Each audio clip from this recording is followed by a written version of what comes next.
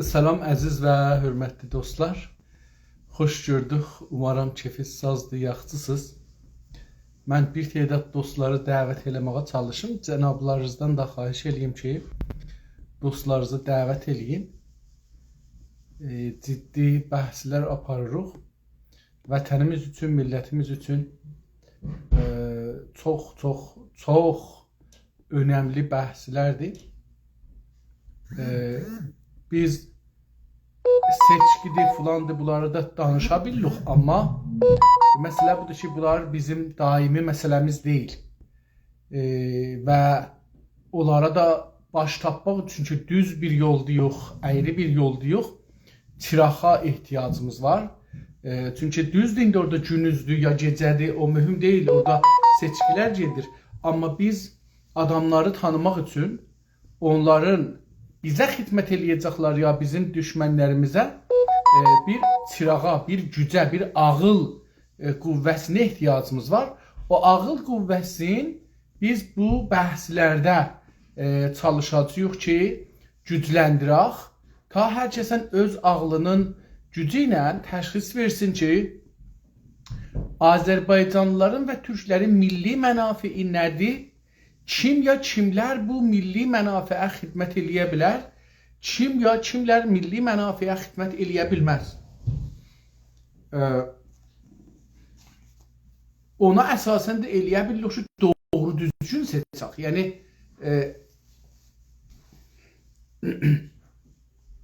seçkilərimiz indi ehsas əsasındadır, duyğu əsasındadır və bu da bizi yanlışa apara bilər və aparar, daimən aparar.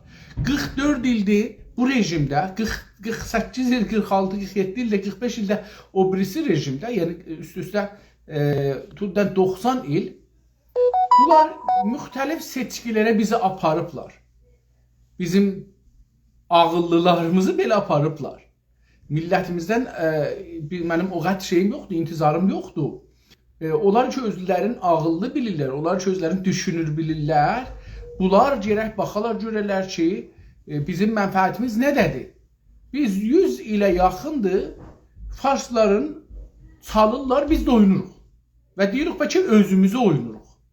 O halda ki, onlar çalır, biz oynuruq. Onların toyuna, onların şadlığına, özümüzün bilmirik ki, qəmimizə, qüssəmizə, kədərimizə, yoxluğumuza, ölümümüzə oynuruq. Onun üçün dostlar, mənə belə gəlir ki, bir metr olmalıdır, bir ölçü olmalıdır. O ölçü əsasında, selamun aleyküm, aleyküm selam dostlar. O ölçü əsasında ölçməliyik ki, biz əslən şirkət eləməliyik, eləməməliyik. Biz səs verməliyik, rəy verməliyik, ya bilməməliyik. Biz əslən, hangi səs bizim uca səslənər? Bizim istəklərimizi gedib indi rəy versək, bizim səsimiz çox eşidilər, yoxsa əslən rəy verməsək. Əslən rəy verməsək, hakimiyyət deyəcək ki, türklər niyə küsüblər? Nə istirlər ki, gəlib şirkət eləməyiblər. Amma %10 da gedib versək, deyəcək ki, ötür, %90 dərdi dəyməz ki. Səs eşidilməyəcəkdir. Keçən 100 ildə eşidilməyibdir. Özümüzü toğlamağa gəlməz. Mən bir çalışım ki, qonağımızı dəvət edeyim. Umarım ki, qonağımız burada olmuş olsun. Baxın, görürüm ki, qonağımız təşrif gətirib ya yox.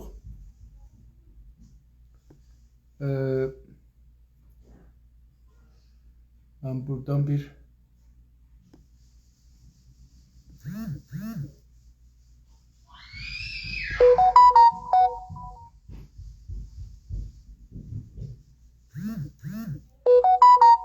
Bizim bir ölçümüz olmalı. Bizim nəfələri zərəlimizə olsun. O da standart deyil. Bu standart qoymaq üçün sabit bir metr ölçü tapmaq üçün çalışmalıyıq. O da ağıldır, ağıl gücüdür. O da milli mənafeyi təşxisidir.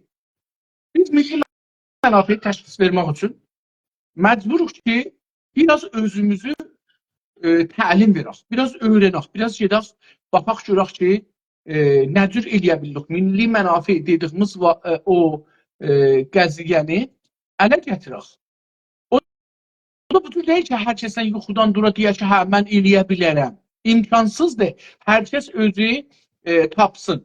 Çünki hər kəs bir təcrübədən gəlir, bir tarixdən gəlir, bir tarixdən gəlir ki, onun ayrılmaq tarixi var. Ayrılmaq, millətçi olmaq tarixi var. Ondan qabaq beynimiz bizim İrancıdır. Hətta ondan sonra da İrancıdır. Hətta ondan çox sonra da İrancı qalacaq. Çünki biz 3 nəsl yox, 4 nəsl yox, 5 nəsl, 6 nəslimiz dalbadal İrancı təlimi tərbiyət olmuşuq. Onun üçün bizim 6 nəsl də genetikimizəcən gedibdir. Bizim DNA-imizəcən bunların təlimləri, tərbiyyətləri, İrancılıq gedibdir. Bizim dinimiz o tərəfdəndir. Farslara bağlanıbdır. Bizim ibadətimiz o tərəfdən onlara bağlanıbdır. Bunlar bizə icazə verməz ki, düz doğru ölçümüz olsun. Nə etməliyik? Hamımız gərək ki, gələk onlar iki İrancılıqdan qırılıblar. Kamil. Onların görək onlar nə cür qırılıblar, onlar nə cür ölçürlər. Yoxsa biri agəhi alır, biri nə bilim, filan kəs gəlsə bizdəndir. Tarix boyu bizdən vuranların çoxu, bizi vuranların çoxu özümüzdən olubdur.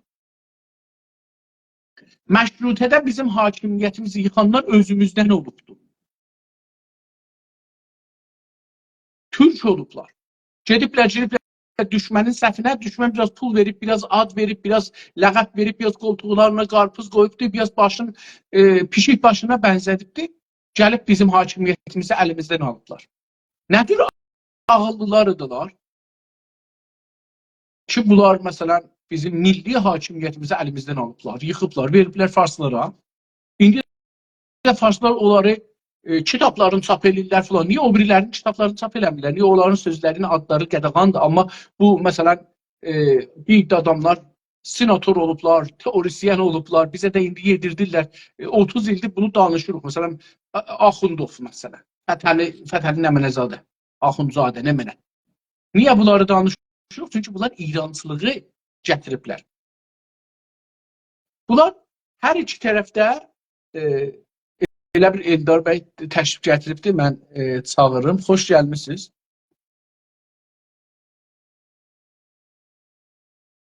Hər tərəfdən bizim hakimiyyətimizi yıxmağa Rusla İngilisin fərqi yoxdur, Rusla Fransanın fərqi yoxdur. Yıxdılar və biz bunlardan qurtarmaq üçün, Qazaxstan farslar bizi minməsinlər deyə, biz gərək bir ölçülərimiz olar, bir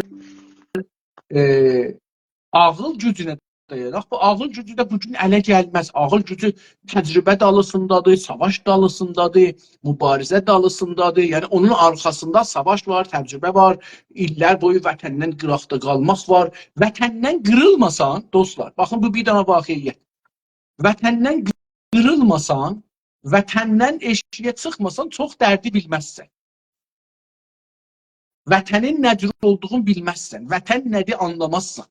Necə ki, çünki orada sən bir batlağa girmişsən, batmışsan, gözləri olsan belə batmışsan, gözlərin də batıb batlağın içindədir. Sən nəyi təşxis verə biləcəksən ki? Onu təbiət bilirsən. Elə o yaşamdır da, o beləsi, yaşam beləsi olar.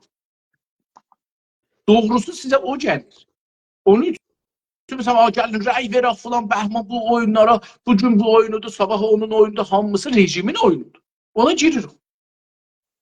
Amma o zaman ki, vətəndən çıxırsan eşkiyə, bir uzaqdan baxırsan ki, mənim vətənim nə vəzdədir, mənim millətim nə vəzdədir. Onda fərqli düşünürsən. İllət bu üçün, məsələn, eşikdəkilər daha fərqli düşünürlər. Bir illəti budur. Eşikdəkilərdən də əlbəttə biri də Azərbaycanlı, Türk var eşiklər ki, bunlar düşmən adamlarıdırlar. Bunlar İrancıdırlar, bunlar Farsçıdırlar, bunlar Türk'ün müxalifidirlər. Çünki beyinləri dedim 6 nəsl, 120 il, 150 il beyinləri nə olubdur? Ailəlik, milli olaraq beynimiz yıxanıbdır, farslaşıbdır. Mütəəssifənə bilmirəm, niyə dostumuz təşrif getirə bilmirlər. Eldar bəy, mən bir də çağırmağa çalışım, görüm ki. Mən sizi görmürəm, ona görə. Mən görürəm, mən də burada çalışır ki, sizi görsəsin. Bəli bəy, salamlar. Salam aleyküm, xoş gördük. Necəsiniz, yaxşısınız? Sizden qabaq buradaydım. Ha, mən üzr istəyirəm. Gəldi. Mən sizi gördüm. Xoş gördük. Necəsiz? Təşəkkür. Yaxşısınız? Çox Çox sağ üzr olun. istəyirəm. Mən bir dəqiqə bir vaxta qalmışdım. 2 dəqiqə. Yox, haşlayırıq. Çox üzr istəyirəm. Ya böyle bir şey olmaz. Ərz edeyim xidmətinizə ki, mən deyirdim gəlməmisiniz. Burada danışırdım ki, vaxt qazanın, təşrif gətirəsiniz. Yoktu büyüğüz. Güzel danışırsınız. Elə Çox siz sağ olun, danışın. var olun. İcazənizlə mən proqramı başlayayım rəsmi olaraq. Buradan burasını qıracaqlar ehtimalən. Salam əziz və hörmətli dostlar. Mən İnsaf Əli Hidayət, Düşüncə Bağının Bağı adlı proqramın aparıcısıyam. Bu bağda fe'l halətdə Güney Azərbaycan və İranda yaşayan türklərin, siyasi partilərin, liderlərin ya onlara o partilərə mənsub olan şəxsləri gətiririk və onlar bizim 500-ə yaxın sorumuza cavab verirlər. Buradan Güney Azərbaycan İstiqlal Partisi Salih bəy İldırım nümayəndəliyi ilə təşrif gətiriblər. Sonra Güney Azərbaycan Demokratik Türk Birliyi Təşkilatından gələn olmayıbdı və sonra Azərbaycan Demokrat Partisindən Yunus bəy Şamili cənabları təşrif gətiribdi. Və ondan sonra Salih bəy Kamirani Azərbaycan Mərkəz Partisinin lideri olaraq təşrif gətiriblər və ən sonundakı bu gündən dünəndən xidmətlərində yox, Eldar bəy Qəradağlı cənabları təşrif gətiriblər Güney Azərbaycan Qurtuluş Partisinin lideri olaraq. Və biz bunlardan sorularımızı sormuşuq.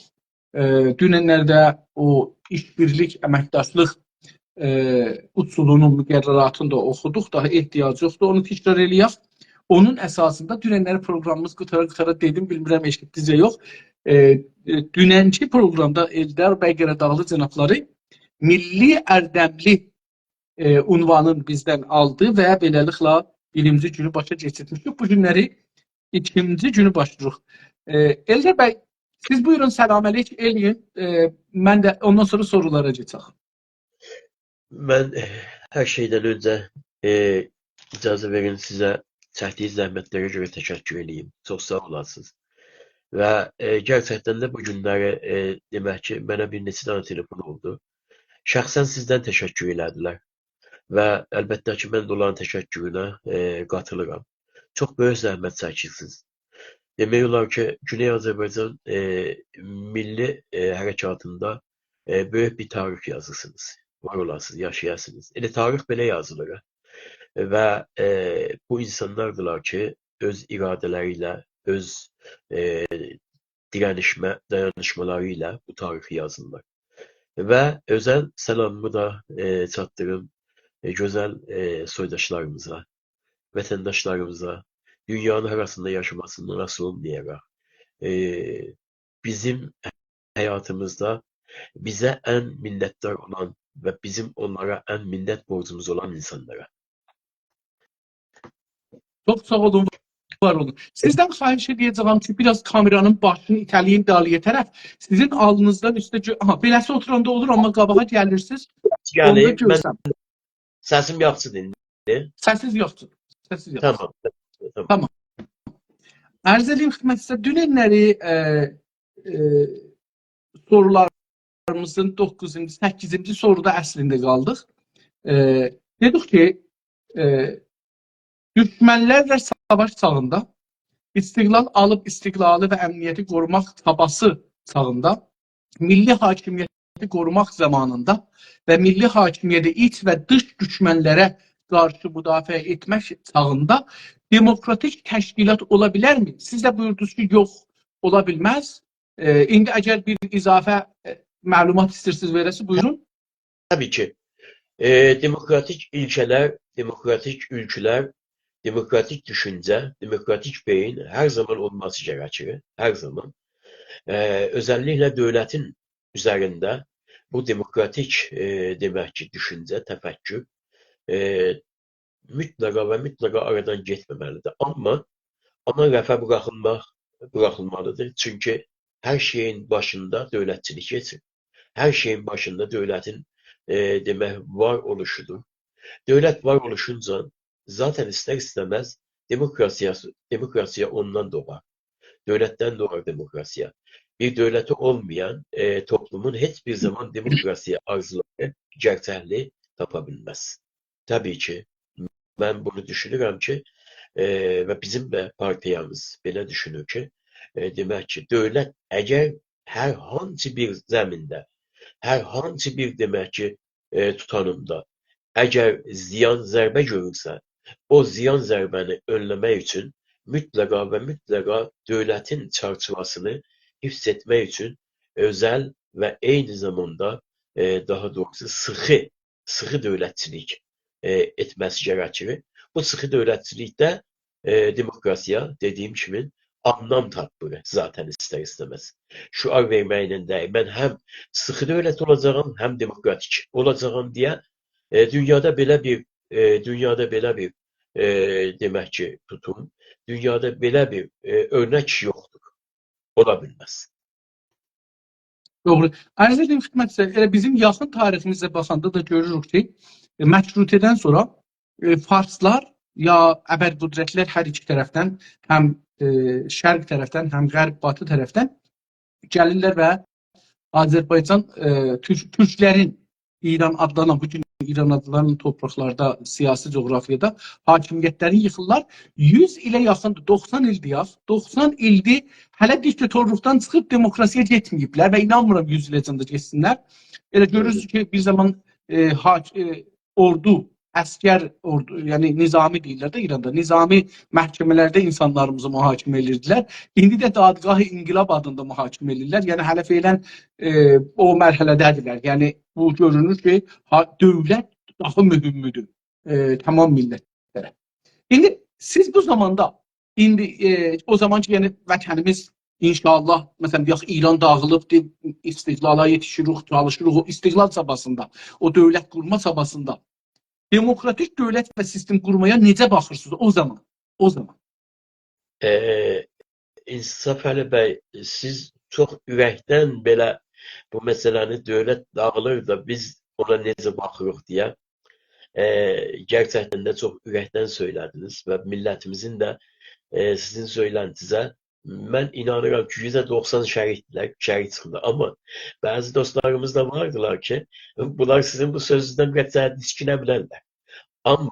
Amma gerçəklər bu. Gerçəklər budur ki, demək ki, biz madam ki bu çarşıva diyor, madam ki bizim demək ki dabanımızı 1925-ci ildə kəsdilər və hərəkətdən saldılar. Biz o gündən bu yana, o bəladan bu yana nəinki demokrasiya dediyimiz, nəinki insancıl bir tutum dediyimiz bunu düşünə bilməmişik. Həm də hər gün getdikcə bundan uzaqlaşmaq üçün türlü assimiliyasiya, milli əritmə siyasətlərinə məruz qalmış bir millət olmuşuq. Millətçiliyimizi gedib ki, əldən verək. Amma çünki bizim çevrəmizdə, ətrafımızda çox güclü demək ki, türk varlığı vardır və hal-hazırda bu türk varlığı indi baxma zamanında, vaxtında bir çoxları ümid edirdilər ki, Qacarın getməsiylə elə Osmanlı da getsin bir dəfə və iş demək olar ki, bölgədə, məntəqədə bizim əlimizə düşsün. Və bilirsiniz ki, bu qüvvələr demək ki, Türkiyəni, Osmanlı Türkiyəsini aradan qaldırmaq üçün 8 tərəfdən Türkiyəyə hücum etdilər. 8 ölkə birlikdə hücum etdi. Amma orada bizim bir Atatürk gerçəkliyimiz var. Bu Atatürk gerçəkliyimiz bizə bir dövlətçilik mirası oldu. Türk dövlətçiliyi mirası. Ondan sonra, ondan əlbəttə öncə, daha doğrusu 2 illik bizim milli hakimiyyətimiz, dövlətçilik və cümhuriyyətimiz Azərbaycanımızın quzeyində. Buna əlavətən biz daha doğrusu bir kere yükselen bayrak bir daha inmez diye o felsefeyle bizim milletimiz yaşadı.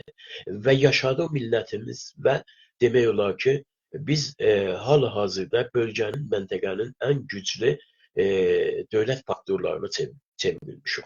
Bu böyük bir Türk varlığı zaten ister istemez bizi tam müzməhlikdən, tam demək ki, aradan getməkdən nəcat verdi.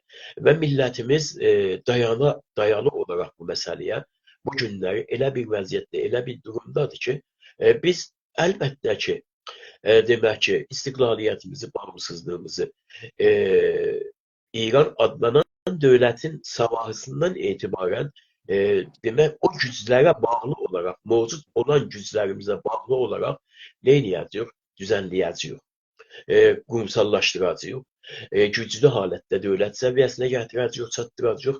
Yəni biz bu günləri 1945-46-cı illərdə deyilik. Biz bu günləri çox güclü, qüdrətli bir mövqeyiyyətdəyik. Ona görə də mən buradan özəlliklə gəncliyimizə səslənirəm ki, baxın, bizim bu günləri demək ki, bu qədər güclü, qüdrətli, stabil dayanacağımızın arxası vardır.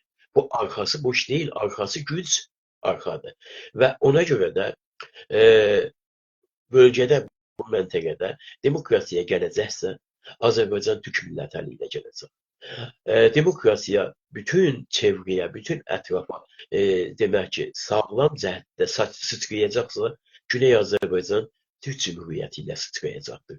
Yəni biz demokrasiyanı arzularımızda, ondan sonra ilkələrimizdə, ülkələrimizdə, beynimizdə, qafamızda yaşadırıq. Və bunu da həyata keçirmək üçün güclü dövlətimiz olmasından heç kimin şəkki şübhəsi olmasın. Bilmirəm, cavab verdim yoxsa? Təşəkkür edirəm. Mən əslində istədim ki, o inqilab çağında ya o dövlət qurma zamanındakı çox daxili, xarici düşmənlərimizin onda bu demokrasi məsələsi nə cür olacaqdı? Mən dedim ki, baxın, biz bu günləri demokrasi şüarı versək yanılmışıq. Çünki demokrasi şüarı verməyimizlə demək ki, antidemokrat ölkələrə, antidemokrat bölgələrə, antidemokrat düşmənlərimizə o fürsət veririk ki, həmin bizim arzularımızın tərəfindən bizi vursun. Və buna da hazırdılar. Buna da hazır. Bu yəni mənim düşmənim deyil, sən olsun demokrat ol. Sən demokrat ol. Amma mən səni necə vuracağım o demokratik üsulları ilə onu çox gözəl bilirəm. Biz düşmənimizi hər şeydən öncə düzgün doğru oxumalıyıq. Düzgün doğru oxumalıyıq. Yəni bir bölgədə ki, demək, müzakirə masası, oturaq masası, ondan sonra diyalog masası yoxdursa, sıfırdan aşağıdırsa, orada demək olar ki, bizim devrimçi, qurtuluşçu olduğumuz, eyni zamanda qəddar olduğumuz gərəkir. Buna inanmalıyıq biz. Biz buna inanmalıyıq. Çünki bizim düşmənlərimiz qəddardılar. Bizim düşmənlərimizin qabağında, qarşısında zərrə ucu qədər boynumuzu əysik boynumuzdan vuracaqlar. O baxımdan, İnsaf Əli bəy, mən və mənim mənsub olduğum təşkilat, mənim mənsub olduğum partiya devrimçi və qurtuluşçu olaraq demək, bu inqilab və devrim zamanlarında demokrasi oyunlarına getməyəcək. Təşəkkür edirəm.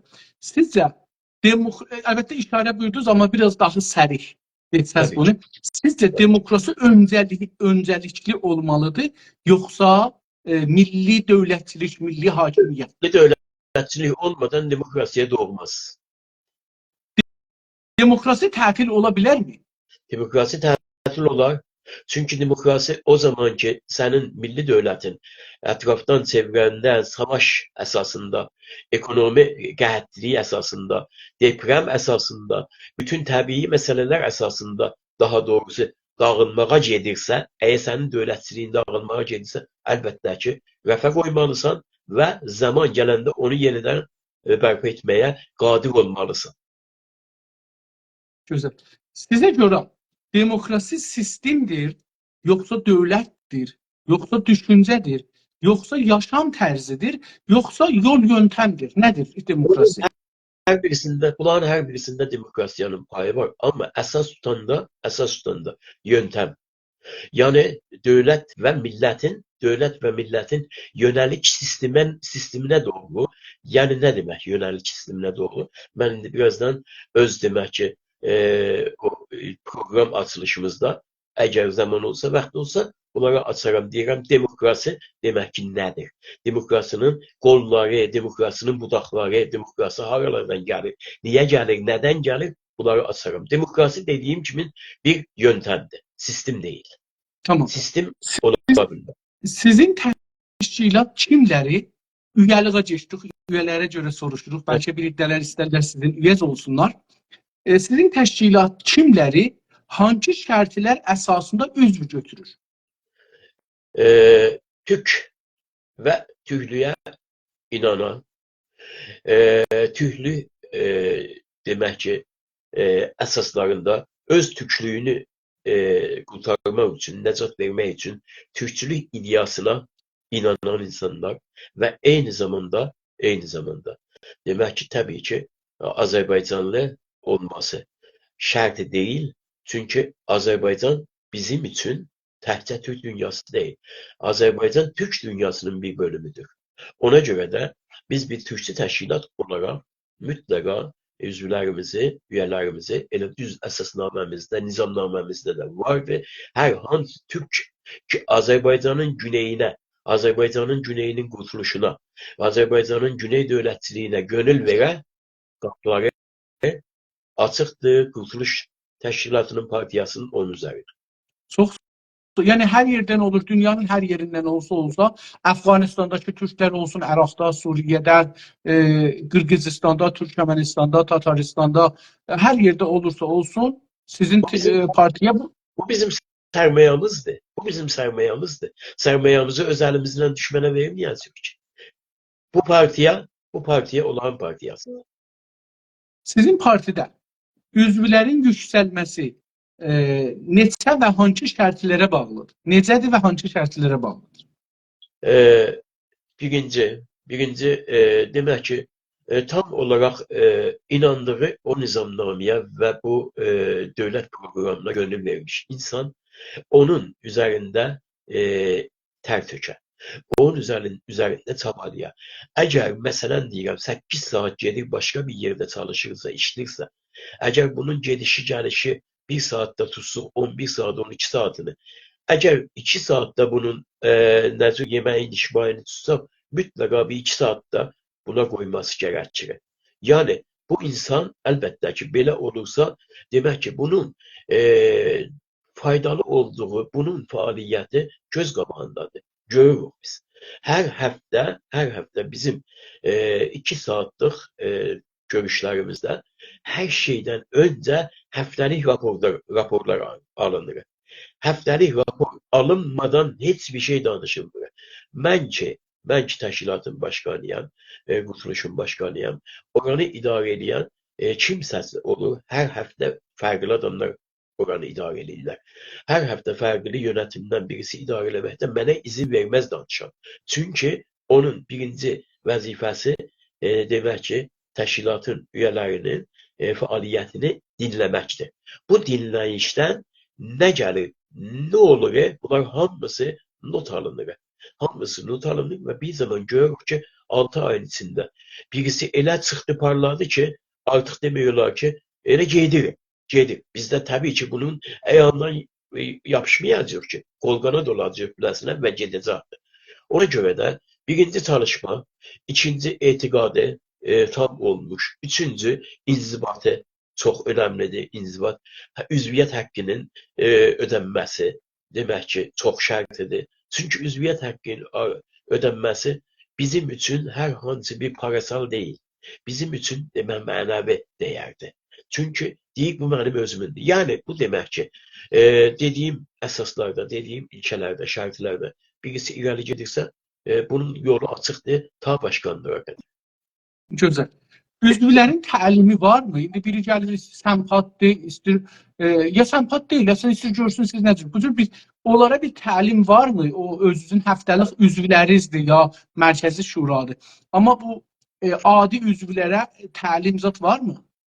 Bizim demək ki ikinci qatımız var. Bu ikinci qatımızda üzviyyət demək mücərrətdir.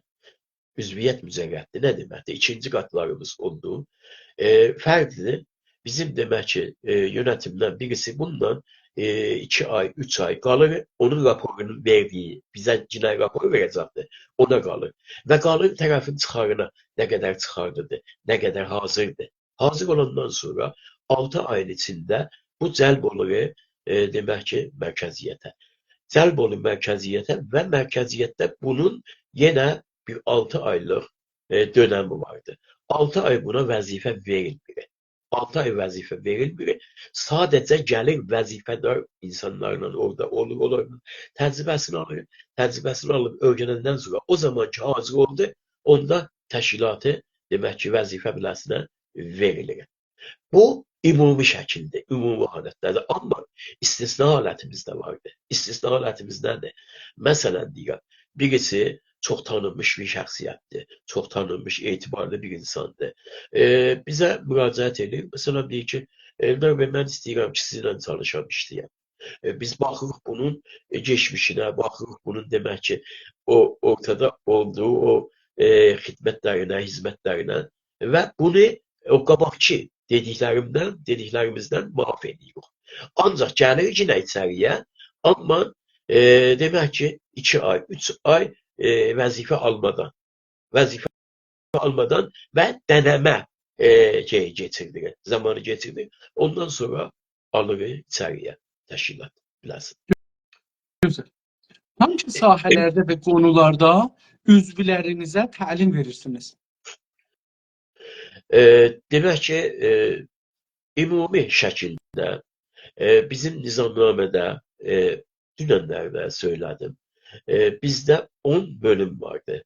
Bu 10 bölümün hamısını yönetim kurulu, hamısını onların bilməlidir. Hamısını demək olar ki, öyrənməlidir. Yəni bu ki, sabahları mən Eldar Qaradağlı vəzifələrimi yerinə yetirə bilmədim. Ya bir şey oldu biləmə, bir ittifak, bir hadisə üz verdi biləmə. Demək ki, biri hazır olmalıdır ki, anında eyləsin, əvəz eləsin. Ya məsələn, bir bölümümüz qadın eşitlik bölümü deyək. Qadın eşitlik və insan haqları bölümü desək. Burada bizim yönetimimizdə 3 qadın vardı. 3 qadın əfəndimiz vardı. Çox azdır əlbəttə, çox azdır. Amma demək ki, qadınlarımız o qədər də faal deyirlər, bilirsiniz ki, hər halda.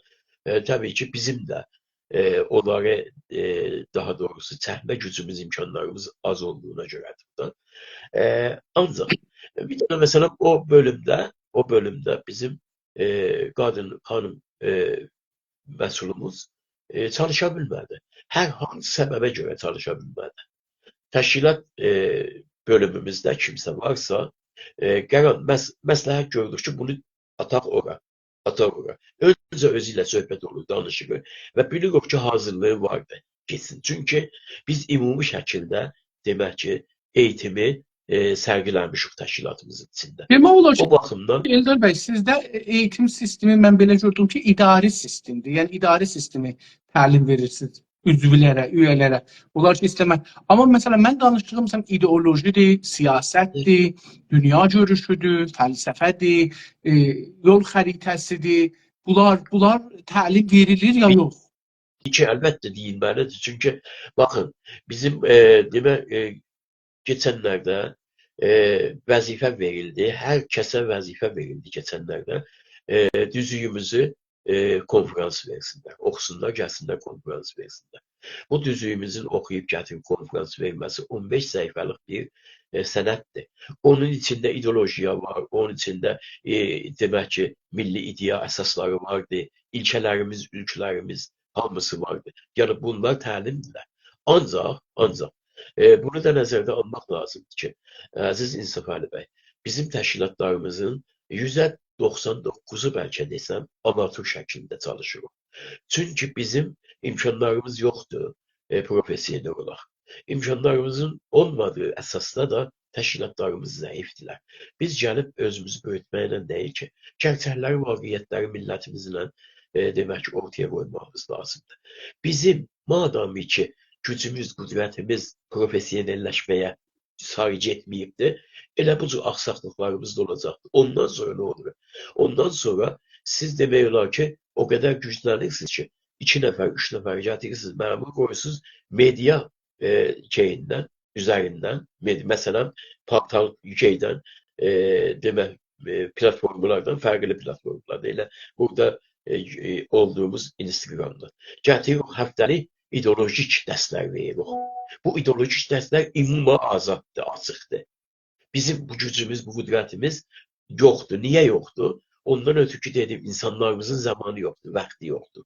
Nəinki bilgimiz yoxdur. Bilgimiz var, amma o bilgini millətimizə xərcləmək əvəzinə aparırıq bir dənə. İş sahibindən xərcləyirik, oradan pul qazanırıq, evimizə gətiririk ki, uşaqlarımızı idarə eləmiş olaq, ya özümüzü. Yani bu şey, yani bu doğru, yani ben de bunu görürüm. Tamam, partilerimiz de bunu değiller ama bu o məsuliyyəti götürmez. Yani ya biz milləti təlim verməliyik, yoxsa verməməliyik. Yəni bazarı boş qoyuruq.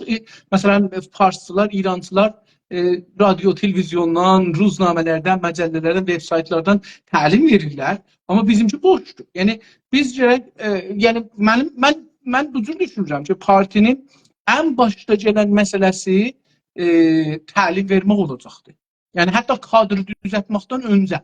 Yəni deyək ki, mənim 10 dana kadrım olsun 11 dana. Məncə əvvəl gərək ki, bura ki, mən təlim verməliyəm insanlara. Çünki mən onlara təlim verməsə, o millət ki, orada var ha, getirik onları azad eləyək, onları müstəqil eləyək, onlara hakimiyyət, dövlət qursunlar. Onları ayıtmasam kiminlə mən yola gedəcəyəm? Çox doğru. Yəni mən düşünürəm ki, biraz şeydir. Yəni bu haqda hamı bu herfi olmamağı, profesional olmamağı bəhanə gətirirlər. Amma mən bunu biraz şey görürəm. Yəni qəbul eləyəmirəm əslində. Qəbul eləyəmirəm. Bahane doğrudur İnsaf Əli bəy. Bahane değil. Alman. İşler birbirine elə bağlıdır ki, biri tərəfdən düyünləndi, o biz tərəfdən də düyünlənir. Ya işin içində olmaq gərəkir ki, bu çətinlikləri anlayasın. İnanın ki, biz də dəfələrlə istəmişik bu işi görək. Amma ya mən özüm şəxsən hər həftə gəlib təlim verməliyəm, eğitim verməliyəm. Millətin məni çox görməsini xoş deyil. Məndən bezər. Məndən nə qədər demək ki, mənim qiyafəmi görəcəkdir. Nə qədər? Bizdə gərək tim olar. Tim olar ki, o tim gələ təlim verər. Bir gün mən olam, bir həftə mən olam, 2 həftə mən olam, 2 həftə başqası olar, 2 həftə başqası olar, 2 həftə başqası. Belə bir timin yaratması üçün mütləqa bizim bəzi imtiyazlar... Axı təlimə də əhəmiyyət verməsəz, yəni partilər, cənabınızı demirəm, yəni burada cənabınızı nəqd eləmirəm mən, əstəğfurullah. Tamam partilərə danışıram, tamam partilər.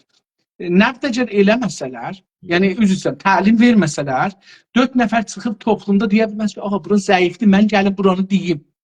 Lazım deyil ki, hətmən üzvü gələ teori eləyə bunu. Bizim məsələn, indi məsələn deyirəm, Güney Azərbaycanda bu günləri 150 nəfər zindandadır. Hamısı da yazar, hamısı da düşüncə sahibi, hamısı fəlsəfədə. Məsələn, sən ki burada bir demə mənim hizmə bağlısan, amma bunu de. O elə özü bir okul olar, indi okul deyəndə mənzurum mədrəsə, belə kilas yox. Yəni sistem, düşüncə sistemi olar. Onu deyirəm, amma hər halda yəni bu partilərin səlah gördüyü məsələ özləri nə cür görürsə, o cür eləməlidirlər. Səlahımız deyil. Səlahımız sizin dediyiniz. Sizin dediyiniz səlahımızdır. Ya ki, belə deyək, məsləhət vəzifəmizdir sizin dediyiniz. Əsla burada məsələdən yan geçmək söhbəti yoxdur. Məsələnin səmimi olaraq dilə gətirmək lazım. Mən yenə deyim, səmimi olaraq dilə gətirməliyik. Amma bunu necə ortaya qoymalıyıq? Bəlkə sizin köməkliğinizlə, bəlkə başqa dostlarımızın köməkliyi ilə bu işi demək ki, bir araya gətirə bilirik, qoya bilirik. Yəni, səmimi olaq, ondan sonra qalan işlər hamısı həll olar. Mən düşünürəm. Geçən günlərdə dostların biri ilə danışırdım. Təşkilat başqanların, sayın dostlarımızın biri ilə danışırdım. Dedim ki, mənə belə gəlir ki, siz, məsələn, hər kəs istəyirsiniz üyə ala sizə. Deyəsə, gedin bu proqramlar ki, bu 10 dana hizbi danışıbdır, onlara baxın. 100 saat vaxt qoy, onları qulaq as. Sonra bir imtahan ver, görüm ki, teorik vəziyyətdə nə oldun? Bu 11 dana hizbi sən nə cür seçirsən bunların içindən? Umarım ki, beləsə əl-ələ verək bir material yaradaq millətimizə. Sizin təşkilatın içində təşviq və cəza sistemi varmı? Təbii ki, var. Bizim demək ki, yenə elə nizamnamemizdə bu açıq aydıncasına yazılıbdır. Yəni, təşviq dediyim kimi bayaq dediyim məsələdir. Təşviq budur ki, artıq adam hiss edir ki, bu adam getməlidir qabağa. Getməlidir. Dünənlərin sadə bir üzvü idi.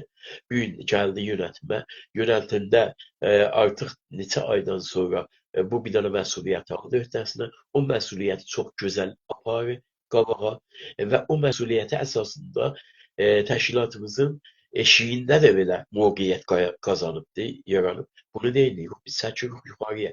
Çəkirik yuxarıya və bu yuxarıya çəkməyin də səbəbləri budur ki, biz demək ki, insanlarımızı doğru düzgün o var olan imkanlarına sahib edək. Bu doğru, bu amma gələk deyək ki, buna bir dal verəcək, filan edəcək. Yox, elə bir şey yoxumuz içimizdə.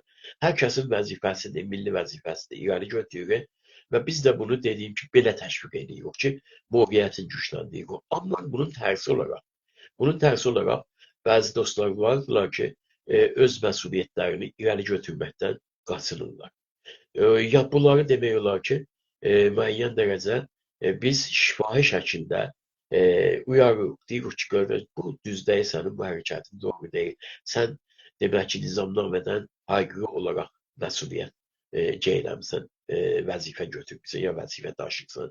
Sən təşkilatın çarçuvasını nizamnaməyə uyğun olaraq görmürsən və bu işi görməlisən. Ancaq buna demək olar ki, üç əsas aşama nəzərdə almışıq. Bir aşama kətbi, ceydi şifahi, ceydi təzəkkürdür. İkinci aşama biləsinə kətbi, veririk ikinci aşama. Və üçüncü aşama bunu gətiririk, veririk o özəl bölümün inzibatına. Veririk özəl bölümün inzibatına. Özəl bölüm bunun ətrafında bir həftə, 2 həftə fürsət istəyir. O bir həftə, 2 həftə fürsətdən sonra dönür yönetimə və yönetimdə bunun mövqeyiyyətini bir daha gözdən keçirir. Əgər bu müddətdə demək ki, bu əziz dostumuz çarçuvaya uymadı, hər hansı bir səbəbdən çarçuvaya uymadı, demək olar ki, buna məsləhət verilir ki, təşkilatdan istifa versin, çəkilsin kənara. Yəni, əgər bunu etməsə, onda ixrac məsələsi gəlir ortaya. Yəni, tam olaraq uyğun bir şəkildə, amma təşkilat da təşkilatdır. Gərək onun qaydaları hifz olunur. Təbii ki. Sizin təşkilatın içində seçim varmı? Seçim. Bizim demək ki, birinci təsis qurultayımızdan öncəki seçim ki, əslində də belə deyək, məsləhət əsasında kimdir? Bu, məsələn deyirəm, İnsaf Əli bəydir, tanıyıq o. 2 nəfər, 3 nəfər bunu tanır, çox gözəl. O kimdir, filan, beyman. Beləliklə, biz demək ki, birinci qurultayımızı keçirdəndə, birinci təsis qurultayımızı keçirdəndə bu məsələyə start qoymuşuq. Amma hələ biz ikinci mərhələyə gəlib çatmamışıq ki, demək ki, seçim əsaslarını ortaya qoymuşuq. Yəni, deyə bilirəm ki, hələ o mərhələdə deyil.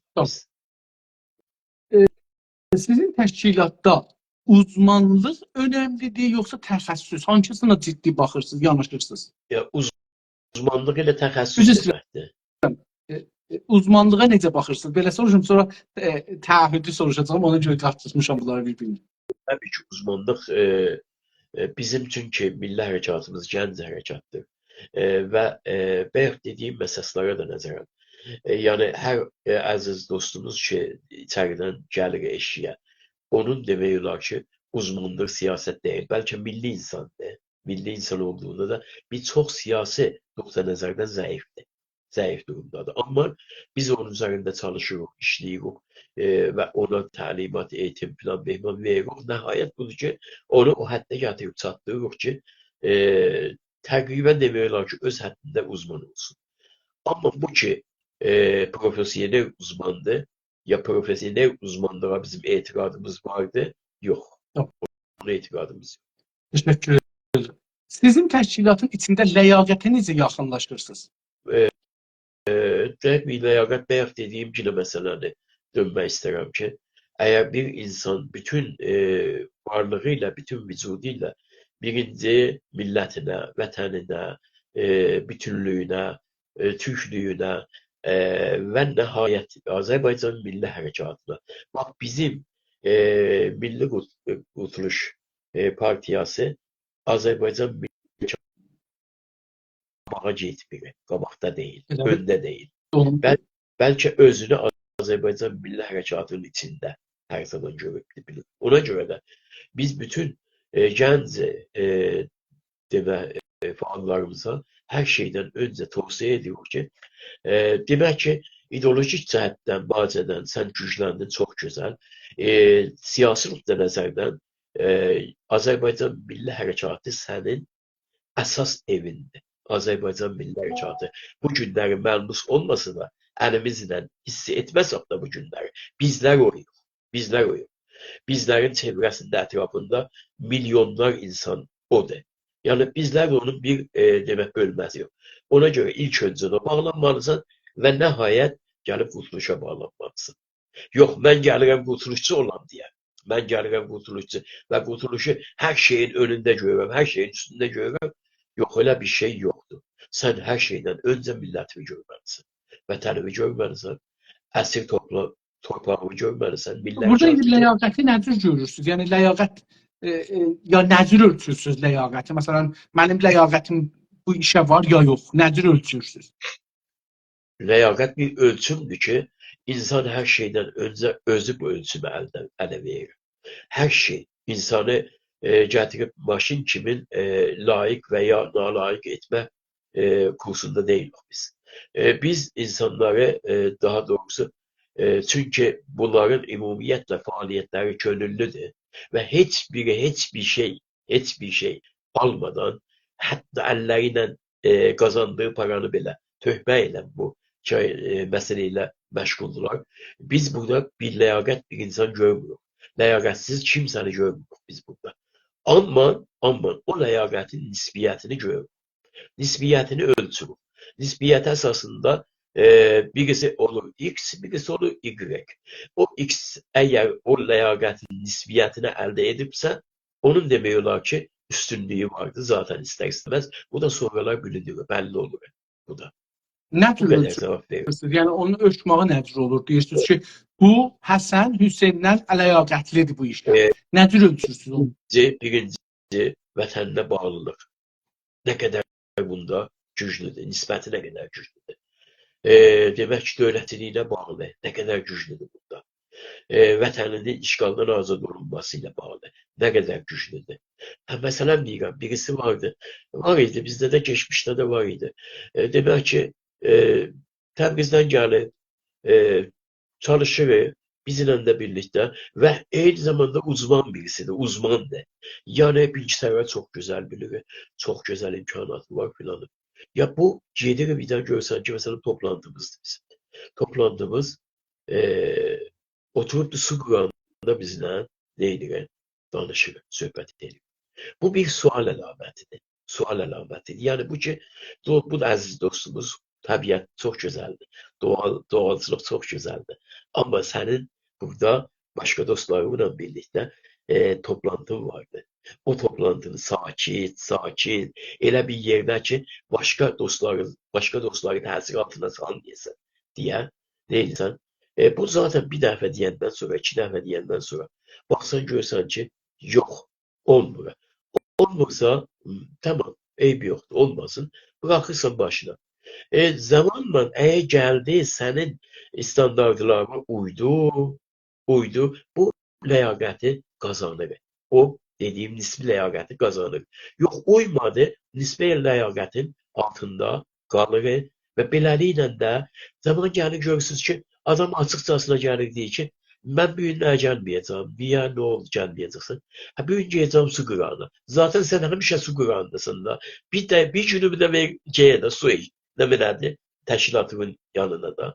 Bilirsiniz, belə bir...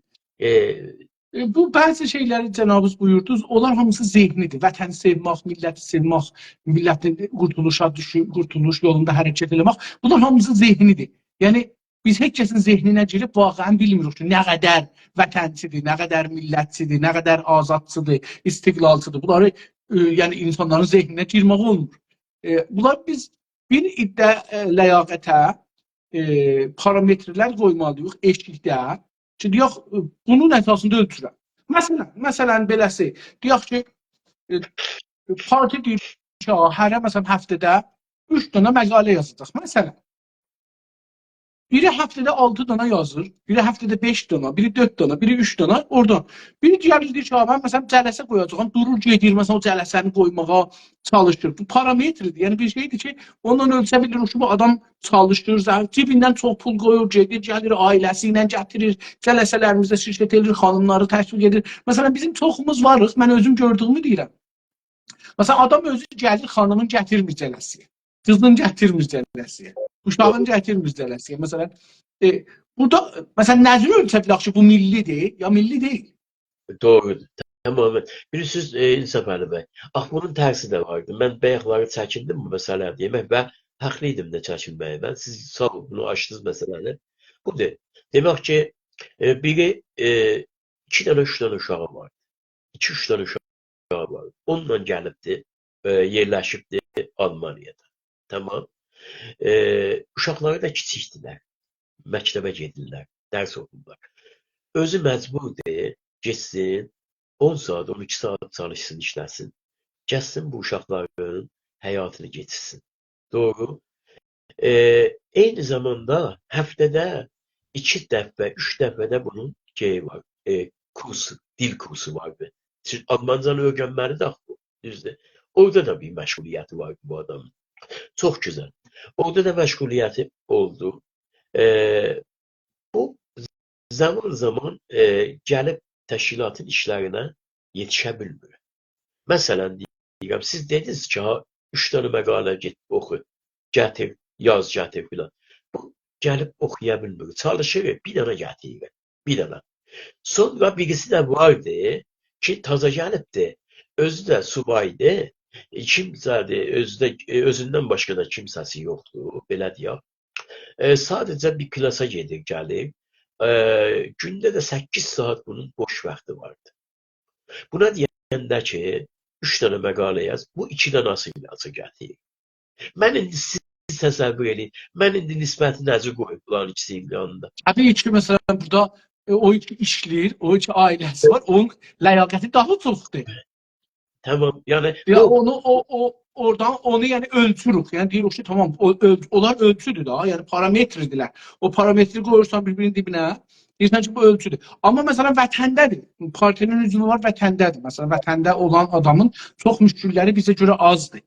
Bizə görə ki, xariciyə gəlmişik, əvvəldə gəlirik bir neçə il, 10 il, 15 il çətinlik çəkirik. Onlara görə azdır.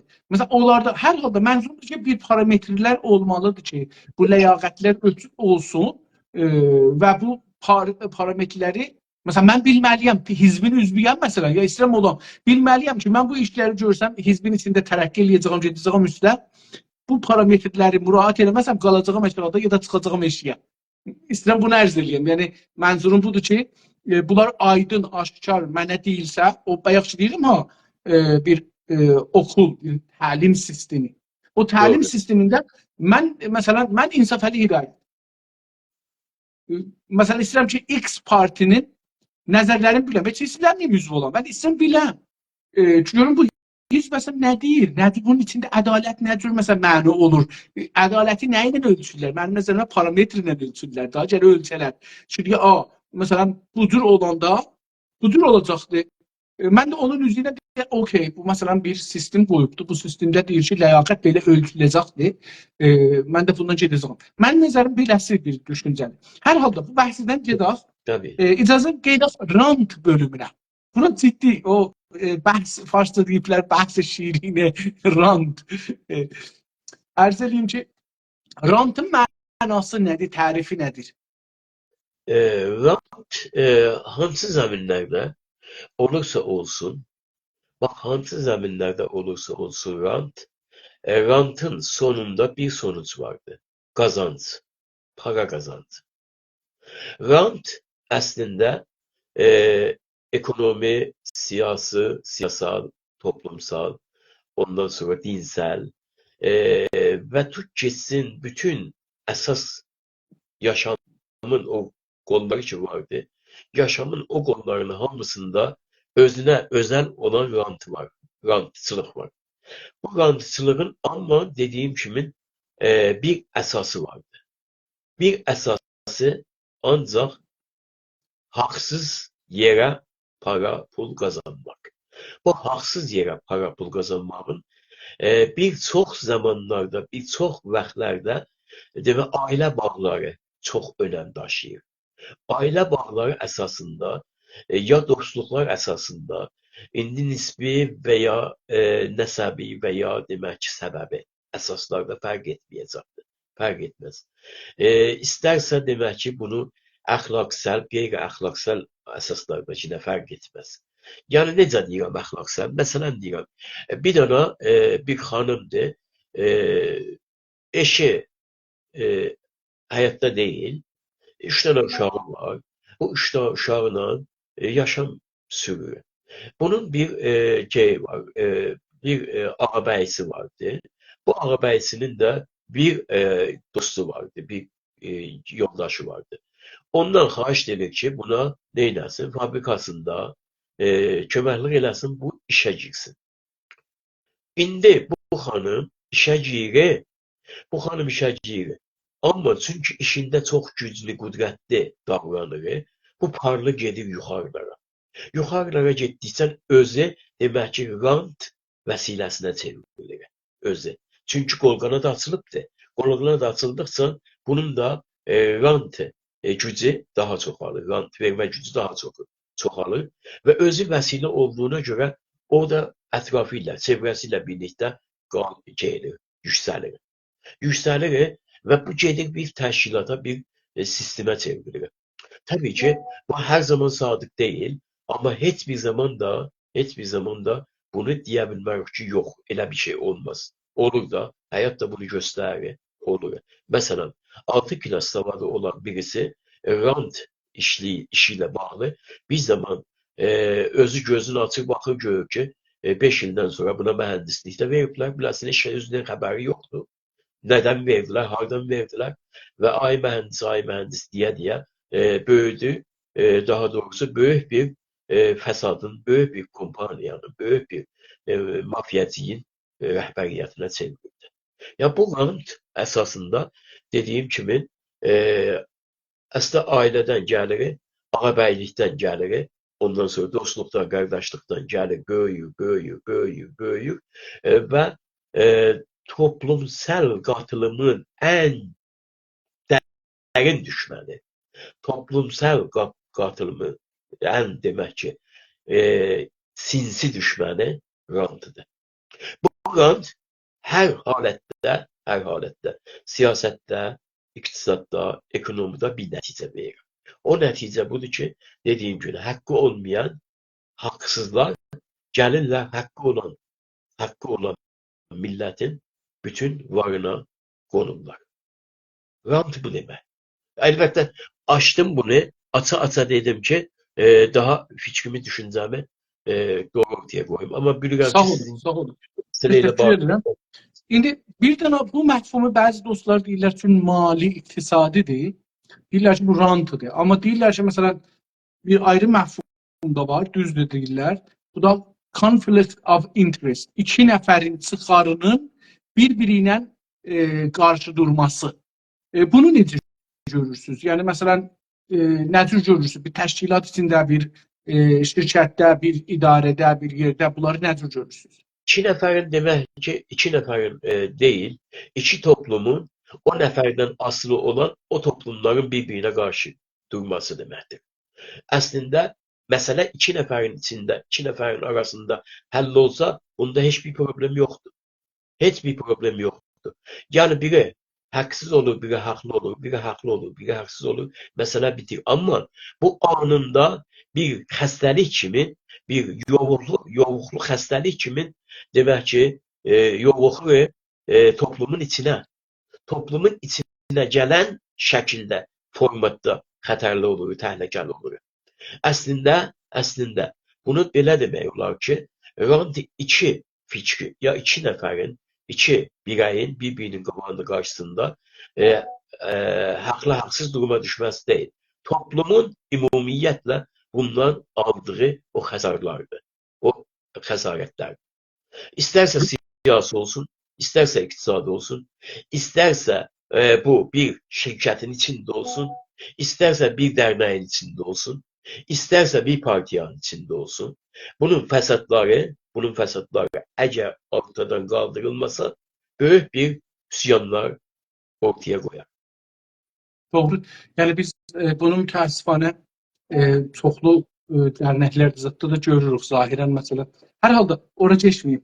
Rantla ləyaqəti necə ayırt edirsiniz?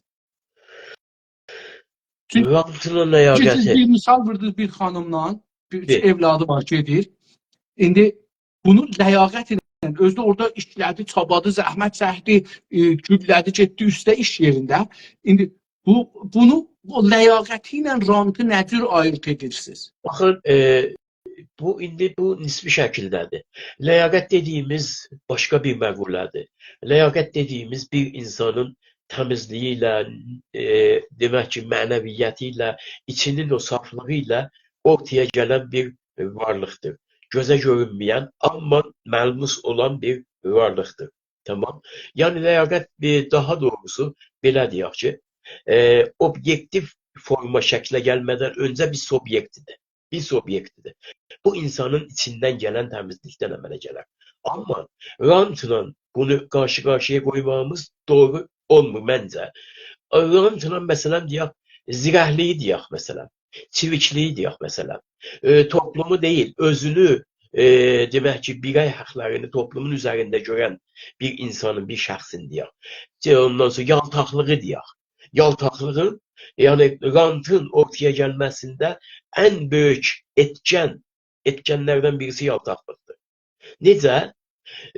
Xahişdir, təmənnadır, o təmənnanın üzərində dayanmaqdır, o təmənnanın üzərində tərəfi daha doğrusu Allah səviyyəsinə, Tanrı səviyyəsinə qaldırmaqdır. Ta ondan bir şey qoparsın. Ondan bir şey qopardandan sonra o şəxsin özünün ən böyük düşmənini çevrilir. Çünki bilir ki, demək ki, burada artıq burada nə mənəviyyətdir, nə insanlıqdır, nə demək ləyaqətdir. Burada heç birinin rolu yoxdur. Ancaq və ancaq burada qazancıdır, puldur və gücdür. O qazancı gücü əldən verməmək üçün mütləqa bunu qaldıran insanın özünü yendirməyə daha doğrusu cəsarət tapıyor bu insan. O baxımdan bunu belə düşünsək, belə qoysaq ortaya məncə düzgündür. Ləyaqəti bu məqulədən çıxartsaq eşiyə. Onun yerinə dediyim kimi yaltaqlığı, onunla çiviklik, yəni böyümə əsaslarını, özünün birey haqlarını, toplumun birey haqlarının üstündə görmə, özünün demək ki, böyüməsi üçün anarşisti hər hansı bir tip varsa, ideolojik bir tip varsa, onları ortaya gətirmək və onunla pillə-pillə üstə çıxmaq demək. Məncə düzgün. Tamam. Bilmirəm, bəlkə. Teşekkür ederim. Teşekkür ederim. Mən sərbaz idim şeydə. Çox bir vaxt apardılar. Mən əlbəttə 2 dəfə sərbaz getmişəm əslində. Məmləkətdə 2 dəfə cərimə olmuşam. Ərz eləyim ki, bizə dedilər ki, mən Kərəzdə bir şey vardı. Niro İntizaminin Kərəzin qırağında bir padişahı var idi. Orada əslində şey idi. Nə deyirlər buna? Tədarükat deyirik indi biz. İndi yanı zehnimə gələn tədarükatdır, amma onun bir adı var. İndi o adıma düşsə deyərəm. O cür bir padqandır orada. Mən orada əfsər idim. Getmişdim, orada xidmət edirdim. Məsələn, Niro İntizamida. Bir gün dedilər ki, sən burada bu padqana sərbazlar seç ki, nigahbançılıq eləsinlər. Qoymasınlar oğurluq olsun. Əfsərlər, dərəcədarlar oğururlar, aparırlar padqanla bəzi şeyləri. Bunların qabağı alırsın. Mən adamları gətirdim, danışdırdım. Məsələn, bir 200 dana sərbazı danışdırdım. Bunların içindən 20-25 nəfər seçdim. Heç birisi namaz qılmırdı, heç birisi oruç tutmurdu, heç birisi Allaha inanmırdı. Vilayət fəqihi qəbul eləmirdi. Zorla gəlmişlər. Apardım idim, mən bunları önərdim. Dedilər, yazmışsan ki, bu namaz qılmır, oruç tutmur, vilayət fəqihi qəbul edir. Dedim ki, adam ki, burada deyir, mən vilayət fəqihi qəbul eləmirəm, mən namaz qılmıram. Bu sistemdə ki, namaz qılmağa siz ərziş verirsiniz. Bu adam düz adamdır, bu qoymaz oğurluq olsun. Ondan sonra çox gəldi şayə. Amma mən orada məsələn o sədaqəti o cür ölçə bilirdim. Yəni onun üzü ilə gedirdim. Sağ olun, gözəl bir şeylərə işarə elədiniz. Mənim də xatirəm dirildi. İndi rantın tərifində, rantıdan tərifiniz və düşüncəniz nə olur? Yəni dəqiqə bir dənə xülasə tərif desəz nə deyərsiniz? Deyərsiniz rant nədir? Rant bir milletin milli varlığına göz koyan, bir milletin milli değerlerini heçe sayan, bir milletin demek ki var oluşunu yoxa sayan ve oradan özüne hakkı hukuk elde eden bir tipdir. Ya mütip deməyək, bir demek ki necə deyim, bir toplumsal xəstəlikdir. Əgər Gözəl. belə desək. Sağ olun. Rant hangi şəraitdə və hangi sistemdə ortaya çıxar ya da rant sisteminə dönüşər? İdeolojik sistemlerde rantın her gün toy pazarı. İdeolojik sistemler esasında rant demek ki insanların üzerinde oynayan her zaman insanın değerini, erzişini, her zaman insanın varlığını çapacak bir necə diyeyim, bir şeydir, taziyane diyeyim. Demek ki bunun adını ne koyuyorsa koyaq. Her halükarda rant esas nokta nəzərdən dediğim kimi ideolojik əsas şeylərdə, toplumlarda əmələ gəlir. Aynı zamanda biz bundan önceki bu modern toplumları nəzərdə almasın. Məsələn, tutaq ailə, əşirətçilik, ondan sonra bölgesəllik, ondan sonra da şəhərçilik əsas nəzərdə tutsaq ki, məsələn deyirəm, mən Qaradağlıyam, siz Qarabağlısınız. Demək ki, siz Qaradağa o kadar bağlısınız ki, bütün işçilərinizin hamısını Qarabağdan götürürsünüz. Qaradağdan götürürsünüz. Ben Qarabağa o kadar bağlıyam ki, bütün işçilerimin hamısını Qarabağdan götürürəm. Demək, beləliklə otomatik olarak bir rant yaradırım mən. İndi bu rantın fəsadları harda çıxar üzə? Fəsadlar o yerdə çıxar üzə ki, Qarabağla Qaradağın mənfəətləri üz-üzə durar. Üz-üzə durandan sonra burada demək olar ki, bir ölkənin içində rant fəsadı o ölkənin içərisini parçalamaq üçün istifadə olunur düşmənlər əlində. Məsələn, nümunəsini biraz daha böyüdək məsələni. Nümunəsini deyim biraz. Dünənləri biz söhbətlərimizdə demək kürəkçal anlaşmasına işaret etdik ki, kürəkçal anlaşması Qacar hakimiyyəti ilə Tezar hakimiyyəti arasında değildi. Bəlkə Tezar hakimiyyətinin orada olan xanlıqlar arasındaydı. Yani bir noy demək ki, burada nədir? Burada bir noy rant qaldırmaq. Sən necə? Siyasi rant, onun mənfəətləri kimə gedəcək? Rusiyaya gedəcək da onun mənfəətləri. Amma o yerli xan ki vardı, o yerli xanın da böyüməsinə şərait yaradacaqdır. O həddə şərait yaradacaq ki, lazımdır. Ondan sonra siyasi vurulması bambaşka bir məcraya getirir, işə getirir. O öz bir rantıdır, böyük bir səviyyədə. Yani bir toplum içində rant. Amma bu səviyyədə gəlsək desək ki, məsələn, niyə ideolojik rejimlər əsasən rantın toy bayramıdır? Nümunəsi budur ki, bəyək çox gözəl işarə etdiniz məsələyə. Demək ki, cümə namazları qılınır. Təbrizdə, Ərdəbildə, hər yerdə, müsəllalarda vardı. Biri istəyirsə böyüsün, biri mütləqa istəyirsə böyüsün, mütləqa o cümə namazlarına gəlməlidir. Və çalışmalıdır ki, hər kəsi kənara vurub özünü yetirsin, demək ki, ağanın arxasına. Ağanın arxasına yetirsin. Ağanın arxasına niyə bu gəlib dayanmaq istəyir? Ondan ötürü ki, demək ki, bütün media, dürbün, ondan sonra kamera, hamısı ağanın üzərindədir. Hamısı ağanın üzərində cəmləşibdir. Ağanın üzərində cəmləşən onun ətrafında, çevrəsində olanı da tutur. Beləliklə, özünü neynir? Özünü addım yaxınlaşdırır. Və bu rant deməkdir. Bu rantın payaları və binöyrələri deməkdir. İndi bu rantı siz deyirsiniz ki, burada bəs ailə nə oldu? Və ailə məsələsi. Əgər burada ailə məsələsi olursa, o rantı daha tez, daha güclü, daha qüdrətli irəli gedəcək. Olmadısa, demək ki, qeyri ailədən də rantçılıq yaranır. Nəyin səviyyəsində, nəyin həddində? Elə həmin ideolojik səviyyələrinin həddində və yaltaqlıqlar həddində ki, bunu da zirəng adamlar edirlər. Əlbəttə, o zirəng adamlar ki, öz varlıqlarını toplumun varlığından üstün görürlər.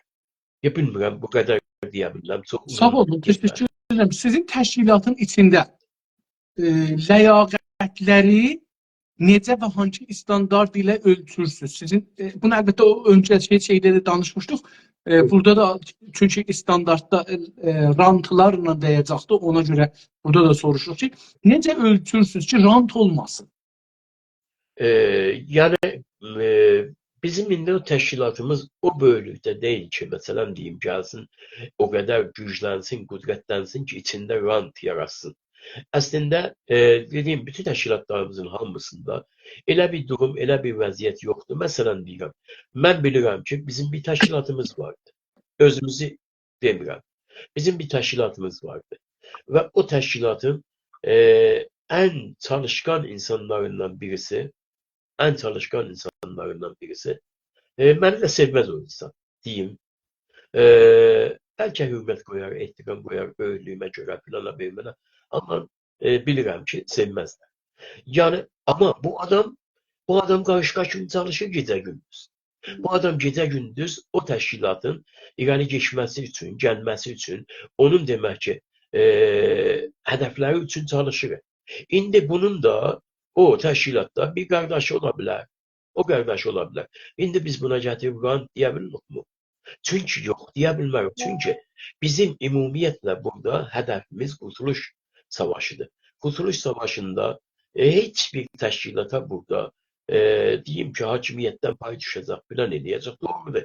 Bütün təşkilatlar hamısı deyirlər ki, bizim demək ki, görüşümüz, bizim baxışımız, bizim hədəflərimiz dövlətçilikdir.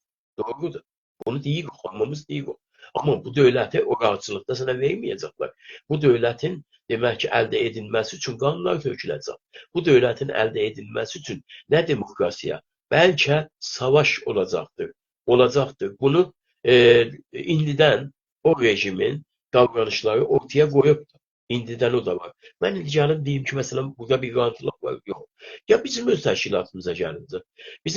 Bizim təşkilatımızda elə bir məsələyə rast gəlməmişəm. Əgər gələrsəm, buna dərindən düşünməyə ehtiyacım var. Çox sağ olun. Mən məsələn beləsi deyim rantı. Məsələn bir dənə dərnək var. Elə 20 ildir, 25 ildir onun başkanı bir nəfərdir. Değişir. Bəllidir ki, burada rant var. Yəni necə ki, məsələn bir nəfər 25 ildir orada, yəni adamlar heç kəsin o işi öyrənməyiblər ya nədir?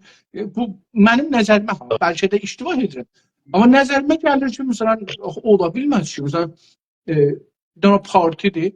Məsələn, Türkiyənin partilərinə baxıram. Məsələn, bəzi partilərin lideri, məsələn, 30 ildir, 20 ildir, 25 ildir liderdir. Məsələn, MHP-ninki taza değişdi, məsələn, əslən yetmirdi qırağa, istəmirdi getsin. Mənim nəzərimə, məsələn, bunlar bir növ rantıdılar. Çünki onun, məsələn, lazımdır hətmən pul gəlsin. Yəni, onun şeyi gəlir, məsələn, nə deyirlər,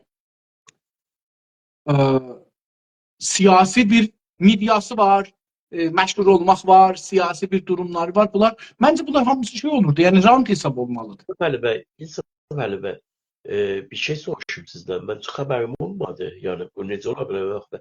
Dediniz ki, MHP-nin lideri dəyişdi. Çoxdandır da Sayın Kılıçdaroğlu değişibdi da yerinə. CHP-dir. CHP-ninki bəli, MHP yox. MHP Bağçalı cənabları yox. Bağçalı cənabları yerindədir. Və o MHP demək ki, Milli Hərəkatı orada özü ilə birlikdə rəhmətliyə etməsə, ondan əl çəkməyəcəkdir. Bu rant deyil. İndi siz təsəvvür edin ki, Bu adamın özünün şəxsi həyatında heç bir şey yox. Heç gerçəkdən heç bir şey yoxdur bu adamın. Bu adam çox saf, təmiz, sadiq insandır. Amma despotdur. Amma diktatordur. Amma demək ki, özünün ikinci adamın özü ilə arasında olan fasiləni uçurum şəklə gətirmişdir. Uçurum şəklə. Yəni despotizmlə, diktatura ilə ehtiras və eyni zamanda şəxsi egoları hakim olduğu bir insanın beynini bir araya gətirmək doğru deyil. Baxın, necə?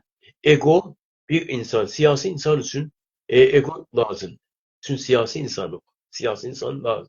Amma əgər bir zaman sənin egon o qədər böyüyə ki, səni demək ki, özünün quluna çevirə, bu artıq aşırı bir ego sisteminə çevrildi və bu səni yıxar.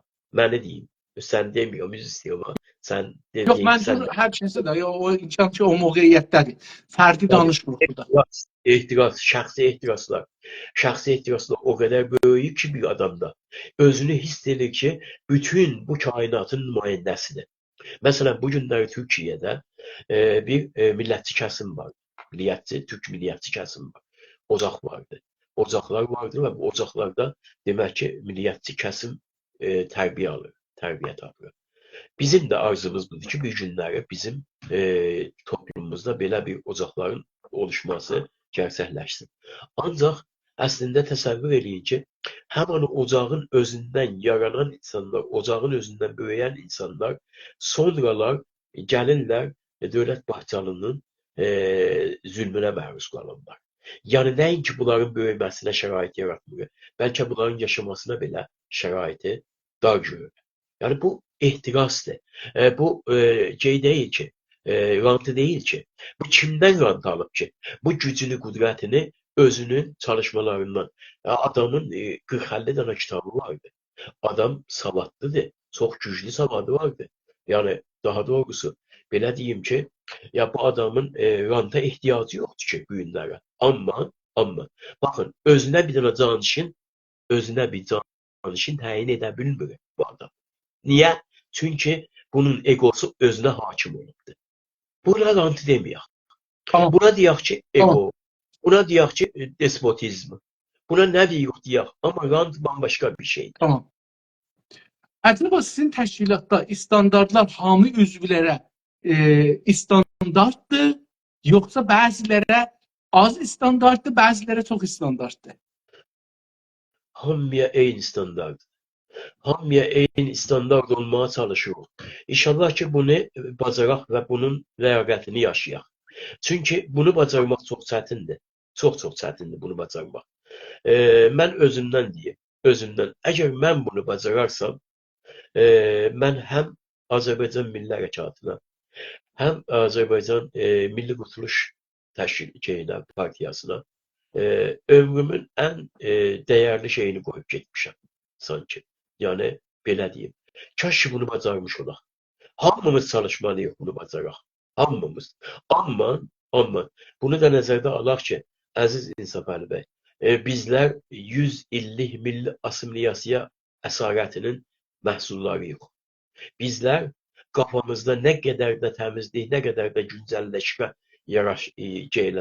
yaşatmağa çalışsaq, bir o qədər də geçmişin təsirində, assimiliyasiyanın təsirində yox. Bunu nəzərdə almamız lazım məncə. Doğrudur. Ailə və əqrəba üzvlərinin bir təşkilatda olmasını rant sisteminə bağlı yoxsa yox? Əlbəttə ki, dediyim kimi bunun önlənməsi gərəkir. Bu önlənməsə, yəni hər kəsin bayaq dediyiniz ləyaqəti əsasında ölçüm ortaya qoymaq lazımdır. Mənim ləyaqətim bu günləri filan bölümü idarə etməkdir. Çox gözəl. Mənim qardaşım əgər məndən birlikdəsə, demək ki, onun ləyaqətinin ölçümü əgər o deyilsə, mən onu zorla soxsam ora, bu bir rantıdır. Bu rant nəinki mənim özümə, bəlkə bütün xalqımıza, millətimizə zülmdür. Əslində biz bundan qaçınmalıyıq. Rant çox təhlükəli bir məsələ. Rant çox təhlükəli bir tuzaqdır. Rant çox təhlükəli bir duyğusallıqdır. Rant çox təhlükəli bir, demək ki, sənin qabağına, qarşına qoyan düşmən tələsidir. Buna düşməmək lazımdır. Bu qədər.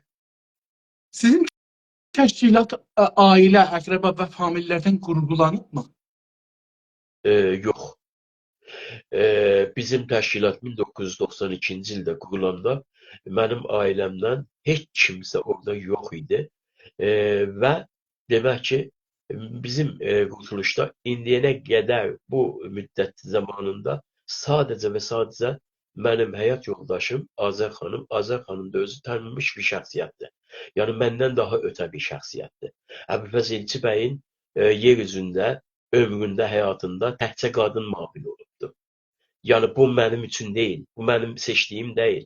Mənim Azərbaycanın Cumhurbaşqanının, prezidentinin bütün Azərbaycan birliyində 8 profesor xanımın, akademik xanımın içindən seçdiyi bir Təbrizli, demək ki, nə akademikdir, nə profesordur, sadəcə normal olaraq universitet bitirmiş bir insan. Yəni bu qədər deyim ki, bu adam mənim özümdən daha çox millətçi, daha çox öncül. 1988-ci ildə Təbrizdə uşaqlar klasını qoyan insan. Ondan sonra xanımlar, qadınlardan ibarət 6 nəfərlik rəqs qrupunu yaradan insanların birisi olubdur. Ondan sonra orada rəqs uşaqlar üçün, qız uşaqlar üçün rəqs klaslarının bünyanı qoyan insanlardan birisi olubdur. Bu insan hər həftə olmayıb ki, bizim tanınmış bir şəxsiyyətimizi, etibarlı bir insanımızı demək ki, öz evində qonaq etməsin. Bunların hamısını edən bir insan mənim həyatımda olması mənim üçün böyük bir necə deyim, qazancıdır. Böyük bir qazancıdır. Tabii ki, bizim hamımız için. Ona Sağ görə də olun, teşekkür ederim. Ben bir tane rantıdan misal veririm. Kanada'da biraz rant açılsın. Dostlarımız bilsinler rant nedir. Ben bu Kanada'da işləyirəm, çoxlu işlərdə işləmişəm. Onlardan birinin fəqət deyəcəm. Kanada sistemində əgər sizin bir bakkallığınız varsa və o bakkallıqda latari satırsınız, əlinizdə rant imkanı var deməkdir. Latari satırsınız, latari bilirsiniz də, yəni quru keçdik bir ayrı yerdə olacaq mərkəzdə, bakkal satır. Amma necə bir ola bilər adamın zehninə gəlmir. Bunun üçün sizin özünüz və ailəniz, yəni orada işləyən bir adam olursa və yaxın əqrəbanız sizdən latari alamazlar. Mən burada bakkallıqda özüm işlirdim. Saatı $15 yarıma yol. Latari də satırdım. Mən hər gün də orada latari özüm alırdım. Yəni deyirdim ki, işləyirəm burada. Bəlkə də şansıma çıxar da, bir şey çıxar. Məsələn 70 milyon, keçən həftə 55 milyon idi məsələn, dünən çıxıbdı. Şənbə günü yəni. Çıxıbdı. Deyirdim ki, yox, dünən çıxıbdı, cümə çıxıbdı. Adam deyir ki, zincanlığım dəyişər. Yox. Artıq hər gün alırdı. Bir dənə xanım gəldi, aldı. Alandan sonra dedi ki, mən istəmirəm. Mən bunu şəkil batil eləyə başarmırdım. Dedim, özüm götürəcəm. Dedi, yox, sən götürə bilməzsən. Dedim, niyə? Dedim, mən ayrı yerdə işləyirəm. Orada ala bilmirəm. Gəlirəm, buradan alıram. Dedim, axı, nə fərq? Dedi, əgər sən buradan götürəsən, buradan çıxa da, nə ki sənə verməzlər, bəlkə səni mühakimə elərlər. Sən özün, xanımın, qızların, oğlanların, filanın, bəhmə, heç kəs buradan ala bilməz. Bacın, qardaşın buradan ala bilməz. Çünki bu rant hesab olur. İndi siz bu sistemə görə rantı və özəlliklə də siyasi və idari rantı necə görürsünüz? Valla mən dediyim kimi görüşlərimi sizinlə aktardım. Və təbii ki, Kanada kimi bir ölkə, Kanada kimi bir... Biraz da uca danışsanız lütfen, səsiz çox yavaş gəldi. Tamam. Bir sənə bundan içim. Buyurun. Verdiyiz məzun da. Ben çok keşəkdir. Mən bunu hər gün içirəm. Biraz da dağ içirəm ki, şey olsun. Səsimi açsın. Buyurun. Dağ qalıb soyuyacaqlar zaten. Təbii ki İndi də nəzir üstad danışırıq. səsim yaxşıdır indi. İndi biraz Səs yaxşıdır bəyəxçına görə. bir Biraz bəyəxçına görə yaxşıdır. aha. Daha get-gedə belə olacaq da.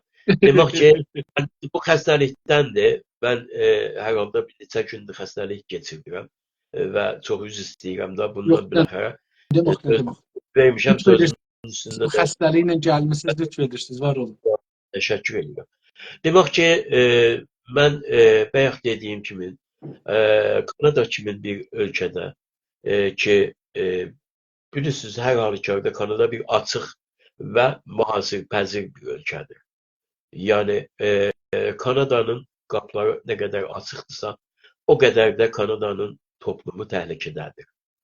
Ancaq bu təhlükəni önləmək üçün bəzi radikal hərəkətlərə, radikal eylemlərə əl verməsi lazımdır, əl vurması lazımdır. Və mən elə düşünürəm ki, bu sizin dediyiniz bu baqqal hekayəsi də o radikalizmlərdən birisidir. Bu əlbəttə ki, kiçik ilə böyük arasında bir nisbiyyət var, yoxdur deyil. Onu bilirlər, özləri bilirlər. Amma o böyük rant işlərini düşünüb və əşyaya qədər, toplumun əşyasına qədər onu tətbiq etmək üçün çaba göstərirlər, çalışırlar. O bir dövlətdir. O bir dövlətdir, bütün imkanları əlindədir. Və istədiyi formada da bunu önləyə bilir. Amma bizə gəlincə, o təbii ki, biz bir dövlətin rolu ilə hərəkət eləyə bilmərik. Məsələ budur. Mən bayaqları sizə söylədim. Mən bilirsiniz, çox açıq bir insanam, İnsaf Əli bəy. İndi bu mənim üçün bəzən olur ki, çox mənfi şeylər də verir, payinlər yaradır. Önəmli deyil. Mənim həyatım budur, yəni mənim tərzim budur ümumiyyətlə. Bu tərzimdən də özüm olduqca məmnunam, belə deyim. Çünki ən azından bilirəm ki, özümə içimdə hesab kitab edib cavab vermirəm. Necə özümə cavab verirəm, eşiyə də o cür cavab verirəm. Ona görə də təsəvvür edin, bizim indi bu günləri Azərbaycan Milli Qurtuluş Partiyasının mərkəziyyətində 17 nəfərdən ibarət bir mərkəziyyətdir. Bu mərkəziyyətin içində 3 nəfər bizim xanımımız var. Hər üçü də bir-birindən dəyərli xanımlar. Biz indi bu xanımların birisi mənim həyat yoldaşım. Mən gəlim deyim ki, mən istəyirəm bunu Kanada demək ki, qanunları əsasında formalaşdırım, qoyum yönetimin qarşısına deyim ki, siz buna cavab verin. Yönetim də gəlsin desin ki, Eldar bəy, biz qərar verdik, sən get bu qalsın. Sən get bu qalsın. Onda nə olar Qurtuluş Partiyasına? Qurtuluş Partiyasına mənim olmadığım bir Qurtuluş Partiyası, Azər xanımın olmadığı bir Qurtuluş Partiyası nə qədər ziyan görər burada, nə qədər sədmə görər burada. Biz heç bir şey deyirik. Amma hərəkatımızın gerçəkləri bu. Hərəkatımızın gerçəyi budur. Vaqiətləri də görüb və düşünməliyik. Bu vaqiətləri görüb düşünməmək olmur. Biz axı bütün ömrümüzü, həyatımızı çiyin-çiyinə getmişik, qoymuşuq. Təbii bu yolda həzinə də vermişik və bu həzinənin qabağında, qarşısında borcumuzu da vermişik. Hələ verməkdir da. Hələ verməkdir da. Biz niyə millətimizi bundan məhkum eləməliyik? Baxın, bizlərdə bir açana turğançılıq olması gərəkir. Ya dediyim kimi bir başqa təşkilatımızda, qardaş təşkilatımızda mən özümü hər təşkilatımızın özümün sempati hesablaram. Üzvü deyiləm. Sempati hesablaram hər təşkilatın. O zamana qədər ki, o təşkilatın daha doğrusu getdiyi yol, çizdiği o yöntem milli hərəkatımızın ziyanlı olmasın. Yəni bunu dəfələrlə mən dostlarımıza da hər zaman demişəm. İndi təşkilatlarımızda var, bir təşkilatlarımızda var, 2 qardaş var, bir təşkilatımızda var, 2 qardaş var, bir təşkilatımızda var, bacı qardaş vardılar, bir təşkilatımızda vardılar, yoxdular deyirlər ki. İndi biz gərək bunlara bir qədər tolerantıla baxaq. Tolerantıla baxaq, bəlkə sabahları, umaram ki, sabahları təşkilatlarımız o qədər böyüdülər ki, artıq buna demək ki, ehtiyac olmadı. Sağ olun. Yəni ehtiyacdan buyurursunuz ki, belə bir vəziyyət var. Onda Yani, belə soruşum. Toplumda bizim Güney Azərbaycanda, İranda yaşayan türklərin içində belə bir söz var ki, bizim siyasi təşkilatlarımız, hətta bəzən siyasilərin də ağzından bu söz çıxır ki, ailə təşkilatıdır. Bu söz yaygındır təəssüflə. Hətta siyasi təşkilatların bəzən liderləri də bunu ağzına gətirirlər və deyirlər. İndi siz siyasi, idari və iqtisadi ailə təşkilatlarına necə baxırsınız? ilk önce bize gelsinler, ilk önce gelsinler bize lütfen bir örnek versinler. Tamam, bir örnek versinler. Desinler ki, Eldar Karadağlı, sana bir örnek veriyoruz, diyoruz ki, Azerbaycan təşkilatlarının, partiyalarının, kurumlarının, milli kuruluşların, demek ki, ailevi təşkilatı var içinde. Üstüne gelsinler, bana bir örnek versinler. Ondan sonra ben diyeyim ki, tamam sizin bu örneğinize göre bu fikrim, bu düşüncem vardı. Axı insaf əlbə yoxdur axı. Yoxdur, biz yox deyə nəzir gətirib olmuşsa. Axı yoxdur. Dediyim kimi, iki kardeş, ikisi de milli hərəkatımızdan gelmiş insanlar. İkisi de zindan çəkmiş insanlar. İkisi de məsələn deyirəm, amma mən ad çəkmirəm əsla. İkisi de bir bacı, bir kardeş. Bir bacı, bir kardeş. Mən bayaqları bundan qabaq bu günləri bizim bir yazımız vardı burada. Bir yazımız vardı. Milli hərəkatımızın değerli bir insanının, şahsının, atasının yazısıydı. Getdi oraya. Basıb gördülər. Bu bacı da oradaydı. Bacı da oradaydı. Kardeş de oradaydı. Yan yana durmuşdular. İkisi de o milli demək ki, değerimizin, Allah ona qəni-qəni rəhmət eləsin, milli değerimizin evlatlarıydılar. Her ikisi de indi de faaldılar. Faaldılar ikisi de. Tamam, buna sabahlar geldiler ve diyorlar ki ikisi ittifakı şekilde bir harekette, bir teşkilatın içinde oldular. Ben nəzir gəlin diyeyim ki, bunlar aile teşkilatıdırlar. Akı değiller akı. Bu üstünden gelsinler bize bir dediğim kiminde samimi olarak deyirəm. Bize bir örnek versinler de. Desinler filan aile teşkilatı. Tamam. Acaba bir təşkilatda ailə üzvləri olursa, rant əsaslı təşkilata çevrilə bilərmi? Çevrilə bilər. Bunu önlemek, bunun qabağını karşısına almak bizim vicdanlarımızın değerine bağlıdır. Ne kadar, ne nisbette vicdanımız demek ki buna izin verir. Tabii ki böyle olabilir. Her fesadın, bak bu çok güzel bir misal buldunuz siz. Yani Kanada'nın bu meseleyle bağlı bu kadar radikal kanun koyması, hatta senin neyin ki pulu vermeyecekler sana, cezalandıracaklar, zindana da salacaklar bile ve senin arxavı deşmek için demiyorlar ki, seni neyleyecekler? Ağır ağır demek ki işkence demeyeyim, ağır sorgulara da maruz koyacaklar. Düzdür. Bu bir radikalizmdir. Yani her ihtimalın, her fesada açık ihtimalın, her zəfiyyətə açıq ihtimalın qabağını qarşısına almaq özü bir ərdəmdir. Özü bir milli ərdəmdir, dövlət ərdəmidir. Biz də mütləqa bundan qaçınmamalıyıq. Sağ olun. Acaba bir təşkilatda ailə üzvləri olursa, standartlar onların arasında qoruna bilərmi?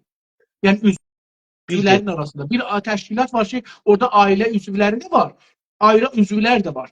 Standartlar indi arada o təşkilatın içində olan adamların arasında qoruna bilərmi? Əgər bunun nisbəti demək ki, ailə üzvlərinin xeyrinə olursa, yox. Bu standart qorunmaz.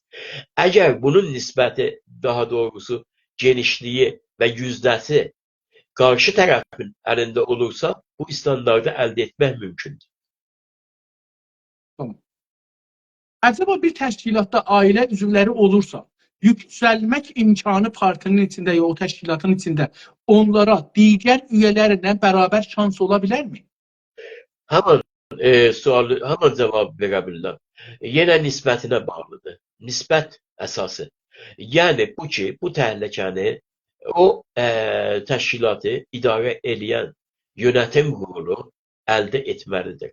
Hatta buna göre ondan ötürü ki, gələcəkdə demək ki, bu tuzağın, bu tələnin içində boğulmasın təşkilat, anayasada, yəni təşkilatın əsasnaməsində, nizamnaməsində qeydlər alınmalıdır. O qeydlər əsasından əgər birisi bir rəhbəriyyət, bir yönetim idul eləyərsə, onun cavabdehi odur. Qoymamalıdır ki, bu standart pozulsun. Standart hər kəs üçün eşit bərabərdir. Standart hər hansı şərtlərdə olursa olsun, eşitliyini qoruyub saxlamalıdır. Bu eşitlik kimin? Bu eşitlik demək ki, ailə üzvünün olur olsun, qadın olur olsun, erkek olur olsun, daha doğrusu kim olursa olsun yaşından, başından asılı olmayarak bu standart hər kəsə yolbay olmalıdır. Məncə. Doğru. Sizin təşkilatda, indi bilirsiniz, bu bir güvənsizlik gətirir da əslində. Məsələn, misal vururam, bir xiyali misal. Bir dənə təşkilat vardı. Bu təşkilatda bir nəfər eləyə bilir ki, 4 dənə işləyəni də gətirir, üzv elətdirə. Tamam. İndi hər postu seçilsə bu partinin içində rəyinə, təbii ki, o 4 nəfər o bir nəfərə rəy verəcəklər. Çünki ona işləyirlər. Burada məsələn bir güvənsizlik olar üyələrin arasındakı. Burada ədalət yoxdur. Burada standartlar yoxdur. Burada rant var əslində. İndi sizin təşkilatda üyələr arasında güvən sistemi necə yaranıb, qorunur? Bizim təşkilatımızda dediyim kimi o hal əhval olmadığına görə biz ümumiyyətlə içəridə olan kəsimimiz yerində qalsın. Amma eşikdə olan kəsimin bir-biri ilə münasibətləri daha çox burada əmələ gəlibdir.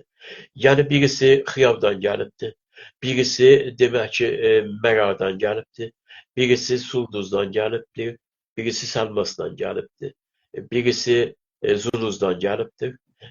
Bunlar birbirini heç bir zaman tanımayıblar, heç bir zaman birbirini tanımayıblar, tanımaq şansları olmayıbdır. Amma burada gəliblər bir idea əsasında formalaşıblar bir yerdə.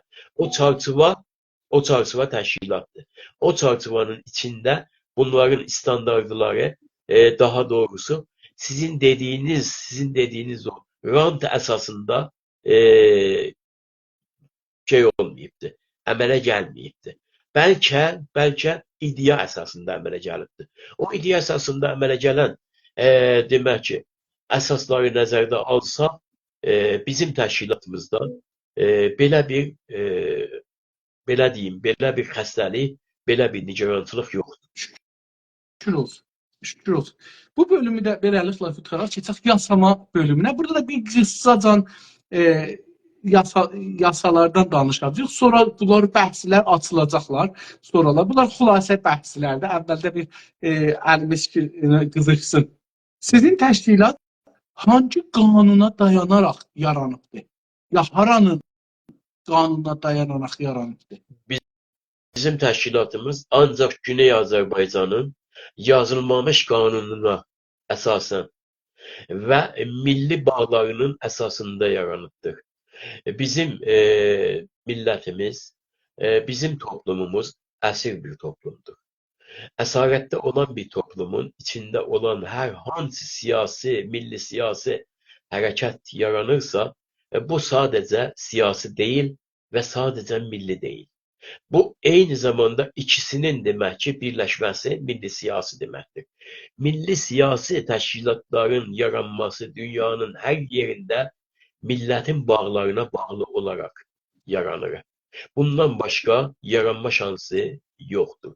Əgər bir təşkilat, deyək ki, mən siyasi təşkilatam və milli yönlərim məni ilgiləndirmir, demək ki, o təşkilatın, o millətin nə qanunlarına əsasən, nə hüquq çarçuvasına əsasən, nə təbiətinə əsasən heç bir iddiası yoxdur, ola bilməz. Yaranmasından ta sonuna qədər, ta demək ki, ləğvinə qədər o millətə aid olan bir təşkilat deyil. Amma əgər bir təşkilat yaranırsa, milli siyasi yöntəmdə yaranırsa, o milli siyasi yöntəmində bir tərif vardır. Bizim tərifimiz budur. Devrimçi qurtuluşçu. Devrimçi qurtuluşçu olduğumuza görə adımızdan bəllidir. Yəni bu ki, dövlətimiz yoxdur. Yəni bu ki, millətimiz əsarətdədir. Yəni bu ki, torpağımız əsarətdədir. Yəni bu ki, dövlətimiz əsarətdədir. Yəni bu ki, biz savaş içindəyik. Bu görünsə də, görünməsə də, məlmus olsa da, olmasa da, bu isti savaşa çevrilsə də, soyuq savaşda qalsa da, fərq etməyəcəkdir. Ancaq tərifimiz bunun əsasındadır. Biz millətimizə bağlıyıq.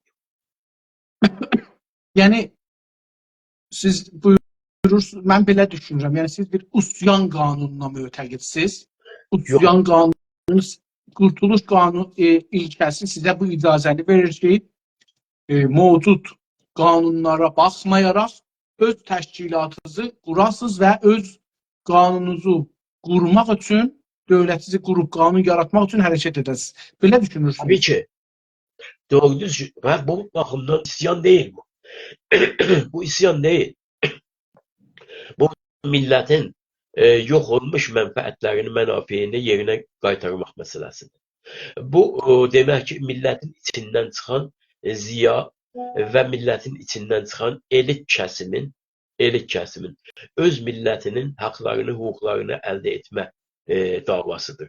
İsyan deməyək buna. İsyan o zaman olar ki, sən mərhələyə çatmaq üçün bir addımdasan.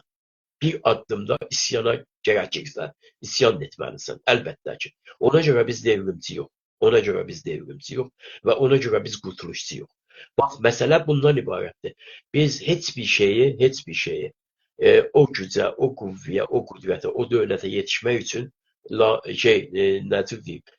caizlik dışında görmürük. Məgər terror.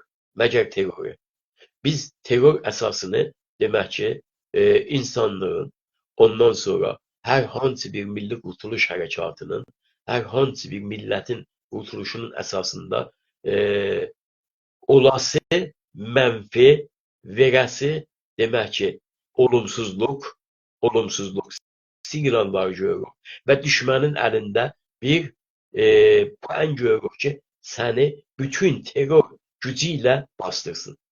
O baxımdan biz millətimizin yeni bir bəhs açdınız, çox ağır bəhs açdınız. Tamam var güclər, var dövlətlər, işğal dövlətləri bütün azadlıq hərəkatın terrora müttəhim elərlər. Çünki əgər terrora müttəhim eləməsələr, vura bilməzlər. İndi siz də tərif ki elədiniz, durdunuz işğal hərəkatının yanında. Yəni, məsələn, Azərbaycanlılar silah götürüb savaşdalar, terror hesab eləyəcək İran. İran dövləti deyəcək, bunlar terroristdirlər. Yox, heç bir zaman İnsaf Əli bəy, məsələlərə bir-birindən ayıraq. Biz dedik, bayaqları dedim isyan nə deməkdir? İsyan sənin son mərhələlərində məqsədivə çatan hərəkət deməkdir. Mən dedim ki, biz devrimçiyik. Biz devrimçi demək inqilabçılıq. Biz demək ki, oranın təhlidibli aradan qaldırılması və yeni bir öz sisteminin ortaya gəlməsinin tərəfindəyik. Biz qurtuluşçuyuq dedim. Qurtuluşçu nə demək? Qurtuluşçu maarifçiliyin ən əsaslarını millətimizə bəxş etmək deməkdir. Qurtuluşçuluq bir millətin əsarətindən ta var oluşuna qədər çəkilmiş, onun daha doğrusu tərazlaşmış. Heç qurtuluş özür istəyirəm Eldar bəy, heç qurtuluş hərəkatı silahsız savaş olmasa istemardan, işğaldan qurtarmaq olmaz ki. Bəy, biz silahı rədd etmirik. Biz kim dedi ki biz silahı rədd edirik? Yox. Siz o zaman bilirsiniz ki terror deyəndə bu gəlir ki silahlanmağın müxalifi. Baxın, bu gün etibarıyla biz daha doğrusu silah götürüb əlimizə bu rejimlə savaşmağımızın nə millətimizə, nə hərəkatımıza heç bir xeyri yox. Zərrə ucu qədər xeyri yoxdur. Bəlkə bu demək ki, rejimi bizim millətimizin üzərinə çəkmək deməkdir. Bizim bu günləri hərəkatımız, təsəvvür eləyin siz, hərəkatımızda biz xurdat hərəkatını yola saldık. Məsələn, burada nə edə bilər? Rejim buradan bizim hər şeyimiz qadağandır orada, o torpaqlarda. Öz vətənimizdə adımız qadağan, dilimiz qadağan, varlığımız qadağan, qonşuluğumuz qadağan, dostluğumuz qadağan, iqtisadımız talan, günü gündən fəqir olmaq, bunlar hamısı. İndi biz silah götürsək bizə nə edə bilər məsələn? Ki indi Silah tutsak neydi? eləmir. Silah, Yəni indi nə edə bilər? Silah götürsək nə iş görə bilər ki, indi görmür. bu günləri dünyada siz demək ki bir Azərbaycan Milli Hərəkatını tərif edirsiniz. Bu Azərbaycan Milli Hərəkatını sizdən Kanadadan soruşanda deyirsiniz ki mədəni, siyasi, toplumsal, çağdaş, modern və dünya kriterlərinə demək ki bağlı olan bir hərəkətdir. Və bunun da tərsini demirsiniz. Çünki bunun tərsi yoxdur deyəsiniz. Siz bir gerçəyi ortaya qoyursunuz ki, bu gerçək Tehran rejiminin təpədən dırnağacan istəmədiyi bir gerçəkdir. Təpədən dırnağacan istəmədiyi bir gerçəkdir. Siz demək olar ki, bu bölgədə, bu məntəqədə bu vəhşətlə, bu vəhşi demək ki, bu vəhşi bölgənin içində tamamilə bir sivil topluma bağlı olan böyük bir hərəkatı ortaya qoyursunuz.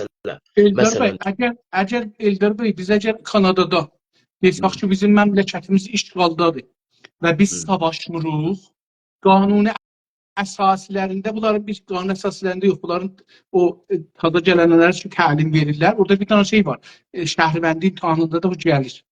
O da budur. Deyir ki, Amerikalılar gəldilər, məsələn 150 il bundan qabaq. Buranın parlamanı, burada o zaman parlaman var imiş, parlamanın oda çəkdilər. Burada. Buranın parlamanı oda çəkdilər, getdilər. Tamam. Buradan 40 nəfər Kanadalı durdular ayağa. Dövlət də hələ məsələn bu şəkildə dövlət yoxdur da. Durdular getdilər, Kaxi Siviki var, hayır Kaxi Sivik. Bəli.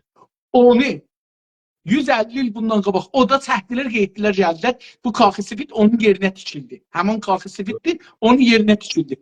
Bunlar deyirlər ki, əgər sən işğaldasan, niyə savaşmırsan? Niyə silah götürmürsən? Yəni necə ola bilər ki? Sən deyirsən mənim vətənim işğaldadır. Fransızlar 2-ci Dünya Savaşında və çoxlu yerlər işğal olublar, hamısı savaşıblar. Necə ki sən həm inanırsan ki mənim vətənim işğaldadır, həm də deyirsən ki mən silah götürüb savaşa bilmərəm. Bu nə tür ola bilər? Çünki məsələ budur. Mən yenə deyirəm, baxın, burada bir şey vardı. Sənin demək ki, millətinin difai məşhuru vardı. Difai məşhur dediyi. O zamandır ki, sənin torpaqların eşikdən gələn, dışarıdan gələn terror dəstələri vasitəsilə təhdid olunur. Sən mütləqa bunlara silah da götürməlisən, mütləqa bunları silahla öz torpaqlarından eşiyə də ötürməlisən. Əslində bizdə bu məsələyə sabahları dönəcəyik, qayıdacağıq bu məsələ olacaqmı, olmayacaqdır. Təbii ki olacaqdır və biz buna yetişəcəyik.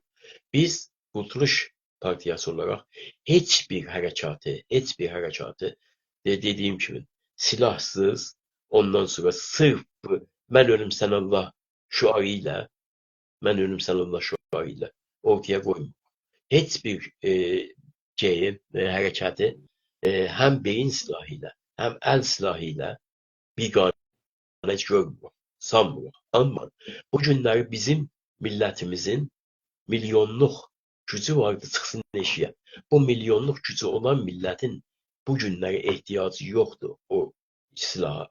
O silahın bu günləri əgər ətrafında, çevrəsində, onun qabağında, qarşısında bir terror dövləti dayanıbsa, o terror dövlətinin qabağına qarşısına sən demək ki, onun tərsində çıxmalısan. Amma üzr istəyirəm, Eldar bəy. Normalda sözünüzü qət edirəm, çox üzr istəyirəm. Normalda budur ki, cənabınızın bu tərifinizdə bu cavab ki verdiniz mənə, burada bu anlama gəlir ki, bir xarici dövlət ya xarici qrup silahlı girsə vətənizi işğal eləsə, siz onun haqqı difai məşruunuz vardır. Baxın, indi bizim vətənimiz 100 ildir işğal olunur. 3 dəfə ən azından qətliam olmuşuq. Şəriətmədarı cərəyanı ən sondur və qətliam olmuşuq. Mənim qətliamdan tərifim fərqlidir, ona görə deyirəm. Mənim qətliamdan fərqlim budur ki, şəriətmədarı hərəkatında bir iş gördülər ki, daha biz danışa bilmədik, daha deyə bilmədik. Siyasilərimiz yatdılar, hər yerdə kağız yazdıq, vurduq ki, bəhs siyasi məmnu. Buna deyirəm qətliam. Çünki istəyimizdən dalı oturduq, o şey ki o istirdi da. İndi o güc ki var, işğal gücü. İşğal gücü, azadlıq güclərin daimən ittiham elərlər ki, sən teröristsən. Amma Bir bizə vaxt eləyə gəlirsən, məndən savaşırsan. bizə eləyə bilmirlər. Bəy, bizə eləyə bilmirlər. İndiyə Buna görə ki, sən biz işğalla savaşmırıq ki. Biz keçən yüzildə təslim ha, olmuşuq. Biz təslim dövrəsində yox. Mən belə düşünürəm ki, biz təslim dövrəsində yox. Biz məsələn deyirəm, 10 dana müsəlləh 10 dana adamımız yoxdur ki, müsəlləh ola. Deyək ki, mən gedirəm bu rejimlə savaşam. Görək ki, məsələn, yəni mənə bir təəccüb gəldi sizin cavabınız. bizim bilirsiniz bizim əsasən məsələ ilə bağlı demək ki nizamnaməmizdə də bu gəlir ki biz hər hansı bir difai məşruyu özümüzün haqqımız bilirik. İndi bu difai məşru bu günləri torpaqlarımıza hücum olsun. Məsələn bizim qonşularımız biz onları bəsləmişik qucağımızda. Bu günlər gəliblər. Eldar bəy, çox üzr istəyirəm, çox istəyirəm. Baxın, biz Kürdləri indi terörist bilirik. Çünki 4 dana Kürd eləyə bilir silahla gələ, məsələn, Qoşa çayda güllə atar. Urmiyədə güllə atar. 4 dana güllə atır. Amma o tərəfdən İranın tamam padqanları müstəqildir Azərbaycan torpaqlarında yüzlərinin üzvü var, polisi var, ittilatı var, dadgahı var, zindanı var. Bunlar hamısı bizdən ötürdü. O zindanı tikməyiblər ki, məsələn, Kürdü yığalar. O zindanı tikməyiblər, bizi qoydular ora. Bizim adamlarımızı yığırlar. Bizim yazarlarımız zindandadır. Bizim düşüncələrimiz zindandadır. Bizim latlarımız zindanda deyil ki. Onlar da zindandadır əlbəttə, amma sağ olsunlar, yenə eşit olsunlar, Azərbaycan üçün latlarımız savaşsın, əgər savaşı. Belə bir latımız olsa, o lat deyil, o mənim nəzərimdə azadlıq qəhrəmanıdır. Amma mənzurum budur. Baxın, bizim məmləkətimiz işğal altındadır. Bu orduları buradadır, tankları buradadır, təyyarələr buradadır. Şəriət mədarı hərəkatını cənabınız görmüsünüz. Ona görə deyirəm, şəriət mədarı hərəkatında mənə deməyiblər ki, Təbrizi bombaran elərik. Onu bir sənədə oldu. Biz yani mən də o zamanı yaşamışam. Bu Xomeyni'nin ağzından çıxan bir sözdür. Və bu ki birbaşa mən Təbrizi bombardman edirəm deyil. Düşmənlərimi bombardman edirəm. Tamam, Təbriz düşməndir da bu günləri 50 ildir məcbər ziddi vilayət fəqihçi deyirlər. Bu bizi deyirlər də, deyirlər məcbər türk. Çünki İranda təkcə millət və qrup siyasi olaraq, düşüncə olaraq vilayət fəqihlə müxalifət etdi Azərbaycandır. Nə Nehzət Azadə eləyibdi, nə Tudə eləyibdi, nə Mücahidi Xalq eləyibdi, nə bilim o birisi qruplar, siyasi qruplar eləyiblər, müsəlləh, qeyri-müsəlləh. Azərbaycanda elə deyib ki, bunu şəriət mədarı eləyibdi. Demək ki, çıxdı xiyabana dedi, rahpeymalıq elədilər. Mənim yadıma gəlir o rahpeymalıq. 10-cu maddə ilə daha doğrusu çıxdı və nəhayət bu idi ki, sonra da gətirdilər sizin bayaq dediyiniz məsələyə. Gətirdilər, televizyona çıxartdılar biləsin və o vəziyyətlə, o iftizahla Sizin yadınıza gəlir, bazar ağzına rahpeymalıq elədik, getdik. O yadınıza gəlir, əsli on batildə hədərdir. Bu yadınıza gəlir. Yadıma gəlir. Tamam da ben bunu nə mənə deyirsiniz? Yəni deyək ki, məsələn şəriət mədarı bizim 4 milyon mənim dədəm heç ömründə siyasi olmayıb. Nənəmin savadı yoxdur, bilməz siyasi nədir. Mən də 12 yaşım var idi, hamımız o formu doldurmuşduq. Şəriət mədarinin hizbi ki vardı, Xalq Müsəlman, onun formunu doldurmuşduq ki, biz bunun üzvüyük. Doğru. Tamam. Bu ne anlama gəlir? Bu demək ki, geçen zamanlarda bir hadiseydi. İndi siz bunu milli adlandıra bilərsiniz. Biz onun xatirəsini həmişə millətimizə xatırlayırıq. Deyirik ki, Xalq Müsəlman Hərəkatı da sənin hərəkatlarının birisidir. Xalq Müsəlman Hərəkatı. Yox, sənin demədim bunu. İstəyirəm deyəm ki, o günləri bizi mərkəzi rejim təhdid elədi ki, bombaran elərik. Və ondan sonra da bizim komitələr ki var idi, Azərbaycanda komitələr vardı, onları edam elədilər. Amma millətimiz ondan öncəki günlərdə silahlandı. Millətimiz öncəki günlərdə silahlandı. Özəlliklə demək ki, İranı geyində nədir? Deyirəm daş mağazalarda. Hətta daş mağazalardaydı da. Şəhnazdan o yana.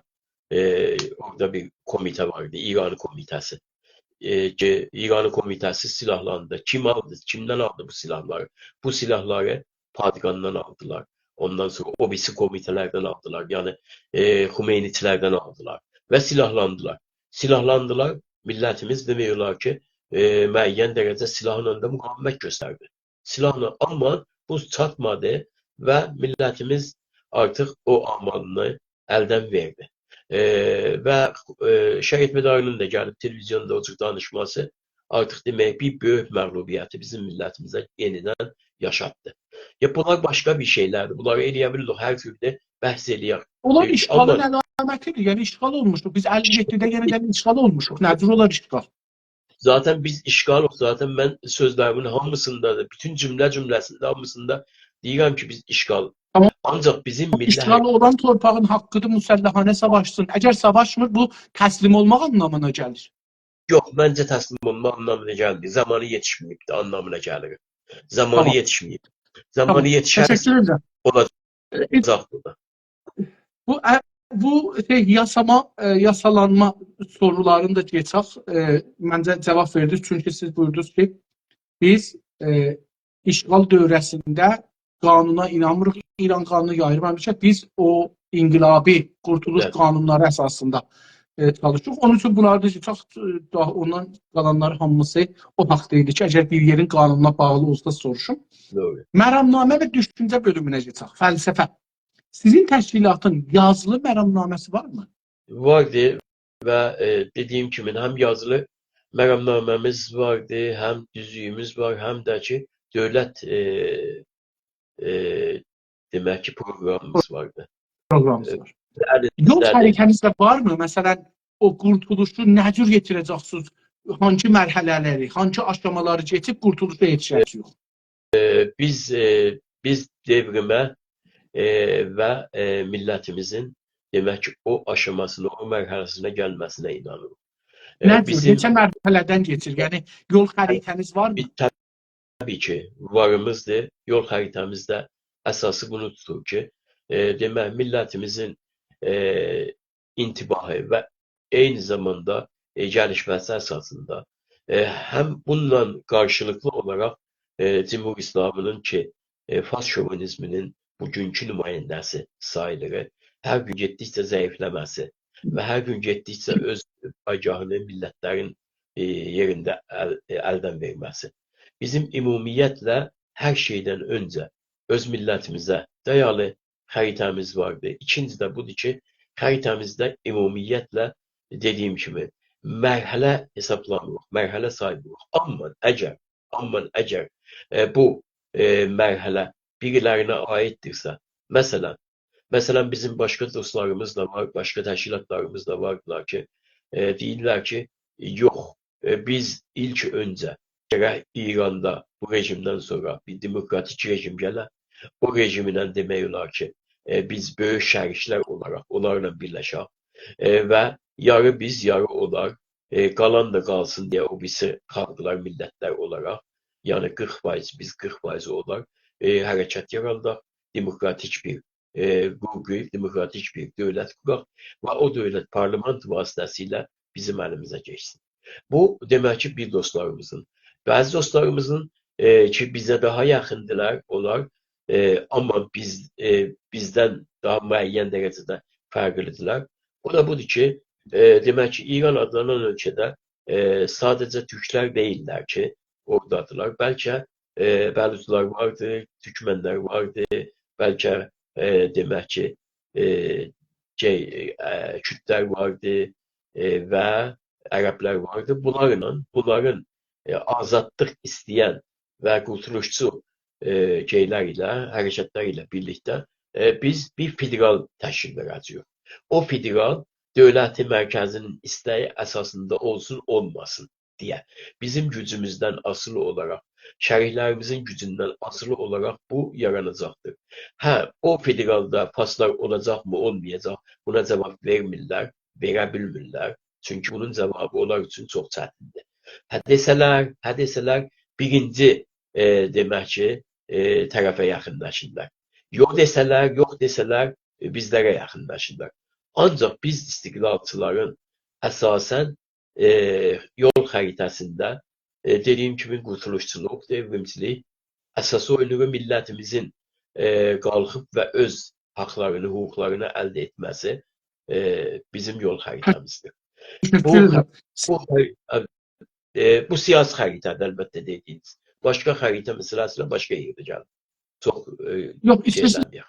buyurun devam edeyim. Yəni o xəritə dediyinizdə bəzi bizi dinləyən, bizi görən əzizlərimizin xatirinə demək ki, nəqşi coğrafiyaya gələr deyə. O sizin mənzurunuz deyildi. Sizin mənzurunuz siyasi xəritə idi ki, mən bunu Bəli, bəli. sizə tövzih verim. Buyurunuz. Çok sağ olun. Teşekkür ederim. Sizin təşkilatın məramnaməsi, o dövlət buyurdunuz ki, vardı o yazı. Milletin oxumasına açıqdır buyurdunuz, əgər səhv eləmirsə. Açıqdır və demək ki, milli qurtuluş.com girib doğrudan hər kəs eləyə bilər bunu açıqcasına. Alsın, oxusun, kopyalasın, götürsün və lütfən də mümkün olsa yaysın. Düz. Mən elə bir səhv edirəm. Güney Azərbaycan Milli Qurtuluş Partisidir bu. Milli kəlməsi mən yazmamışam. Bunu bəs mən Zaten üzr istəyirəm. Kurtuluşun yanında milli de gelir zaten ister istemez. Yok, resmi adı Milli Kurtuluştu yoksa Kurtuluştu? Milli Kurtuluş Partisi. Milli Kurtuluş Partisi. Tamam. Ben bunu əslən səhv eləmişəm. Bunun əlbəttə ki, dedim ilk başlarında elə Kurtuluş olubdu. Kurtuluş Partiyası olubdu, təşkilatı olubdu. Sonralar millini artırmışıq bunun yanında. Tamam. Çok da güzel. Ben bu yanlışı. Bir de bunu ərz edeyim ki, dostlar çok doğru olarak dediler ki, mən cənabınıza icazə vermirəm danışasınız. Çox üzr istəyirəm. Yox, Allah eləməsin. Düşüncə olarak hangi düşüncəni və fəlsəfəni ya ideolojini mənimsəmisiniz? Demək ki, ideoloji əsasında desək, yəni bizim ümumiyyətlə ideologiyamızda millətçilik, türkçülük millətçilik əsas rol oynayır. O türkçülük millətçiliyimizin daha doğrusu bayaq dediyiniz yol xəritəsi dediyimiz, siyasi yol xəritəsi dediyimiz nədir, nə deyil. Bu təbii ki, bunun əslində dursan daha stratejiləri əsasında, siyasətləri əsasında bunu tərif etməyimiz ortaya gəlir. Bu stratejik və siyasi tərif etməklər bir-birindən fərqlənir ki də. Çünki bilirsiniz də stratejik fərqli bir şeydir, qavramdır, siyasət fərqli bir qavramdır. Amma bir-birinə bağlıdırlar. Eyni ana-bala kimindirlər, bir-birinə bağlı, belə deyək. Amma ideya dediyimizdə, ideyamızda dediyim kimi əsas türkçülük, millətçilik türkçülük və eyni zamanda bütövlük və turançılıq yatmaqdadır. Bizim bu üç əsas dünya baxışımız, dünya görüşümüz, ideyamızdan əmələ gələn əlbəttə ki, çoxulculuqdur, ondan sonra demokrasiyadır, ondan qadın erkək eşitliyidir, yəni toplum eşitliyidir və tut getsin açıq ekonomi toplum, sonra açıq ekolojik sistem. Ya bunların hamısını zaman gələrsə bir tozih verəcəm. Teşekkür ederim. Sizin bu təşkilatın fəlsəfəsi nədir desəm, deyə bilərsiniz ki, məsələn, bir 3 dəqiqədə, 5 dəqiqədə fəlsəfə nədir? Yəni, əsasları buyurdunuz. Türkçülükdür, Azərbaycancılıqdır, millətçilikdir, qurtuluşdur, Türk dünyasıdır. Bunları buyurdunuz. Amma indi, məsələn, mən beləsi deyim. Deyəndə İslam fəlsəfəsi bir də ona yaşamın hər tərəfinə bərnaməsi var. Bir şey yoxdur. Sosializm deyəndə bir də ona bir fəlsəfədir, hər tərəfdə hər tərəfli yaşama bir şey verir. Türkçülük, Azərbaycancılıq bunu nə cür şey edir? Məsələn, ekonomisinə nə cür baxar, siyasətinə baxar, xarici siyasətinə nə cür baxar, daxili siyasətinə nə cür baxar, maliyyatına necə baxar, qadın, yəni türkçülük deyəndə. Təbii ki, sizin partinin fəlsəfəsi çox üzrə. Təbii ki, bu şey olmur. Demək ki, fəlsəfi baxış olmur məsələyə. Bu tam gəlir fəlsəfi baxışdan asılı olaraq ondan qopuq şəkildə cəmiyyətin içinə girmə metodu olur. O da siyasi metoddur. Yəni stratejik və siyasi metoddur. Biz əgər bu metodda bunu tərifləsək, amma deyim ki, demək ki, bizim fəlsəfi baxışımız məsələyə özgür insandır. Özgür insan. Bu bizim başımızın ən başında gedir. Özgür insan. Özgür insan nə deməkdir? Özgür insan, özgür inanc deməkdir. Laik inanc, laik toplum ya laik insan. Sekular insan, laik toplum deməkdir. Özgür demək ki, insan bütün haqlarına, hüquqlarına sahib olası, bütün azadlıqlarına sahib olası. Bunların da ümumiyyətlə, əgər gəlsək tək-bətək bunları eləsək, rədif eləsək, ən azından hər birisində 25-30 dana demək etken vardı. Ki bu etkenlərin hamısının başlıqlarını mən sizə deyərəm. Yəni özünə geçmərəm. Başlıqlarını deyərəm biləcə hər gün lazım oldu. Siz hansında hiss elədiniz ki, mənim açmağım lazımdır, onu da açarım. Buyurun, tamam. Her zaman isterseniz ben onları kulağa soram. Tamam. İndi isterseniz yoksa sonra. Yox, yeri gəlsin də. Çünki bilirəm ki, sizin sualınızın içində var. Yəni sonuncu sualım o olacaq ona göre. Bir məramnamənizin, hemen sizin o kolli bu 4 tane yazınız ki vardı. Bunun en önemli, cənabınız buydu 25, 10 konusunu buyurar mısınız? Sizin təşkilatın yol xəritəsindəki amacları nələrdir? Yəni, onlar amacsız olacaqdır qayıtından, ona görə belə soruyorum. Tabii ki.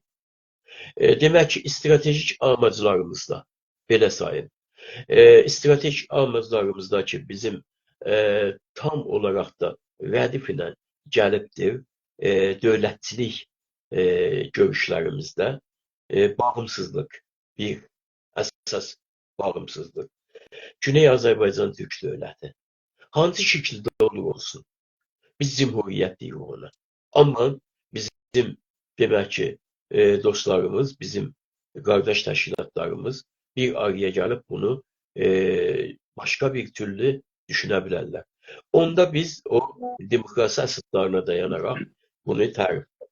Demək ki, birinci bağımsızlıqdır. İkinci Güney Azərbaycan Türk dövlətidir. Üçüncü bütün Azərbaycan Türk dövlətidir. Dördüncü Türk dünyasında dil, düşüncə, işbirliyi. Yəni Turan evidir. Bu stratejilərimizin əsasında. Və beşinci küresel barış və anlaşma və uzlaşma. Küresel barış, anlaşma və uzlaşma. Bu 5 stratejimizdir bizim əslində. Bu 5 stratejidən təməl siyasi görüşlərimiz əmələ gəlir. Təməl siyasi görüşlərimiz ki, bu 5 ilkiyə bağlanıbdır, stratejik ilkilərə bağlanıbdır. Bundan ibarətdir. Özgür insan, ən başda gəlir özgür insan ki, bayaqlar dediyimiz kimi fəlsəfimizdən almışıq. Özgür insan, çoxulcu toplum, demək ki, hüquq üstünlüyü, demokratik hüquq dövləti, demokratik hüquq dövlətidir, yönetim kontroludur, yönetim kontrolü.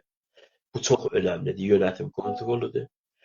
Daha doğrusu, bağımsız yargıdır, yəni bağımsız məhkəmə yargıdır. Qanun genişliyi və qanun üzərində olan eşitlikdir. Qanun eşitliyi olur. Demək ki, bağımsız üçlü qüvvələrin bir-birindən müstəqil və bir-birinə bağımsızlığıdır bu. Bu oldu təqribən demək olar ki. Və nəhayət qatılımçı sivil və açıq toplum. Qatılımçı sivil və açıq toplumdur. Və yoxsulluq və yolsuzluqla daimə mücadilə, mübarizədir. Və nəhayət dövlət yöntəminin necə idarə olunması əsaslarıdır ki, bu dövlət yöntəminin necə icra olunması özü bölüm bəndi gedir baxılır. Yəni bizim təşəkkür edirəm. Çox gözəl bəhslər gəldi ortaya əslində. Bəli, Hər birinin açılmağa da ehtiyac var, amma umarım yerində hər bəndə görə danışa bilək.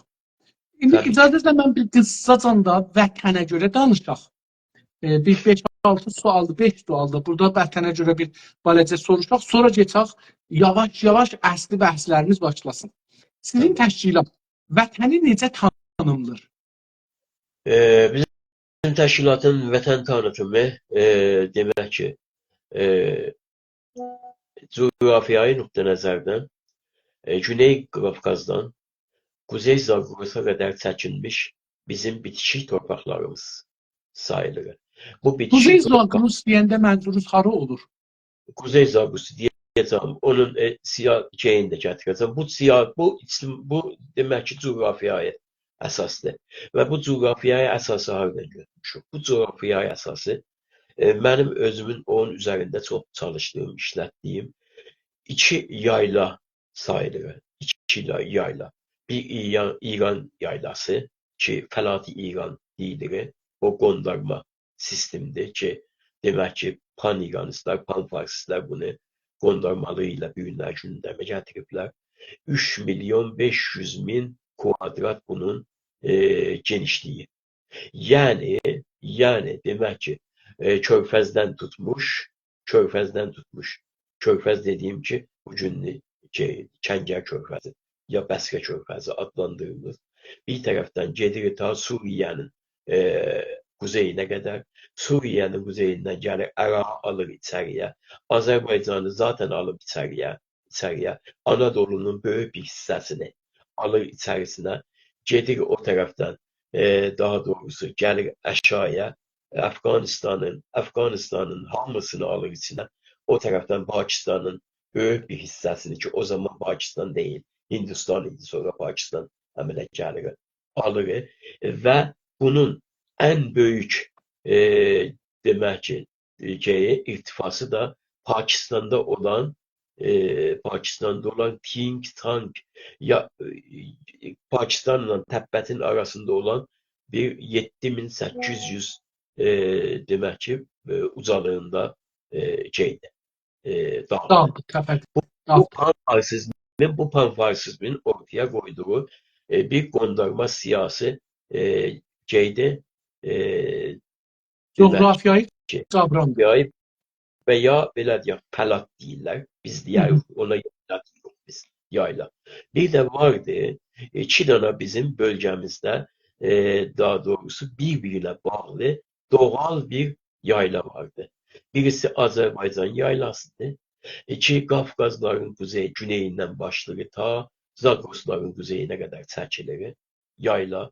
Bunu ihat edən kimlər? İhat edən bir tərəfdən Səhəndidir, digər tərəfdən demək ki, Savalandır, o biz tərəfdən Qaradağlardır, bu biz tərəfdən gəlir Əlborzudur, Əlborzdan belə axınır gəlir, daha doğrusu Dəmavəndidir, Dəmavəndə gəlir, çəkilir Şahdağıdır, Şahdağından gəlir demək ki, Qafqaz dağlarına qədər çəkilir.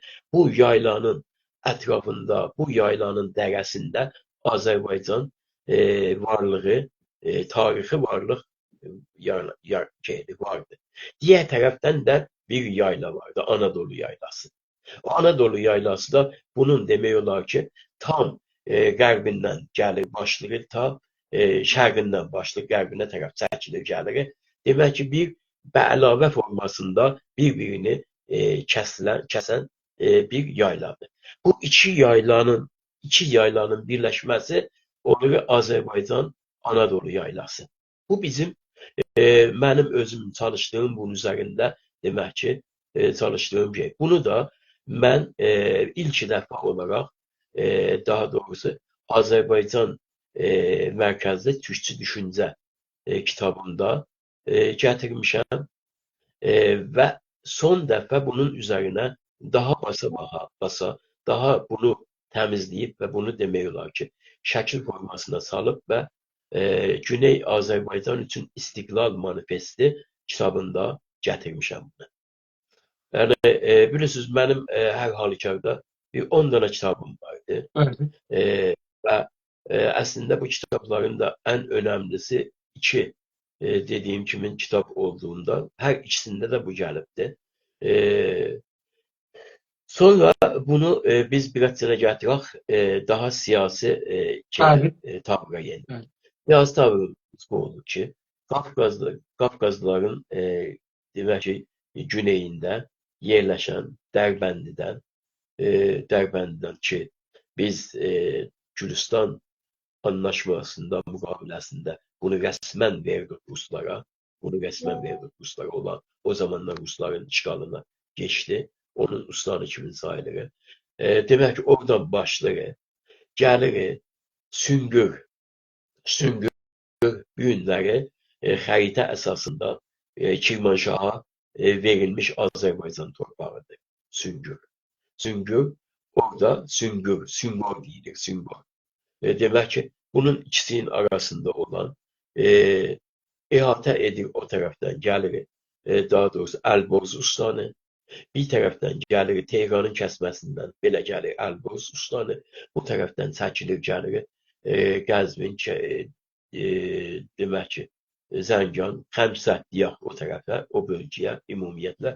Aşağı tərəfdən Dəmavənd sistemi, coğrafiyayı sistemindən belə axını gəlir, gedir Ərak sərhədinə, Ərakın böyük bir hissəsini özünə alır və o tərəfdən demək olar ki, gəlir ta bəs ki, böyük bir hissə nəzərdə alsaq, Saqqızdan belə çəkilir, gedir Urmiya və olur demək ki, Batı Azərbaycan, Doğu Azərbaycan, Ərdəbil, Astara, Ənzəli, yəni o bölgə ümumiyyətlə ki, bizim demək ki, hal-hazırda Kirlana verilmiş bölmələrdirlər.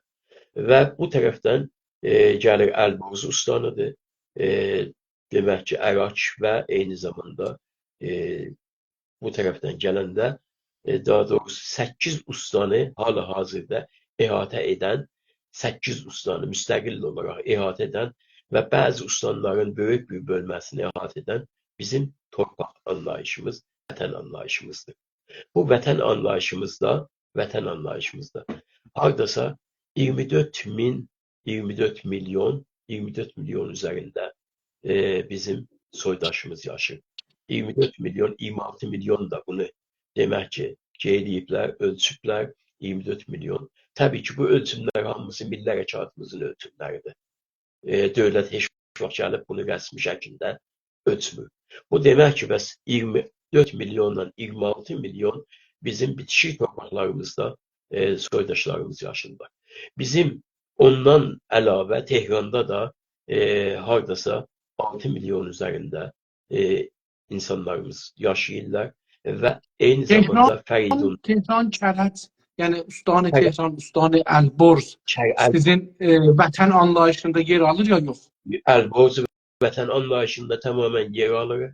Əlbəttə vətən anlayışında yer alır. Tehran vətən anlayışının düz sıfır sınırında yer alır. Yəni nə deməkdir bu? O deməkdir ki, sənin gücün, qudrətin, qüvvən olarsa, demək ki, o sıfır sınırı keçə bilərsən. Sıfır sınır demir. Yox.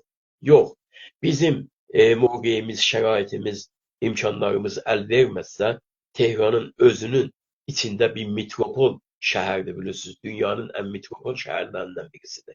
Və o metropol şəhərin ən böyük kəsimi Türklərdirlər, Farslardılar. Və orada əgər bir federal bir sistem ortaya gələrsə, o federal sistemdə bizim düşüncəmizdən, fikrimizdən uzaq deyil.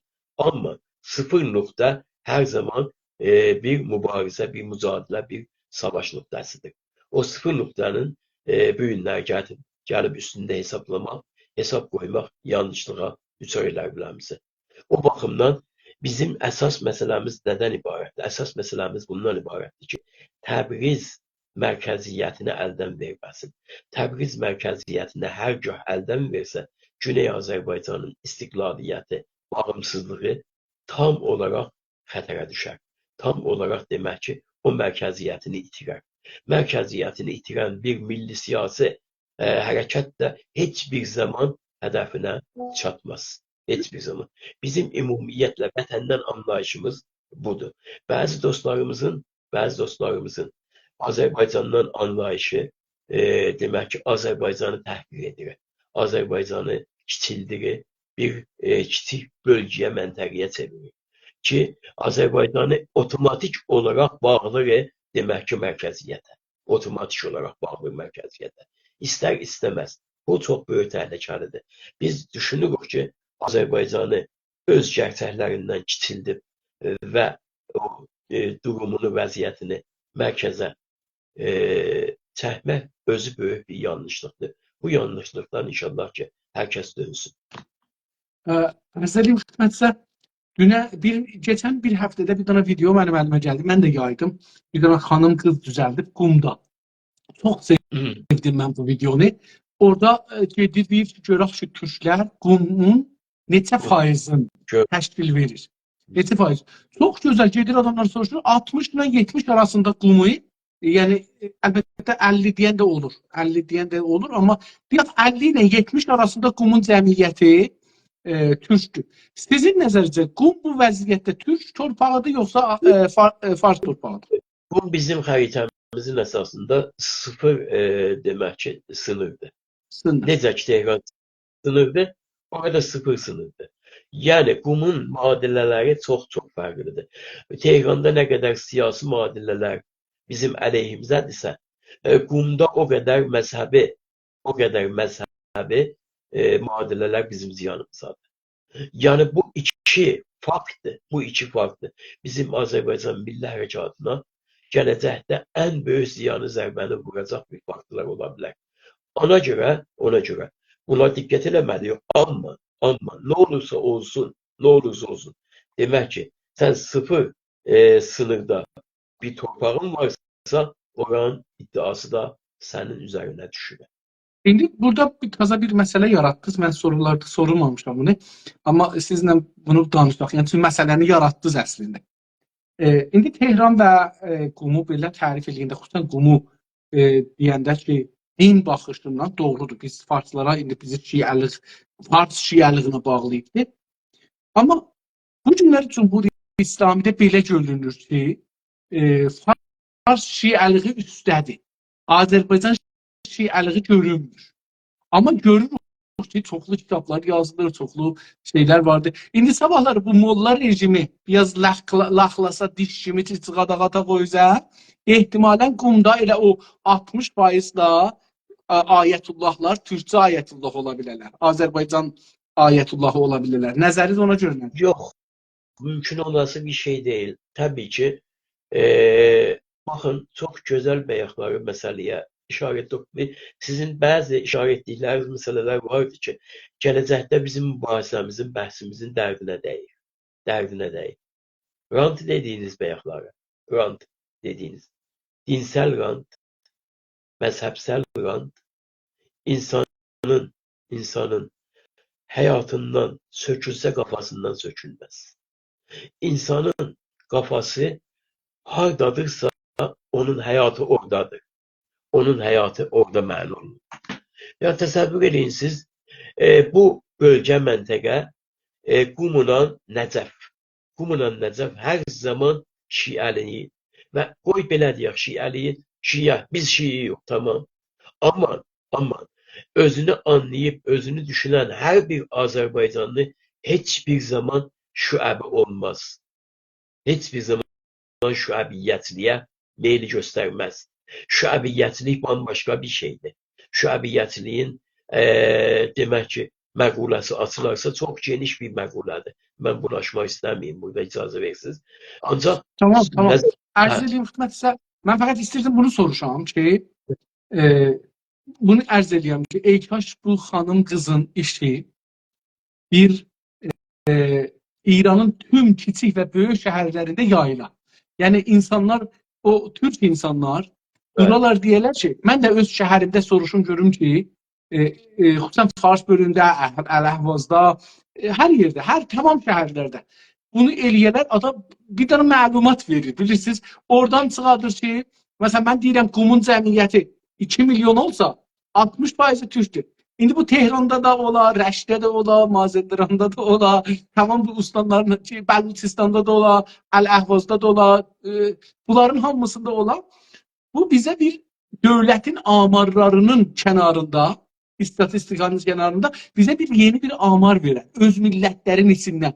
Bu çox gözəl bir şeydir. Təşviq eləməliyik məncə. İntəfəli. Xanım, qızlar, ağa, oğlanlar bunu Ama İntəfəli bəy, məsələ budur ki, çox gözəldir. Bu əlbəttə ki, mən də gördüm, çox sevindim.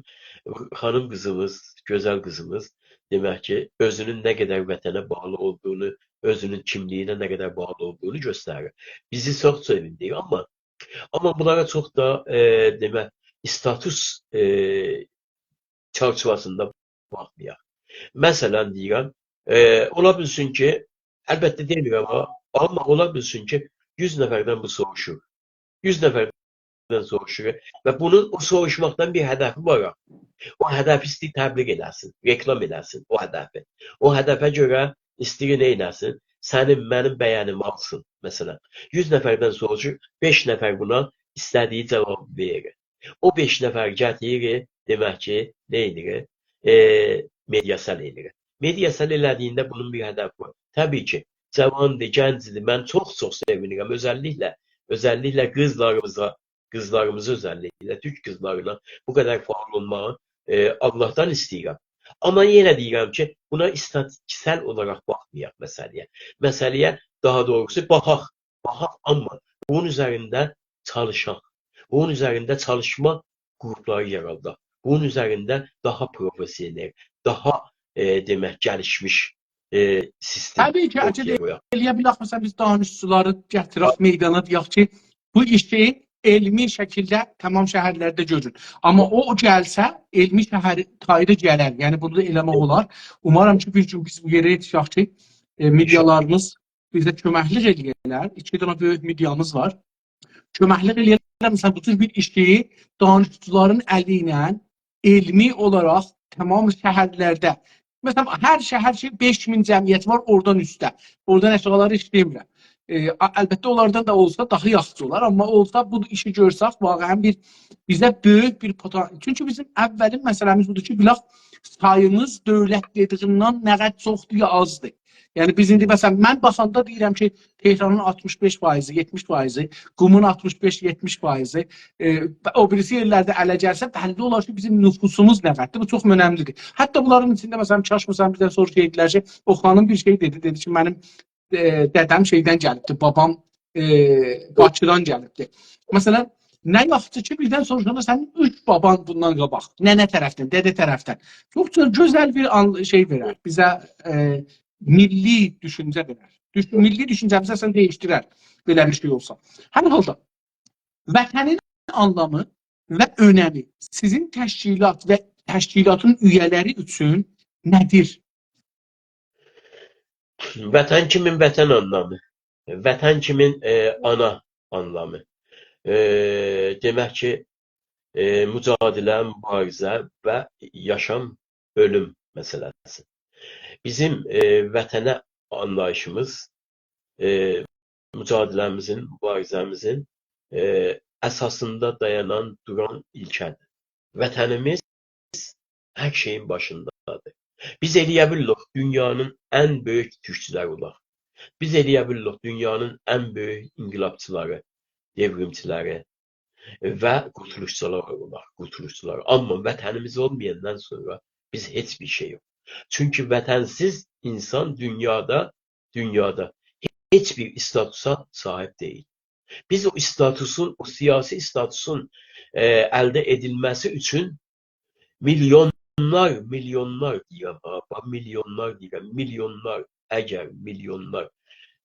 qurban versək belə kinə dəyəri vardır. Çünki biz bu günləri milyon verib o dəyəri əldə etməsək, biz toplumsal olaraq 10 milyonlarla bitirik, aradan gedirik.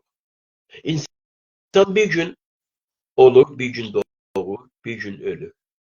O doğuşu ilə, o ölümünün arasında olan bunun alnında bir missiya vardı. Özgür yaşamaq.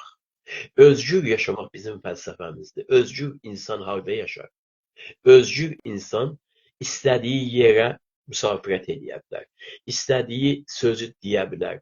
İstədiyi sözü yaza bilər. İstədiyi qazeti çıxarda bilər. İstədiyi nümayəndəni seçə bilər. İstədiyi pasportu daşıya bilər. İstədiyi eğitimi ala bilər. İstədiyi hara lazımdırsa oradan çəkilib gedə bilər. Yəni 100 dana belə bir misallar qoymaq lazımdır. Özgür insan hər şeydən öncə dövlətinin pasportunu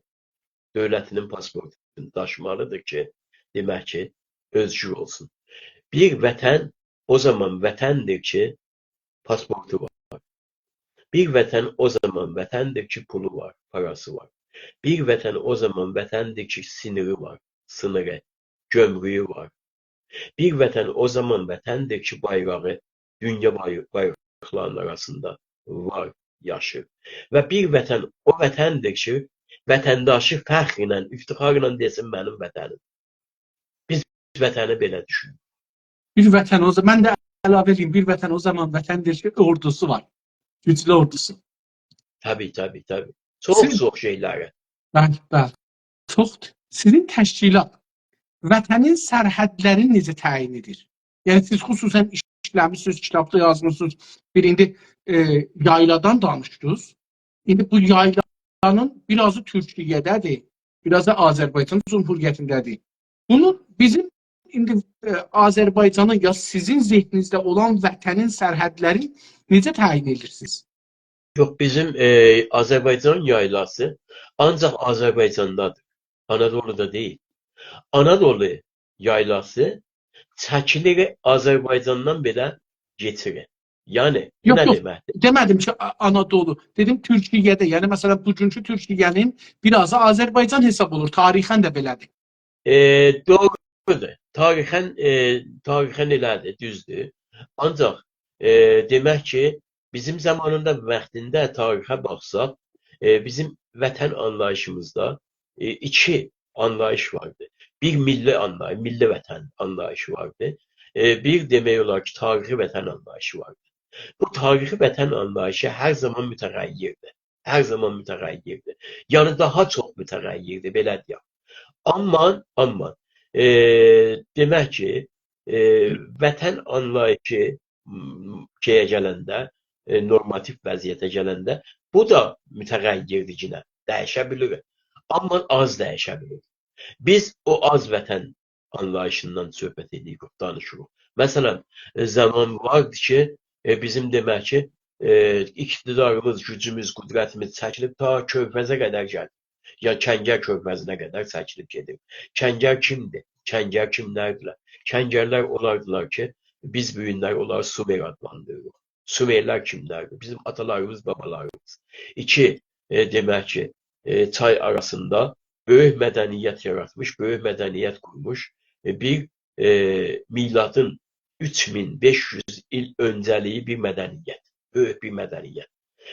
Dairəni, ondan sonra günün hərəkət etməsini, ayın hərəkət etməsini, ayın təşkilini, günün təşkilini, saatın təşkilini kim yaradıb? Bunlar yaradırlar.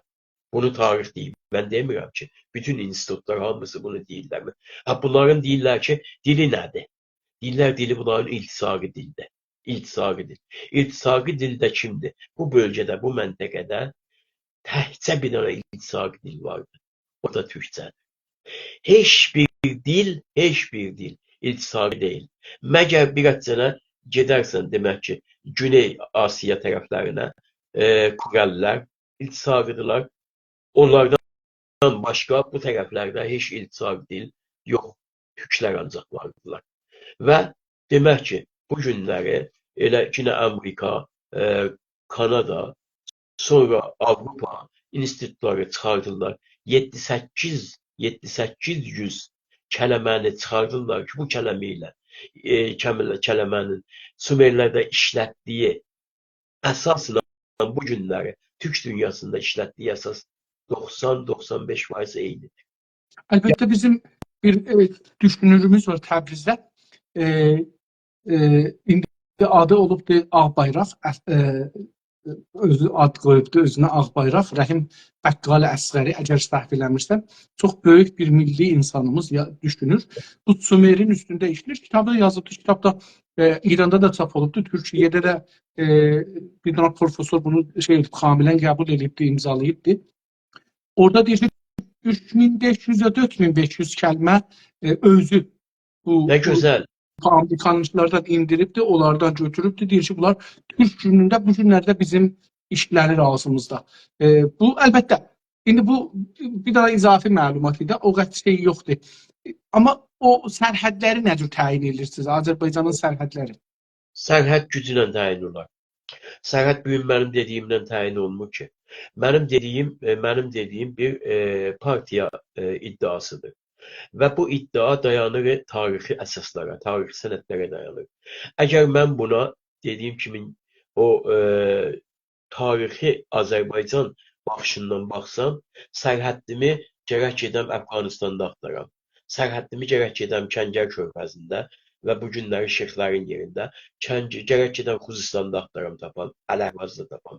Ancaq bu mənim bu günləri gərəyim deyil ki. Mənim bu günləri milli, siyasi demək ki, sərhədlərim əsasında.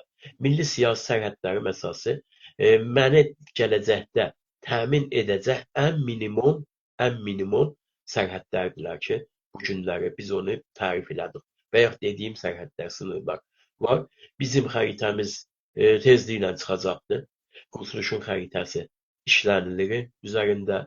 Yəni işlənibdir, bitir, qurtarıbdır. Sadəcə texnik cəhətindən zəif olduğuna görə biz bunu vermədik o işiyə və verdik ki, bunu demək ki, daha güclü işləsinlər. Amma sizin öydəndə böyük cümlə işlətdiniz məncə. Bu da budur ki, sərhəddi güc təyin edir. Sərhəddi güc təyin edir. Amma o gücün təyinatı əlbəttə ki, demək ki, iddia və iradə ilə əmələ gələr. Siyasi iradə və iddia ilə əmələ gələr. Biz indi gəlib burada boy göstərməklə, filanla, behmanla işimiz yox. Məsələn, bəzi bizim qonşularımız bu günlər var. Terror, dediniz, bayaqları işarə etdiniz. Kürt terror təşkilatları. Mən Kürt xalqı ilə işim yoxdur. Kürt terror təşkilatları. Demək ki, gəliblər özlərindən xəritə verirlər və təəssüflə o xəritəni də, daha doğrusu millət ədəbiyyatlarını eləyiblər, qəbullandırıblar. Bunlarda bir xəyal vardır. Bir xəyal, Təbriz onların demək olar ki, bir güşəsidir. Təbrizdə və ta çəkir. Hətta Muğana qədər demək olar ki, iddiaları var bunları. Ya bu xəyalından işimiz yoxdur. Amma Azərbaycan Türk milləti geçmişdə dövlət sahibi olmuş bir millətdir. O dövlət sahibi olan bir millətin geçmişdən indiyənə qədər çəkilmiş xəritəsi vardır. Baxın, ən son xəritə ki bizim zeynimizə gəlir, Məmalik-i Məhrusədə, Məmləkət-i Məhrusi Azərbaycan. Məmləkət-i Məhrusi Azərbaycan. Demək ki, Qacarın 4 dənə böyük əyalətindən, məmləkətindən ibarət olan ən böyük, ən demək güclü, qüdrətli və ən önəmli məmləkəti Azərbaycan. Məmləkəti Azərbaycan dediyimiz, mənim bayaqları xəritə dediyim, çəkdiyim, əlimlə işarə etdiyim xəritənin hamısını tutur. Biz bu tarixi əsaslarda, yaxın tarixi əsaslarımızda milli siyasi xəritəmizi ortaya qoyuruq. Və bunu dediyim kimi, yaxın zamanlarda inşallah verəcəyik o işiyə. İnşallah mən nə deyirlər, həm dua eləyəcəyəm bu nəfrə tez çıxsın, həm də ki, dörd gözlü gözlürəm. Ərz edin, sizin təşkilat vətəni qorumağı necə düşünür? Bir şey deyim, ona geçmədən qabaq, vətəni qorumağı necə düşünür? Əlbəttə, bunu yadımızda saxlayaq. Bir şey unutmadan deyim. Bəzi bizim təşkilatlarımız var, qardaş təşkilatlarımız vardılar ki, bunlar xəritə ortaya qoymaqdan qorxurlar, çəkinirlər. Və bunun da bahanaları, min bir bahana gətirirlər ki, bu bahanaların heç birinin demək olar ki, əsliyyəti yoxdur. Məsələ nədən ibarətdir? Məsələ mühafizəkarlıqdan. Bizim təşkilatlarımızın bəzilərinin içinə o qədər mühafizəkarlıq, o qədər demək olar ki, daha doğrusu belə deyək, sistematik olaraq qorxu əsasları yerləşir ki, güya ki, bu günləri bir şey versələr eşiyə, bir xəritə versə dəyişiyə. Bizim filan qonşumuz bizdən giləyli eləyəcək ki, niyə demək o xəritəni verdin eşiyə. Axı o xəritənin içində mənim hal-hazırda ustanım, geyim var, şəhrim vardı, bir şəhrim vardı. Ona görə biz ondan üzbəcöz olmayaq deyə. Və bu siyasi mübarizə, milli siyasi mübarizə deyil. Bu tamamilə bir qorxaqlıqdır. Tamamilə bir çəkimcəllikdir. Məsələn, bu günləri biz gəlin deyin ki, biz Söngör bu günləri Kirmanşahdadır. Adam gəlir deyir, ay onu eləmə, etmə, o ki gör, niyə etməyir? Biz sabahlar Kirmanşahlarla neynəyəcək, savaşacaqdır. Ay bala, bu sənin bitişi torpaqlarındır. Bu sənin bitişi. Gücün olarsa sahib çıxacaqsın. Gücün olmazsa iddiaların demək olar ki, neynəyəcəkdir? Öz yerində qalacaq o zamana qədər ki, gücün olsun. Amma sən güclü bir millət olaraq, güclü bir milli hərəkət olaraq, sən nə zaman güclə düşünəcəksən? Nə zaman demək ki, ötəsini düşünəcəksən məsələlərin? Bilirsən, bəzi çox təəssüflə dostlarımızın bu məsələsi var. Biz geçmişdə də bu 8 təşkilatlarda, 8 təşkilatın birləşməsində bir xəritə ortaya qoydu. O xəritə bütün dostlarımızın təkmilliyi ilə oldu, üzbəgöz oldu. Və indi o xəritənin üzərində müəyyən dərəcə dediyim kimi teknik işlər, biz bunu yaxınlıqda verəcəyik eşiyə. Amma biz sualınızı bir də mənə lütf edəsiniz. Bizim təşkilat vətəni qorumaq üçün necə düşünür? Bizim təşkilat bu günləri nəinki vətəni qoruya bilmir, həm də demək ki, özünü belə qoruya bilmir. Amma iddiamıza əsasən bizim dövlətimizin təşkil olması ilə vətənimizin sınırlarını, sərhədlərini bu günləri Kuzey Azərbaycan necə ki qorudu, 30 ilin içində necə ki göstərdi ki, bir dövlət o zaman böyük dövlət olur ki, millətinə dayansın. Biz də eyni o şəraitdə demək olar ki, qoruyacağıq. Birinci bayaqları bir misal vardı. Siz dediniz ki, demokrasiya mı yoxsa dövlət yapısı? Hansı? Mən dedim dövlət yapısı. Dövlət yapısı gəlincə ortaya bu ətraflı çevrəyə baxır. Sınırlarına baxır, sərhədlərinə baxır, içində olan tarız olunmuş yeraltı, yerüstü qaynaqlarına baxır. Necə ekonomi qalxışmağa əl vuracaqdır, ona baxır. Siyasi nöqtə nəzərdən necə dalı qalmış milləti önləyəcək ki, bunun əleyhinə qalxmasın, ona baxır. Necə demək, o dövlətin çarçıvalarını əlində tutacaqdır, ona baxır. Dövlətin şəbəkələrini yaratmaq üçün, dövlətin anti-terror şəbəkələrini yaratmaq üçün, dövlətin anti-casus şəbəkələrini yaratmaq üçün, dövlətin təhlükəsiz nizamlarını, məqamlarını yaratmaq üçün. Necə ki, bunlara baxır, xəritəsinə də elə baxır, sınırlarına da elə baxır, özünü qorumasına da elə baxır. Dövlətin ən böyük dövlətin ilkin demək ki, etapda əl vuracağı ordusudur. Güclü ordusu, qüdrətli ordusu, modern ordusu və o ordunu təchiz edəcək hər hansı qiymətlə olursa olsun onun təchizatıdır. Bu bizim əslində millətimizi və millətimizin sınırlarını, sərhədlərini qoruyacaq gücümüzdür. Bundan başqa gücümüz. Vətən üçün, o vətən ki cızdız, çəkdiniz, o vətən üçün savaşa girər misiniz? Zaten biz savaş için diyor. Biz savaş için diyor. İlk önce savaş için diyor ki o vətəni əldə edək. Sonra savaş içində olacaq ki o vətəni hifz edək. Bizim savaşımız demək ki 500 il bundan qabaqki məğlubiyyətimizlə başlayıbdır. Və zaman daha doğrusu Kürəksal'dı, ondan sonra Gülistan'dı, Türkmençay'dı, ondan sonra üzü gəl bu tərəfə, daha doğrusu milli hərəkətlərimizdən məşrutiyyət zamanında bizim o milli kimliyimizin zəfiyyəti əsasında şikəstimizdir. Ondan sonraki şikəstlərimiz bu savaşdır ki, biz o zamandan indiyənə qədər etibarən bir millət olaraq onu başlatmışıq. Amma bu savaşımızı doğru düzgün yerinə yetirmək üçün heç bir zaman o güc, qüvvə, imkan ki əlimizdədir ki, millət olaraq, türkçülüyümüz olaraq onu əldə etməmişik. Onu əldə etmək üçün biz daha doğrusu millətimizi, vətənimizi əldə etməliyik və ondan sonra vətənimizi qorumaq üçün o miqyas üzərində, o dünya görüşü üzərində savaşımızı davam etməliyik. Çox sağ olun. Keçək bir ayrı bəhsə. Burada dedim, yəni yavaş-yavaş bizim bəhslərimiz ciddiləşir buradan. Dərinləşəcəyik, vacələrin, sözlərin, qavramların içinə girəcəyik.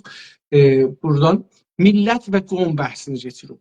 Sizin təşkilatın tərifi millətdən hangi özəllikləri içinə alır? Eləyə bilərsə, tərif eləyə, sonra soruşacağım. Amma indi deyin ki, millətin müşəxxəsələri nədir? Biz bunların əsasında, bu müşəxxəsələrin arasında millət tərif edilir. Buyurun. Təbii. Millət tarixdən gəlmiş. Millət demək ki, əsasən tarixdən kültürünü almış, dilini almış.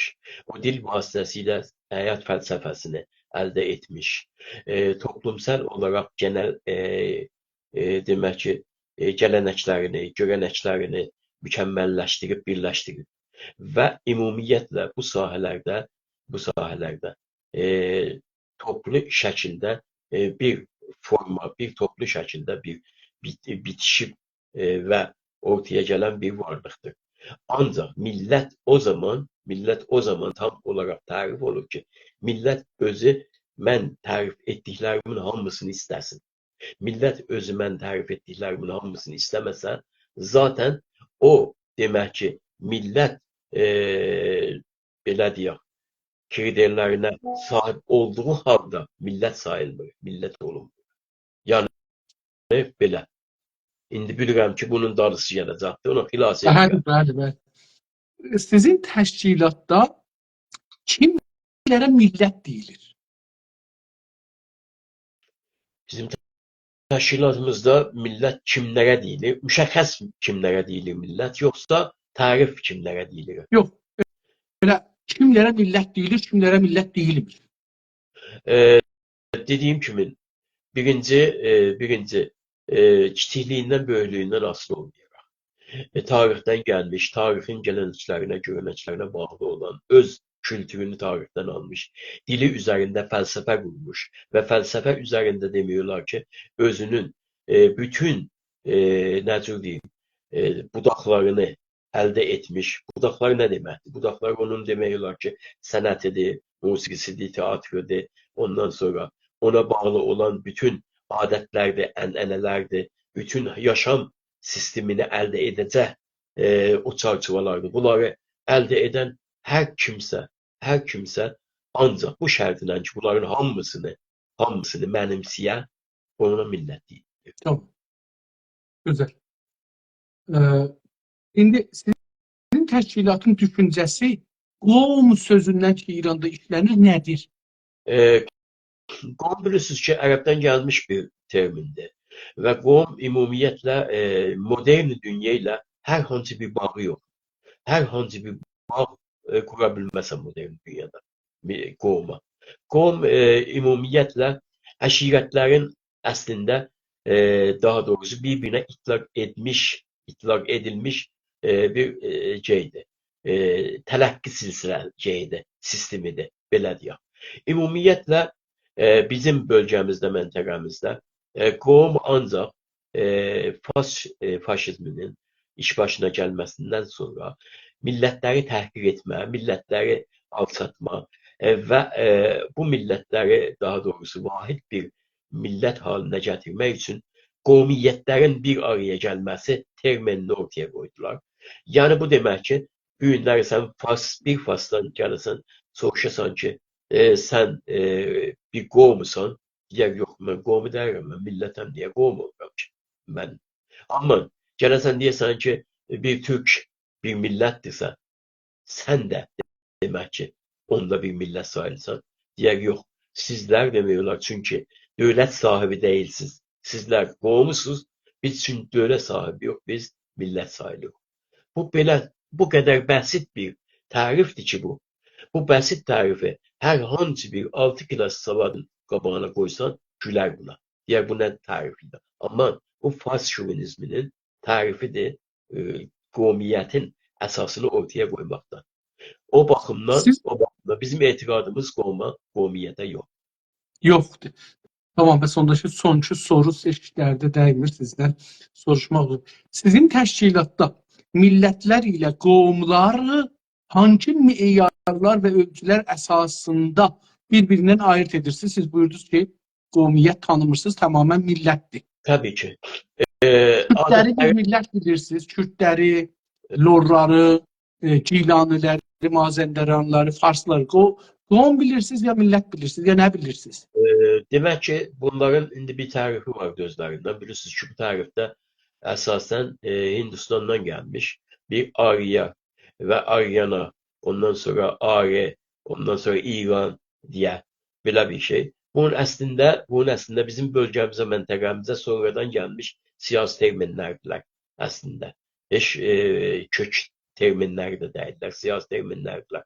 Ancaq zaman zaman bunlar özlərini bir böyük bir millət sahib və buna qol qanadlar darmışlar. Məsələn deyirəm, bu günləri Farslar milləti tərif edəndə böyük bir Fars millət tərif edirlər və deyirlər ki, Kürtlər də demək ki, bizlə köklüydülər, eyni dildə, eyni bir köklüyü.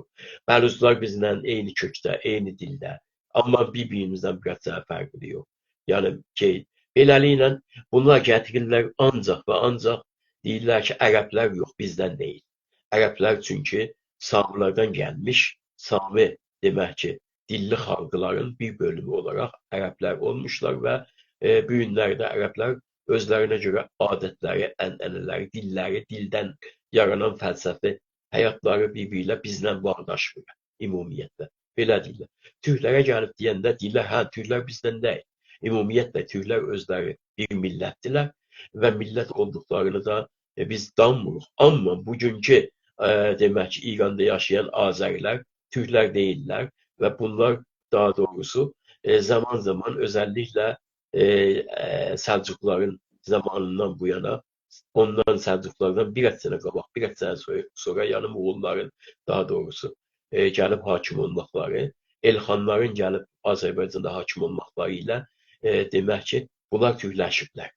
Bunlar türkləşiblər. Təbii ki, buna bu saçma şeylərə, sözlərə kifayət qədər cavab verilibdir ki, bəs bunlar niyə Moğollaşmayıblar və türkləşiblər Moğolların hesabına.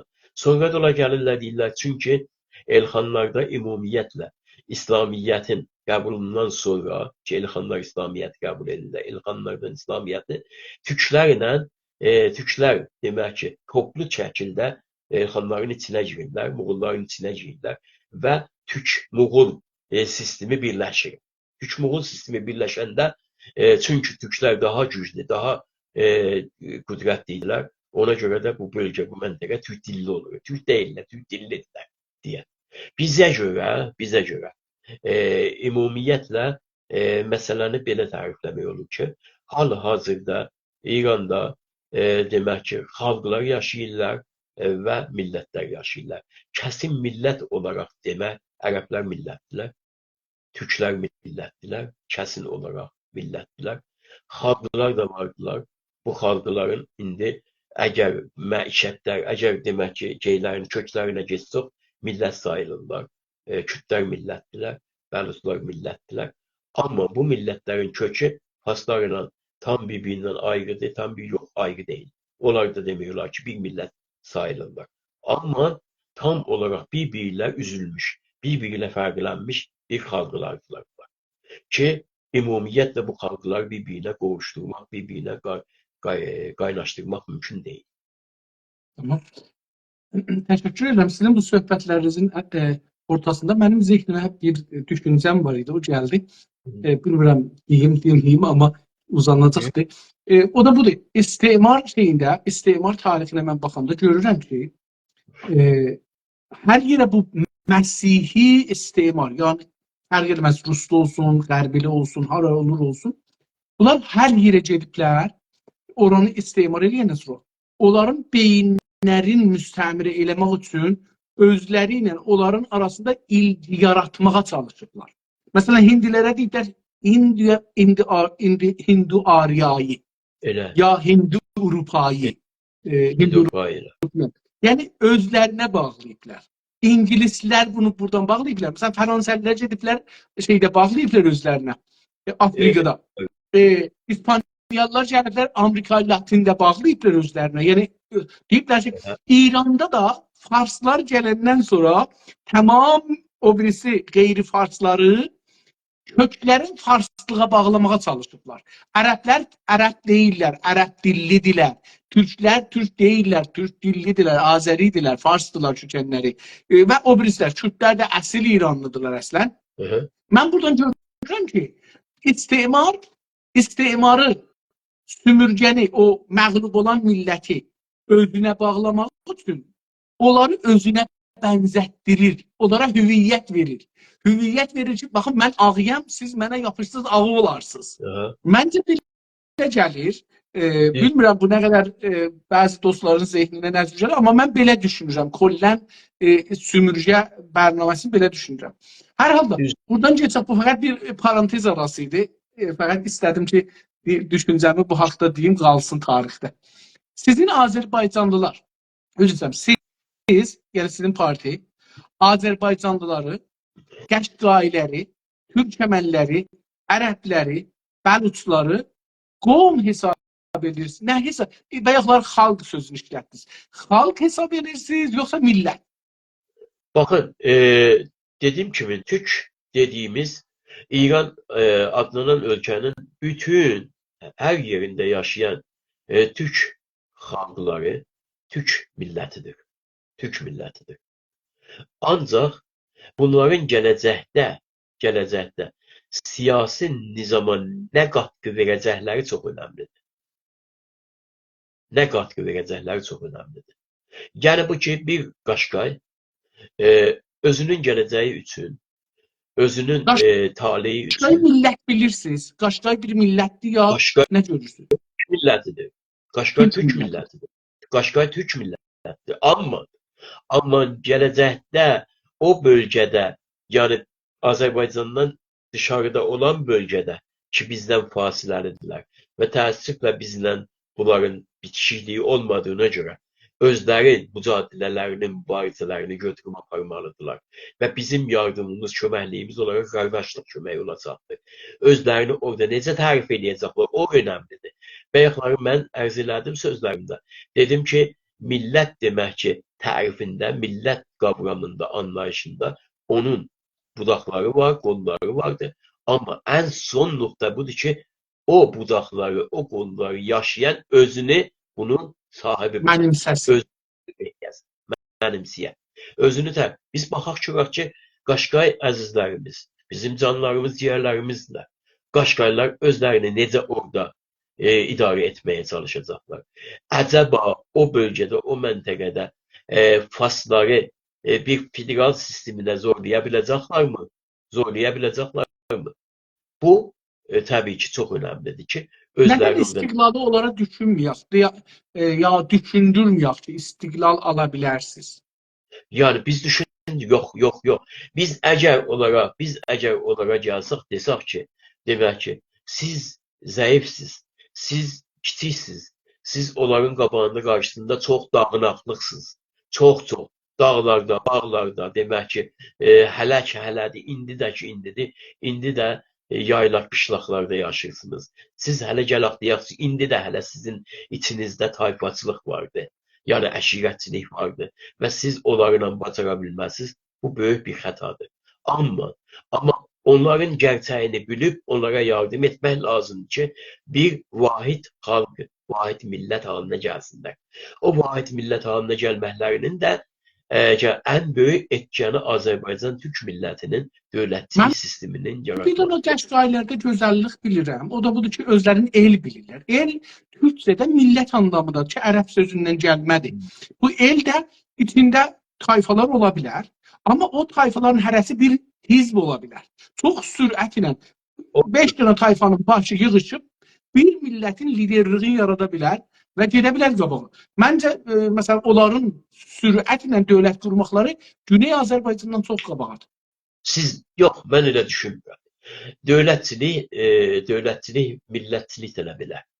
Dövlətçilik əşirətlə ortaya gəlməz. Əgər gəlsəydi bu günləri Kürdlər 1000 dənə dövlət yaratmışdılar. Əgər gəlsəydi, demək ki, necə deyim, Ərağın quzeyində bu günləri 4 dənə fərqli Ərəb dövləti var idi. Amma olmadı. Hətta bizim türkmənlərimiz orada demək ki, bu qaydadan, yəni əşirətçilik qaydasından çıxmadıqlarına görə bu günləri gedirlər bir iddiası İranın yanında dayanır, şiəçilik pozu verir. Çünki o əşirət ağası mənim orada xəbərim var, dostlarımın olduğuna görə deyirəm. Gedir demək ki, şiədə adam əşirət ağasıdır. Şiədir və gəlir demək ki, Tehrana müsafirət edilir. Tehranda əziz tuturlar bunu. Gedir İraqın quzeyində türkmənləri parçalır, bölür. İraq türkmən cəbhəsini pərəmparça edir və içindən bir şiəçilik bambulu çıxardır. Və nəhayət bu olur ki, o böyüklükdə güc, qüvvə, hətta Türkiyənin belə gücü ilə bağlı nəzərdə alsaq, parçalanır, bölünür əşirətçiliyə. Əşirətçilikdən heç bir zaman dövlət yaranmaz. Heç bir zaman. Ancaq bizim ümidimiz bu olsun ki, dediyim kimi, Qaşqaylarımız tam olaraq bir millətləşmə prosesini geçsinlər. Tam olaraq hansı formada geçsinlər, ancaq vahid millətə çevrilsinlər. Ondadır ki, gələcəkdə oranın siyasi nizamını demək zorlaya bilərlər. O siyasi nizamını zorlasalar, Azərbaycandan da onlara böyük dəstək edəcək. Tamam. Siz türkmenləri necə görürsünüz? Türkmenlər təbii ki, türkmenlərin fərqlidir vəziyyətləri. Türkmenlər daha doğrusu bilirsiniz ki 1888-ci ildə parçalanmış bir millətdir. Türkmenləri də eyni Azərbaycanlılar kimi parçalayıblar. Türkmenlər vahid idilər. Türkmenləri daha doğrusu həmin zamanlarda, Qacarların son zamanlarında bu müqavilə ilə Taran müqaviləsi fikirlərim. Əgər indi tam yadıma düşsə deyərəm biləsə. O müqaviləsi əsasında türkmenlər parçalanırlar. Quzey Türkmen eyni Quzey Azərbaycan kimi demək ki, Tezar və Çar imperiyasının tərkibində qalır və Güney Türkmen, kiçik Türkmen sahələri daha doğrusu qalır ki, Qacar əlində.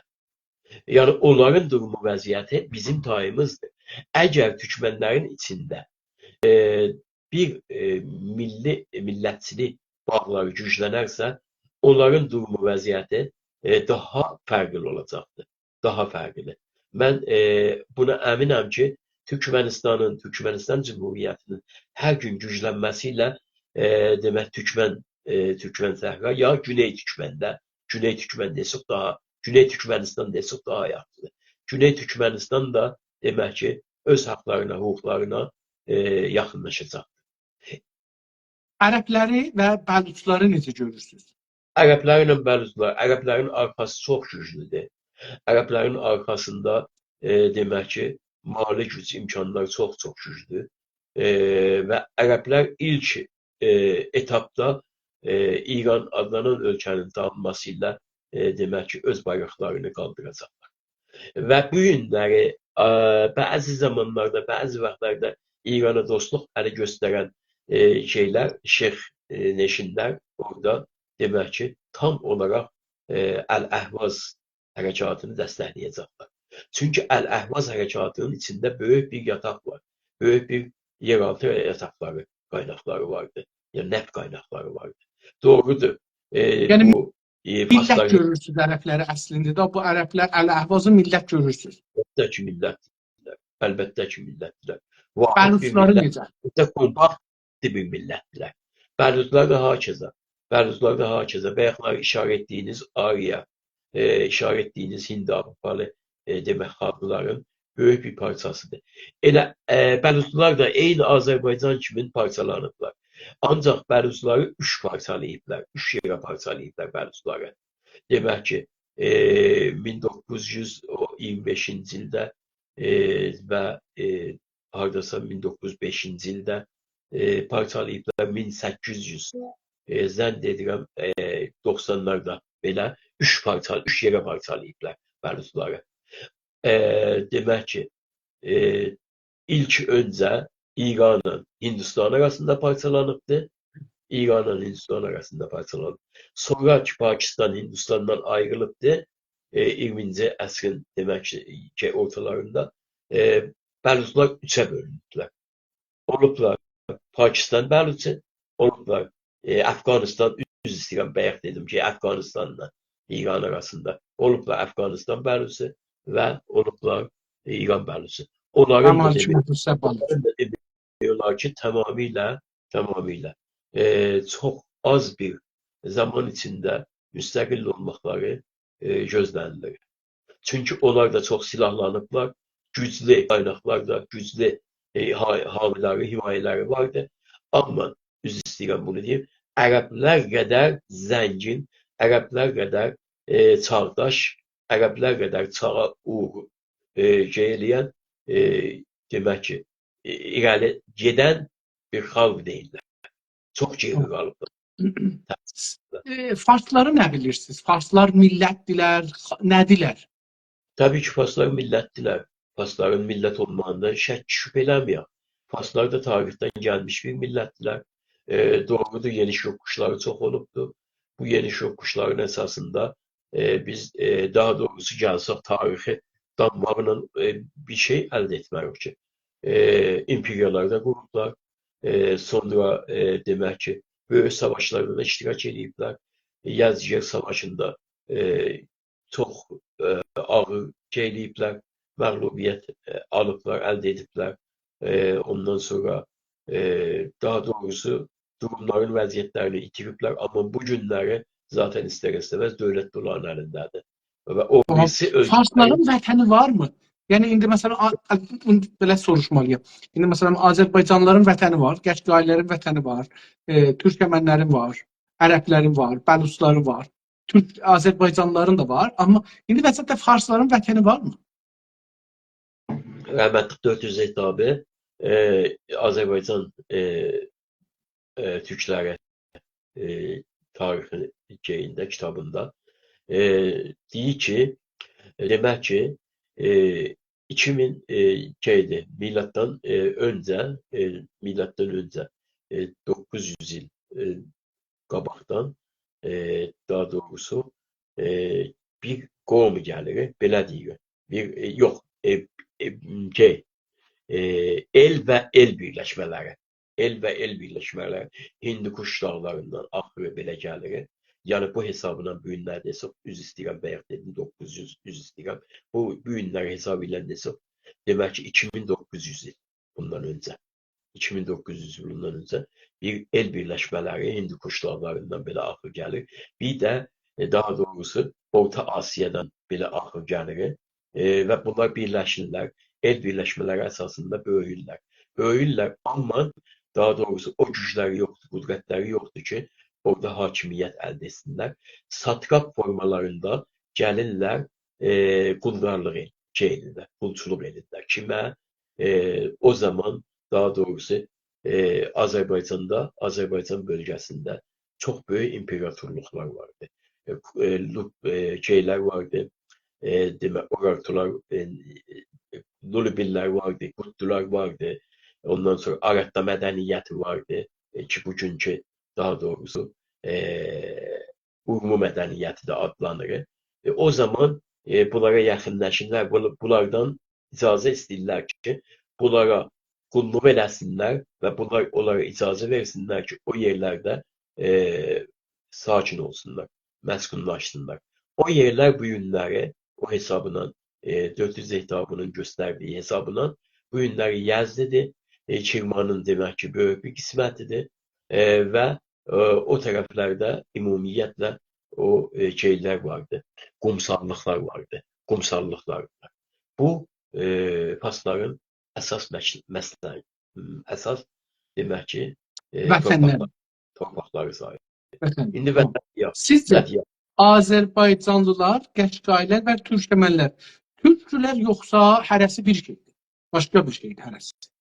hamısı türkdülər. Hamısı Türk. Hamısı türkdülər. Tamam. Keçək milli mənafein qavramına. Görək milli mənafey nədir? Milli sözü özü qavramı nə demək? Milli qavramı nə demək? Milli qavramını bir demək ki, subyektiv tərif eləyə bilirik, bir obyektiv tərif eləyə bilirik. Yəni başqa anlamla desək, bir nəsnəl, gözə gələn və bir öznəl, gözə gəlməyən tərif deyə bilirik. Hər ikisinin fərqli bir şeyi vardır. Məsələn, bu günləri təsəvvür edin, çox sadə deyək tabii. Məsələn, Türkiyənin Milli Bankı. Məsələn, İranın Milli Bankı, belə deyək. İranın milli takımı deyək, futbol takımı deyək. Türkiyənin milli futbol takımı deyək. Ya bunlar demək olar ki, bir şeydirlər, görsəl bir şeylərdir, qavramlardılar. Yəni gözə gələn bir qavramlardılar. Və bunlara deyirlər ki, obyektiv qavramlar. Yəni siyasi qavram deyil, ümumiyyətlə toplumsal qavrama çevrilmiş bir dövlət anlayışını ortaya qoyan, tərif edən bir əsas məsələ. Amma bir də var da əsas qavram dediyimiz, demək zehinsel qavram, yəni öznəl qavram. Bu qavram ümumiyyətlə bayaq tərif etdiyim əsaslar üzərində. Yəni tarixdən gəlmiş bir axım əsasında gələnəkdə, görənəkdə, dildə demək ki, tarixi hadisələrdə, ondan sonra daha doğrusu belə gələk deyək ki, bütün bir millətin əsaslarını təşkil edən, ünsürləşdirən o ünsürlərin hamısı birlikdə milli deməkdir. Bu öznəl şeydir. Gözə görünmür. Amma hamısı bunun içində tərif olunur. Bilmirəm, anlada bildim mi Tamam, yoxsa? tamam, gözəl. Milli mənafe, yaxaman çıxarlar türkcə.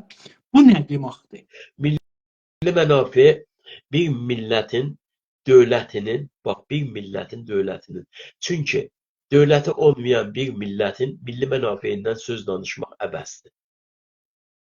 Bu günlər bizim mədənimiz, süngün mədənimiz, qızıl və mis mədənimiz, 30% qızıl, 70% mis mədənimiz. Hər türlü demək olar ki, faşistlərin əli ilə tarız olunur, talanır və götürülür gedir. Siz bu günləri Vərziqana baxız, Vərziqan bölgəsinə baxız. Mən hər zaman həyatımda, ömrümdə, Təbrizdə olanda, hər zaman demək ki, ürəyim sıxılsaydı, qaçardım Qəradağ. Qaçardım Qaradağa və oturardım, orada bir şey var idi, bir kənd var idi, Səttarxan kəndi deyirlər. Amma xərabalıqdan başqa heç bir şey yox idi orada. Fəqət duvarlar var idi. Oturardım orada, baxardım duvarlara. Oturardım orada, baxardım. Eləliklə özümə bir, demək ki, güc alardım, qurbalardım və dönərdim Təbrizə. Yəni, havam tamamilə dəyişərdi. Belə deyim, havam tam dəyişər. Adət olmuşdu biləmə. Sanki mən demək ki, hər həftə olmasa ən azından 15 gündən, 20 gündən bir o Hoca kəndindən gəlib keçməliyəm. Gəlib keçməliyəm ta Coşuna qədər. Coşundan əgər demək ki, imkanım olsa ta gəlib getməliyəm Çiçəkli demək ki, yamaclarına qədər çəkib getməliyəm.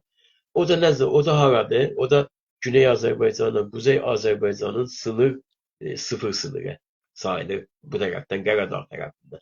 Yəni dağlar bir tərəfdə, sən Qaradağda dayanmısan, digər tərəfdə qabağında, qabağında Qarabağ. Bir-birinə bağlı. Burada milli mənafeyi nə cür bağlırsınız buna? Yəni mən indi burada milli mənafe nə olur yəni?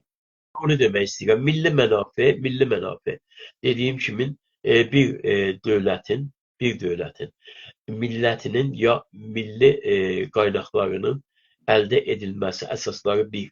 İkinci budur ki, milli uluslar arası münasibətlərdə, ekonomi münasibətlərdə onun təminatını əldə etmək. Üçüncü budur ki, milli mənafeyi əslində milli mənafeyi əslində əldə almaq üçün onun taracının, onun daha doğrusu əldən getməsinin qabağını qarşısına almaq. Milli mənafe ümumiyyətlə bir dövlətin ekonomi, siyasal ekonomi və daha doğrusu prestijsal əsaslarını əldə etməsi deməkdir. Milli mənafe. Siz əvvəlcə o milli sözün məna eləyəndə iki yerə böldünüz. Bir subjektiv, bir Doğru. objektiv. Bir gözlə görünən, bir də gözlə görməyən, yəni zehni. İndi milli mənafe də bu cürdürmü? Yəni subjektiv and objektiv mi? Yoxsa fəqət objektiv? Baxın, milli mənafe budur. Məsələ budur. Bir dənə qoyum da canlı misal bıraq məsələyə. Canlı misal bu idi ki, Xəzər demək ki, dənizini nəzərdə alaq. Xəzər dənizi 5 dənə ölkənin arasında bölünmüşdü. 5 dənə ölkənin arasında. İlk öncə o 5 dənə ölkədən 4'ü Sovet sosialist sisteminin içindeydi. Və birisi də İran idi. Bunlar gətirmişdilər, demək ki, yarı-yarıya bölmüşdülər. Ya 30-70'ə bölmüşdülər, belə deyək. Bölmüşdülər və buradan İran deyirdi ki, mənim milli mənafeyimi şurəvi o zaman deyildi. Milli mənafeyimi şurəvi zorla 20%'ini əlindən alıbdır. Onu qaytarmaq lazımdır. Sonra 1990-cı ildə demək ki, Sovet sistemi çöktü. Sovet sistemi çökəndən sonra 4 dənə yeni şərik ortaya qoyuldu. Azərbaycan, daha doğrusu Rusiya, Türkmenistan, bir də Qazaxıstan.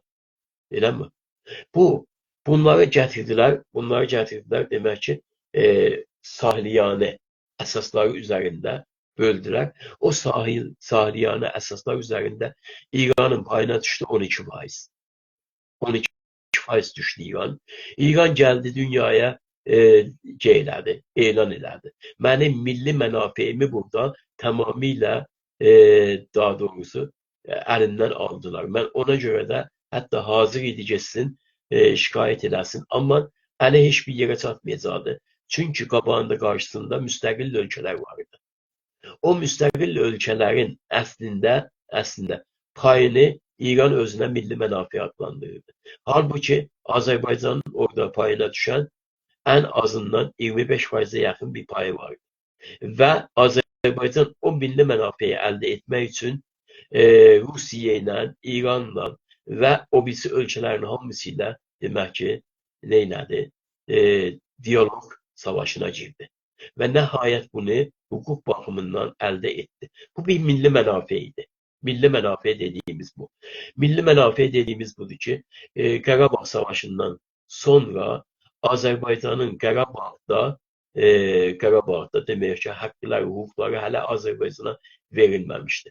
Amma Azərbaycan bir günlük anti-terror hərəkatı ilə milli mənafeyini orada əldə etmiş oldu. Bu milli mənafe deməkdir. Milli mənafe eyni zamanda Azərbaycanın Türkiyə, Azərbaycanın Ermənistanın əlində olan demək 9 dənə kəndi idi ki, bunları bir və bir əldə etməyə. Yəni bunlar hamısı objektiv oldu. Yəni görə bilir mənafeləri ki, dövlət əlində olur. Sizin tərifinizdə millət o qədər məna daşımır milli mənafedə, dövlət önəm daşır. Dövlət olsa milli mənafedən danışmaq olur. İndi bir də objektiv, bir də subjektiv var. Yəni subjektiv var. Yəni zehinsel milli mənafe varmı?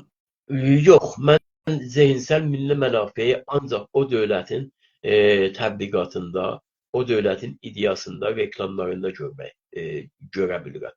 Yəni nə deməkdir? Məsələn deyirəm, siz düşünürsünüz ki, məsələn, mənim dilim mənim milli mənafeyimdir. Ola bilmir ki. Yəni bir dövlət belə tərif ortaya qoymaz. Heç bir zaman o təriflərini ümumiyyətlə ekonomi və iqtisadi çıxarlar əsasında ortaya qoymaz. İngilis dili dünyada milli mənafe hesab olmur ingilislərə. Yox. O İngiltərə onu nə qədər də İngiltərə onu nə qədər də demək ki, bastıra milli mənafe elan etsə, amma bu günləri Afrikai ölkələrdə, hətta Hindistanda bir zaman ki, onun demək ki, İngilis dili tam olaraq bir milli mənafe sayılırdı. Bu günləri Hindistanın hindi dili və da orada milli mənafe, yəni indi İngiliz, məsələn Hindistanın deyək ki, %50'si deyək, yəni çox demirəm, İngilisi dilin kamil bilir, kamil o ayrı, başarır. o ayrı bir dil bilmək Ayrı değil, olsun. yəni milli mənafe burasını Amma, istəyirəm. Yəni milli amma mənafe hesab olur ya yox. olmur. Çünki rəsmi dil hesab olunmur ki. Milli mənafe dövlətlərin ümumiyyətlə demək ki, obyektiv çıxarları əsasında tərif olunur. Tamam. Milli Təşəkkür mənafə edirəm. İndi mən acaba bir deyirəm, millət, məsələn bizim kimi, Güney Azərbaycan kimi bir millət ki, özünü işğal altında bilir. Ən azından belə deyim, belə deyim.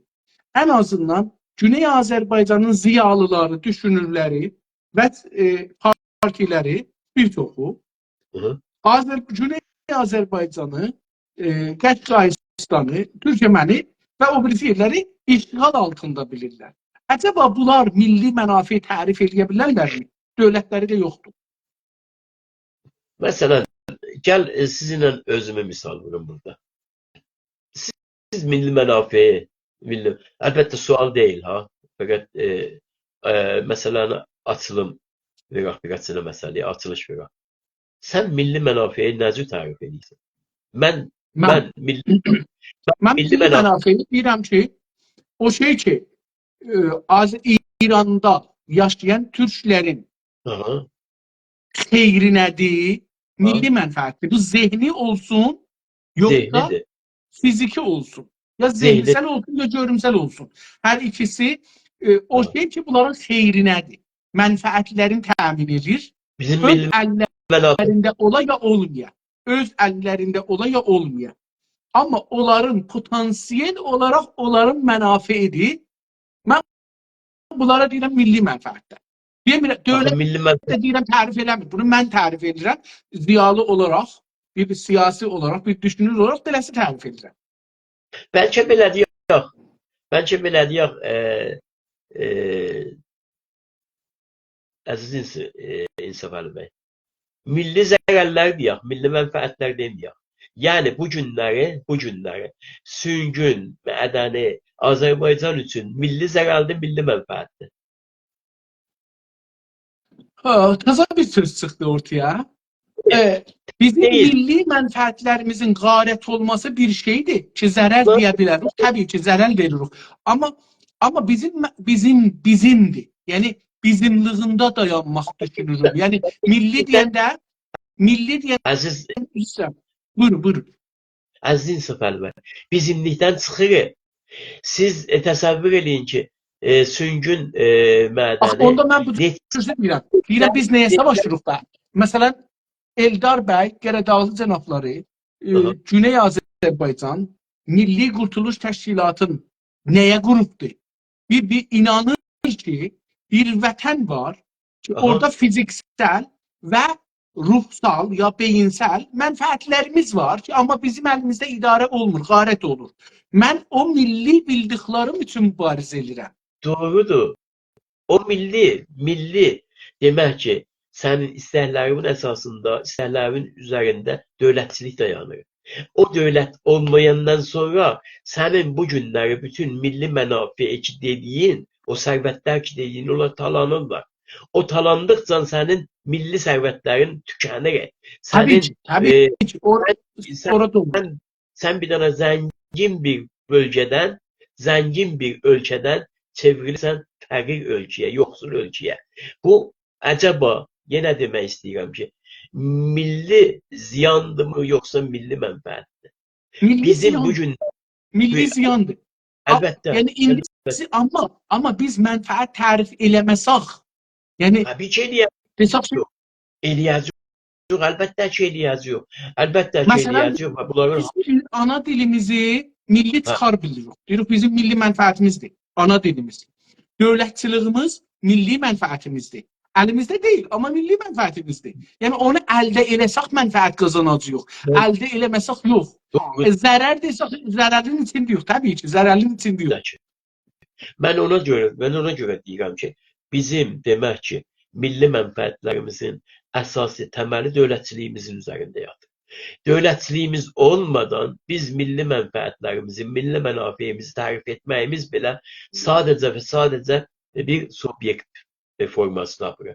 Obyekt forması tapır. İnsanlar, ölkələr, bütün demək bəşəriyyət obyekt üzərində yaşayırlar. Subyektlər üzərində düşünürlər, onu demək ideallaşdırırlar və obyekt üzərinə çəkib gətirirlər və orada yaşayırlar. Bu günləri bir dənə ata gəlib uşağına demək ki, çörək payı getməsə, bir ana uşağına süd verməsə, o obyektliyi verə bilmir. Əgər bir evlad atasız və atalı və analıdırsa, amma o atanın və ananın ona verəcək gücü, verəcək həyat gücü yoxdursa, demək ki, atası, anası artıq obyekt bir güc deyil onun üçün. Əslində həyatımız bunun üzərindədir bizim. Həyatımız bunun üzərindədir. Güzel bəhs açıldı. Çox sağ olun. Mən bu bəhsi sevdim. Yəni mənə bir taza açı açıldı əslində. Bir taza zaviyə açıldı. Gözəl bəhs oldu. Sağ olun. Təşəkkür edirəm. Əslində beləsi desəm, kolle bu cərəyanda bunun üstündə bir ölçü. Bəli. Ərz edeyim ki, indi bir sual gəlir ortaya. O da budur.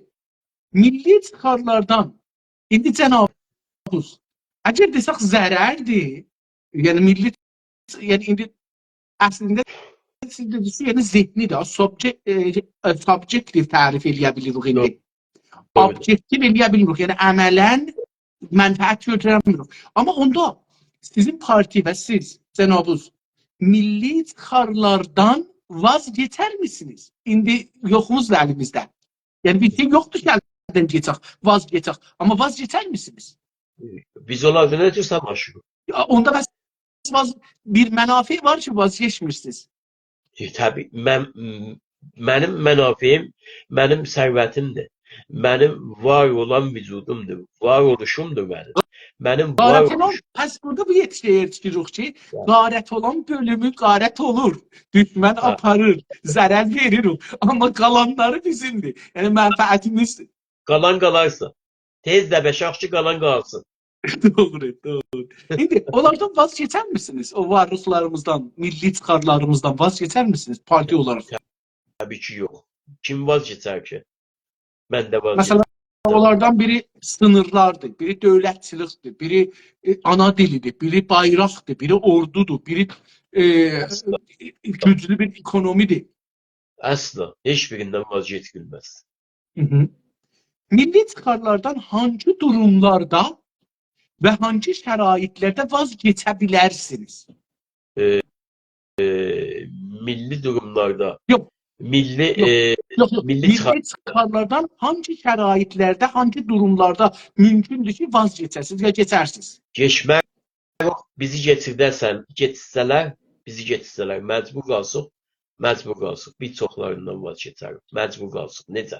Hansılarda məsələn vazgeçərsiniz? Bu günləri məcburən bütün sizin saydığınız demək ki, o subyektlərin hamısından vazgeçmiş durumdayım. Amma vazgeçməlisiniz, onlar üçün mübarizə edirsiniz. Dirənirik. Onu demək istəyirəm. Amma onu əldə etmək üçün dirənirik. Bax, onu əldə etmək üçün dirənirik. Burada demək olar ki, biz heç bir şeydən vazgeçmirik, geçmək istəmirik. Amma bizi zorla vazgeçirdiblər bu işdən. Vazgeçirdiblər zorla. Yəni bizim demək ki, Tufarqanın dünya üzərində tək olan mərmərini Japonlular, İtalyalılar rahatcasına gəlib sahib olub götürüb gedirlər. Heç bizim millətimizin xəbəri yoxdur. Yəni bu nə deməkdir? Bu vazgeçirmək deməkdir. Bu vazgeçirdiblər bizi.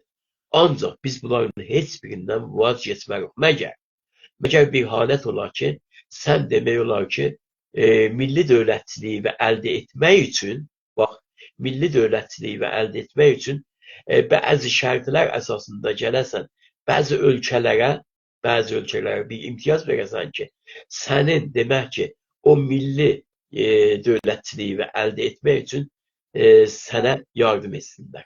sənə köməklik etsinlər. Bir de sual soruşum, çok fərqli.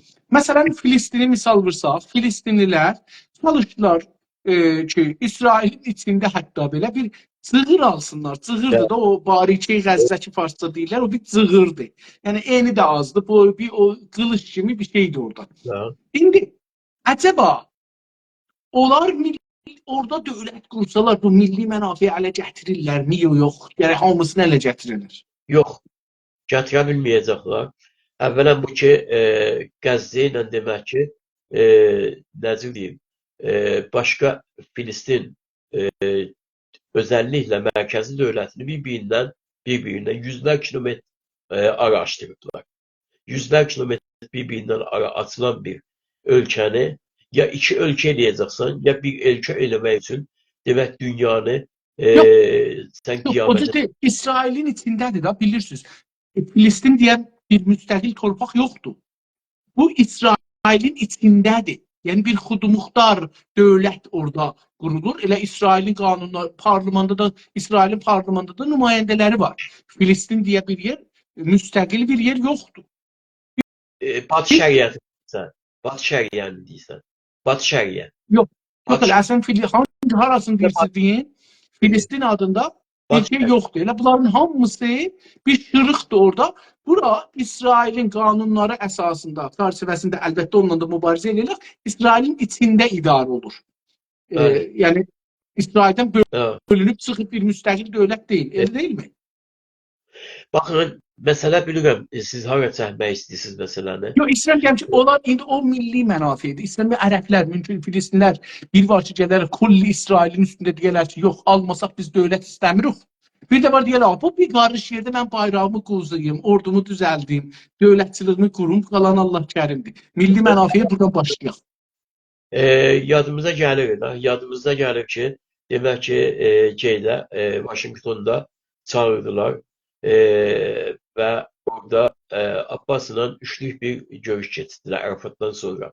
Bu Abbasla üçlükdən sonra demək Batı şəriəni gətirdilər, muxtar elan etdilər, muxtar hökumət elan etdilər və burada muxtar hökumətin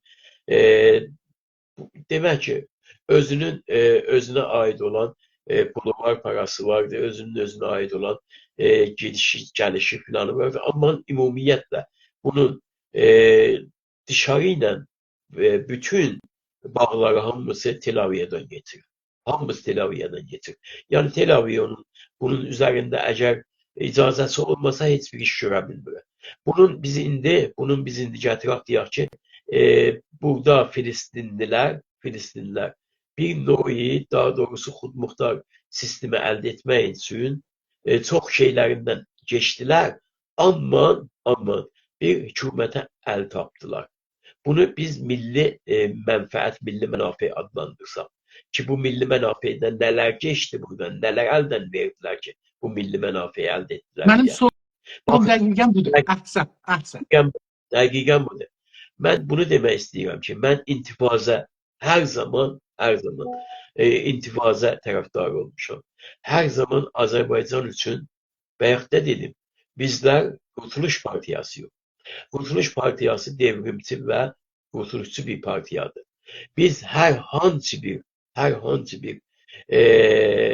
müzakirələr əsasında Azərbaycana bir şey verəcəklər deyə o bir şeyi gətiririk, demək ki, müqayisə eləyirik milli hökumətimizlə.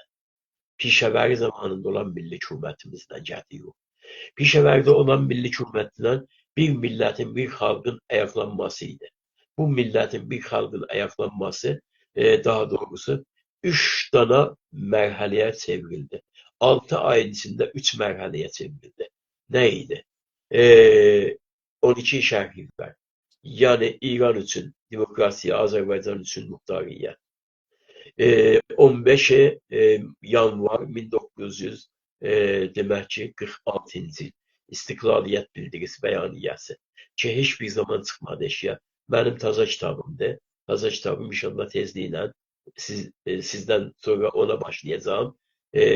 Verəcəyim eşi inşallah. O redaktordan çıxdı və göndərdilər biləmən. Mübarək inşallah. İnşallah mübarək olsun. Millətimizə xeyirli olsun. Bilirsiniz, e, demək ki, Azərbaycan Demokrat Federasiyasının istiqlaliyyət bəyaniyəsi, bildirisi, yəni xalqımızın tələbləri əsasında ki, bu heç bir zaman şeydən, demək ki, Azərbaycan arxivlərindən qoymadılar çıxsın eşiyə. Yəni, toquf elədilər. Təbrizə gəlmədən toquf elədilər. Bu belə və ondan da, dərhal ondan demək olar ki, 3 ay sonra 33 maddəlik Firuz və Pişəvərə anlaşması. Ki, bu 33 maddəlik ilk öncə hazırlandı, yazıldı. Sonra 15 maddəlik buna gəldi, islahiyyə gəldi və o islahiyyə əsasında bunu mükəmməlləşdirilər, təkmilləşdirilər. Bu 3 mərhələdə bir millətin taleyi yox oldu. Nə deməkdir? Muxtariyyət, tam muxtariyyət. İstiqlaliyyət, tam istiqlaliyyət. İran əyaləti demək ki, sistemi. Tam İran içində. İslam. Yani milli mənafe dediğim bu. Milli mənafe dediğim. Qəvam gəldi. Bu islahiyyənin, 15 maddəlik islahiyyənin qabağında bir dənə açıqlama bəyaniyyə bilgi verdi. Tüm bu işlərdə çox çalışmışam, işləmişəm. Zehnimdədir tamamən. Orada belə yazılır. Yazılır, çox təşəkkür eləyirəm. Doğrudur, bizim içimizdə, aramızda çox fərqli bir düşüncələr oldu. Doğrudur, mən çox baskılar altındayım bu cümlədə. Doğrudur, mən baskılar altındayım. Amma sağ olsun Azərbaycan heyəti gəldi Tehrana və bu Tehranda çox çalışdılar. Biz əvvəl bunlarla müvafiqət etmədik. Bunların arasında, bizim aramızda şikafa açıldı, belə deyirəm. Amma sonralar əql səlim hükm elədi ki, demək ki, biz ikimiz də sazişə gələk bir ortaq yaradaq. Bu ortaq nə idi? Ortaq bundan ibarət idi ki, demək ki, orada da deyir. Deyir ki, Azərbaycan türkçəsi, Azərbaycan ana dili deyir. Ana dili Kəmal Sabir Azərbaycanda tədris olunacaqdır. Ondan sonra Fədai Təşkilatı ki, Azərbaycan ordusudur, Azərbaycanın jandarmı sisteminə ki, Tehrana bağlıdır, onu öhdəsinə alacaqdır. Ondan sonra gəlir deyir ki, Azərbaycanda Noxust vəzirlik, baş nazirlik ləğv olunur, Azərbaycanda baş nazirlik ləğv olunur və onun yerinə vali atanır. Vali da Təbrizin istəyi əsasında, Tehranın təyidi əsasında atılır. Azərbaycan Milli Məclisi Kəmal Sabir yerini verir, Azərbaycan Milli Əncüməni, Azərbaycan Milli Əyaləti Əncümənində verir yerini. Və tut geçsin, 33 dana belə təslimnamə, 33 dana belə maddə, 33 dana belə bir millətin taleyi ilə demək olar ki, oynamaq. Və hamısını imzalanırlar. Anında Təbrizə ötürürlər, Təbriz bunu imzalayır və Təbriz imzalayan gün Pişəvəri rəhmətli gəlir istifasını verir nazirlikdən. Nazirlikdən istifasını verir və Döktürk Cavid, Döktürk Səlamullah Cavid demək ki, onun yerinə Azərbaycanın valisi elan edilir. Sonra gəlir bu qədər, demək ki, Azərbaycan heyətinin tərəfindən bu qədər təmiz qəlbli olduğuna görə ki, Qəvam-ı Səltənə demək ki, icazə verir ki, Azərbaycanda 1000 nəfərin burnu qanamayacaqdır. Azərbaycanda 1000 nəfərin əsla və belə, əgər ateş qoşun gəlirsə, məcbur olsun gəlsin deyə. Çünki seçimlər olacaqdır. O seçimlər əsasında nəfti şimal məsələsi ortadadır. Biz məcburuq bu seçimləri eləyək. Azərbaycan bu seçimlərdə iştirak eləməlidir. Demək ki, biz icazə verməyəcəyik Azərbaycanda 1000 nəfərin burnu qanasın. 22 demək ki, şəhərdə, Azərdə, yəni 21 Azər 2 sonra 22 Azərdə Təbrizin xiyabanlarında qan su yerinə gedir. Ərdəbildə, bütün Qarabağımızda, Qaradağımızda, bütün Ərdəbilimizdə, Urmumuzda qan su yerinə gedir demək ki. Yəni, bax, milli mənafedən vazgeçmək, böyük milli mənafeyin demək ki, xeyrinə, kiçik milli mənafedən vazgeçmək nəticəsi budur. Biz qurtuluşçular hər zaman bunu ortaya qoyuruq. Deyirik ki, baxın millət baxın, Tehrana hər hansı bir sistemdə inanarsanız, sizin vay əhvalınızadır. Tehrana inanmaq mümkün deyil. Tehran bir bataqlıqdır. Oranın siyasəti bir mafiya bataqlığıdır. O mafiya bataqlığına inanan bütün istiqlaliyyətini də, bütün həyatını əldən verər. Bizim fəlsəfəmiz, bizim baxışımız budur, əziz İnsaf Əli bəy. Biz milli mənafeyi belə tərif edirik. Milli mənafe bir bütövdür. Milli mənafe masa demək ki, qəssablığına getməz. Milli mənafe masada bölünməz. Milli mənafe masada bölünən milli mənafe artıq sənin deyil. Artıq sənin deyil. Bunu belə düşün. Bəs yəni bütün odur. Siz milli mənafedən vazgeçməzsiniz. Beləsi düşünürəm. Mən həyəcan qalxdım, çox üzr istəyirəm. Yəni bu məsələ mənim üçün çox da gözəl. Yəni həm anlaşılırdı, həm də tarixdən misal gətirdiniz, gözəl açıqladınız. Amma indi buradan bu sualıma bir də sorursam, milli mənafedən hangi durumda və hangi şərtlərdə vazgeçərsiniz sizin parti? Ancaq bizim partimizi, bizim fikrimizi, bizim ideyamızı, bizim qurtuluşçu məfkurəmizi demək ki, bugün bu halətə salan, təslim halətinə salma gücü bizə qalib gəlirsə, onda hər şeydən istəmədən vazgeçmişik zaten. Vazgeçmişik. Əslində təslim ayrı bir şey. Təslim olmuşuq yəni. Amma normal olaraq biz heç bir şeydən vazgeçmərik. Milli mənafe mənim atamın, babamın, mənim geçmişdən mənə irsiyə qoyulmuş, mənim gələcək evlatlarıma irsiyə qoyduğum şeydir. Mənim öz malım deyil ki, istədiyim formada mal gedir. Məsələn, təsəvvür edin siz, demək ki, Zəncandan götürdülər bir dənə Azərbaycan Demokrat Bürəsinə və şəxsi Pişəvəriyə, rəhmətliyimizə, babamıza yazdılar. Yazdılar ki, biz sizə neyləmişdik ki, siz bizi Azərbaycandan ayırdınız. Siz bizi birbaşa təslim verdiniz. Biz sizə neyləmişdik? Biz sizdən az ölüm verdik. Sizdən az şəhid verdik. O məktub var bu günləri. O məktub bu günləri bizim arşivlərimizdə var. Bizim millət bu halı gətirməyək. İnsaf Əli bəy. Millətimiz cəsur millətdir, amma millətimizi qorxaq etməyək.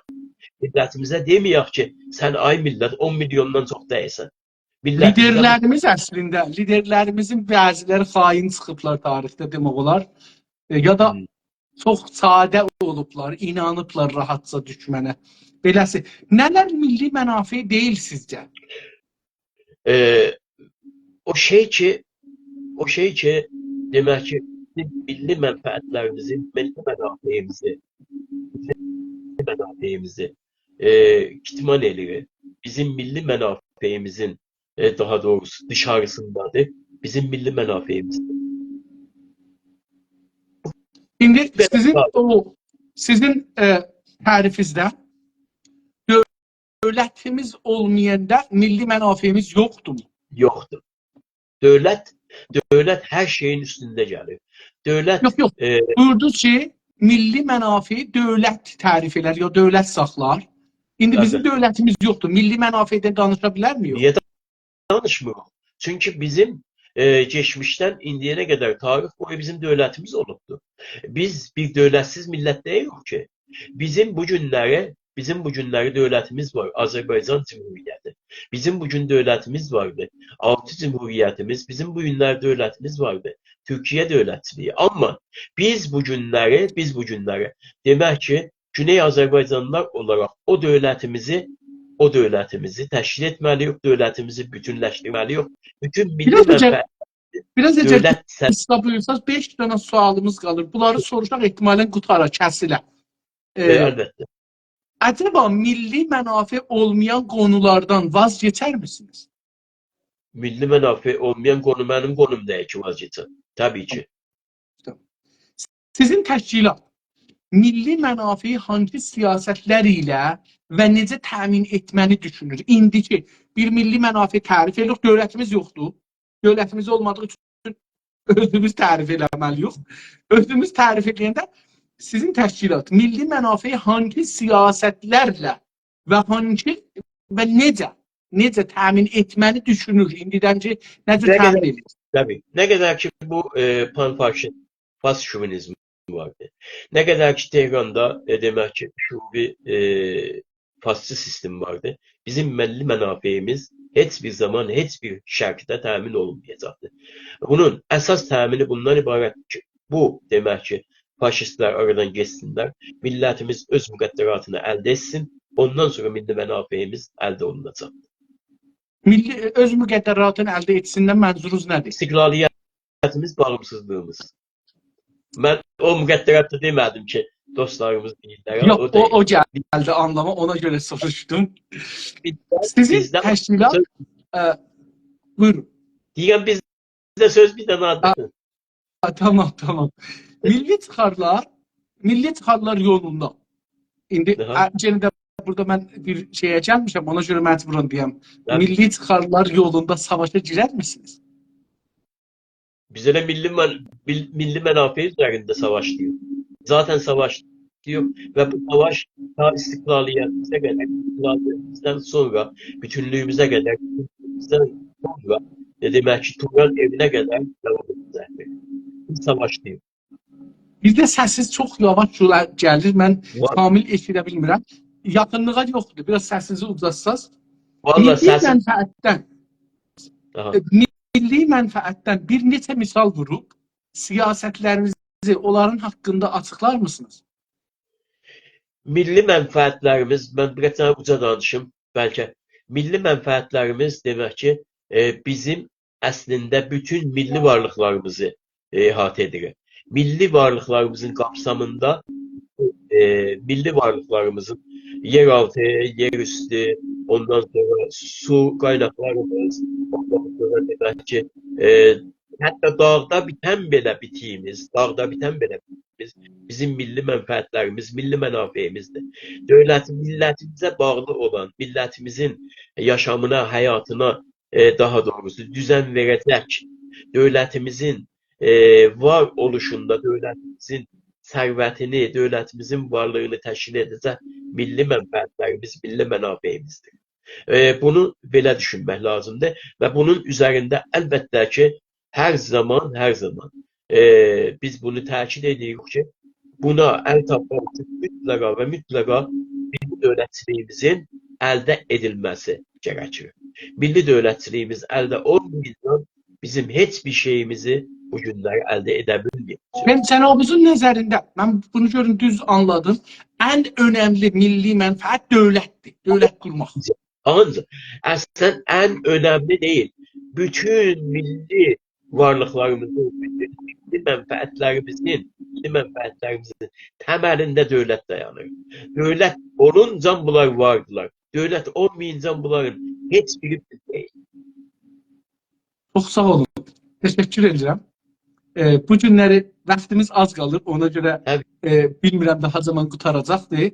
Ona görə indi ərz edeyim ki, çox gözəl bəhslər apardılar. Mən cənabınızın sözlərinizin arasına çox girdim. Çox kəsdim. Üzr istəyirəm. Mən ittifaqən bunun tərsini düşünürəm. Diyaloqa girmək, qarşılıqlı demək ki, məsələlərə cavab tapmaq bizim hər iki tərəfin vəzifəsidir. Çox sağ olun. Təşəkkür edirəm. Var olasınız. Sağ olasınız. Ərz edeyim ki, bu günləri də cənabınız dünənləri milli ərdəmli almışdınız. Çox gözəl bəhslər apardınız. Bu günlərdə milli ərdəmli rütbəsini aldınız məndən. Umaram ki, nə deyirlər, xeyirli olsun. Əziz və hörmətli dostlar, Düşüncə Bağı proqramında siyasi partiləri gətirmişik. Bu günləri 4-cü, əslində 5-ci partidir ki, Sayın Eldar Gələdağlı cənabları qonağımız olur bu proqramda. soru 500-ə yaxın sorumuz var. Onların çalışırıq ki, 6 cələsədə eləyə bilsək, bir çoxuna cavab verək. Görək nə qədər qalacaq ondan sonraya. Ərz eləyim, buracan və bir nömrə sistemimiz var. Müsbət, təqdiri amiz, çox bəsləhlə deyirlər, müsbət vəziyyətdə, bir də mənfi vəziyyətdə. Şükür olsun, buracan heç huzuru tapan partilərimizin heç birisi mənfi nömrə almayıbdır. Və bu bunu göstərir ki, çox əxlaqlı, çox düşünür, çox dərin və çox özlərini açıqlamağa çalışan bir insanlar, bir partilərdilər. Çalışmırlar birinin ayrı bir təşkilata əzmaqla özlərini üstə gətirsinlər. Bu çox gözəldir. Heç bir bireyin adını çəkmədən, heç bir şəxsiyyətin adını çəkmədən, heç bir hizbin, partinin adını çəkmədən özlərini açıqladılar. Ən əvvəl başda Güney Azərbaycan İstiqlal Partisi Sayın İldırım cənabları, Salih bəy İldırım cənabları 6 gün gəlmişlər huzuri, 6 gündə sonra oldu 11-12 bölümdə bir bölümü xaric ki, orada hamısında milli ərdəmli alıblar, birində ən ərdəmli olublar. Ondan sonra Güney Azərbaycan Demokrat Türk Birliyi Təşkilatı mütəəssifanə gəlmədilər. 6 gündə hər gün 10, üst-üstə 60 mənfi aldılar. Azərbaycan Demokrat Partisi Yunus bəy Şamili cənabları 6 cələsə təşrif gətirdilər. Birində az, amma 5-də milli ərdəmli rütbəsinin nişanını aldılar. Birində ən ərdəmli oldular. Amma təəssüflə bu günə qədər, yəni indi 2-ci həftəyə keçirik, bu günə qədər səsli ya video sorularımıza cavab verməyiblər. Umarım ki, cavab versinlər. Üçüncü parti ki, huzur tapmışdılar. Azərbaycan Mərkəz Partisi Salih bəy Kamirani cənablarının liderliyi ilə 5 cələsə huzur tapdılar və hər 5-də də milli ərdəmli unvanını qazandılar. Bilirsiniz, dünəndən də başlamışıq. Güney Azərbaycan Milli Qurtuluş Partisi lideri ilə söz aparırıq Eldar bəy Qəradağlı cənabları ilə. Hər 2 gündə də milli ərdəmli unvanını alıblar. Çox sağ olun Eldar bəy, təşəkkür edirəm. Var olasınız, sağ olasınız. Yenə də sabahları eyni saatda, Təbriz vaxtı ilə saat 9-da xidmətinizdə olacağım. Sağ olun, var olun. Fəqət dua eləyim mən beçər səsim belə getməsin də. Bundan üçün, hətmən bundan üçün. Sizin cezdir. Həm də bir də ki 4 saat burada otururuq. Bu 4 saatda bunu bir belə içə bilməsək daha danışa bilmərəm axı. Doğru, tamamen doğru. Çox sağ olasınız. Gecəniz xeyrə qalsın. Çox sağ olun. Təşəkkür edirəm sizə. Yenə bir daha həm özüm tərəfimdən, həm Milli Qurtuluş tərəfindən sizə sonsuz təşəkkürümü bildirirəm. Və inanın ki, burada çıxacaq nəticə nə olursa olsun, o nəticəyə biz 10-50 gedərik. Getməliyik da, vəzifəmizdir də. Bundan qaçana. Bir şey deyə bilmərəm. Sağ olun, sağ qalın. Sabah görüşərik. Gecəniz xeyrə qalsın. Hələlik. Sağ olun.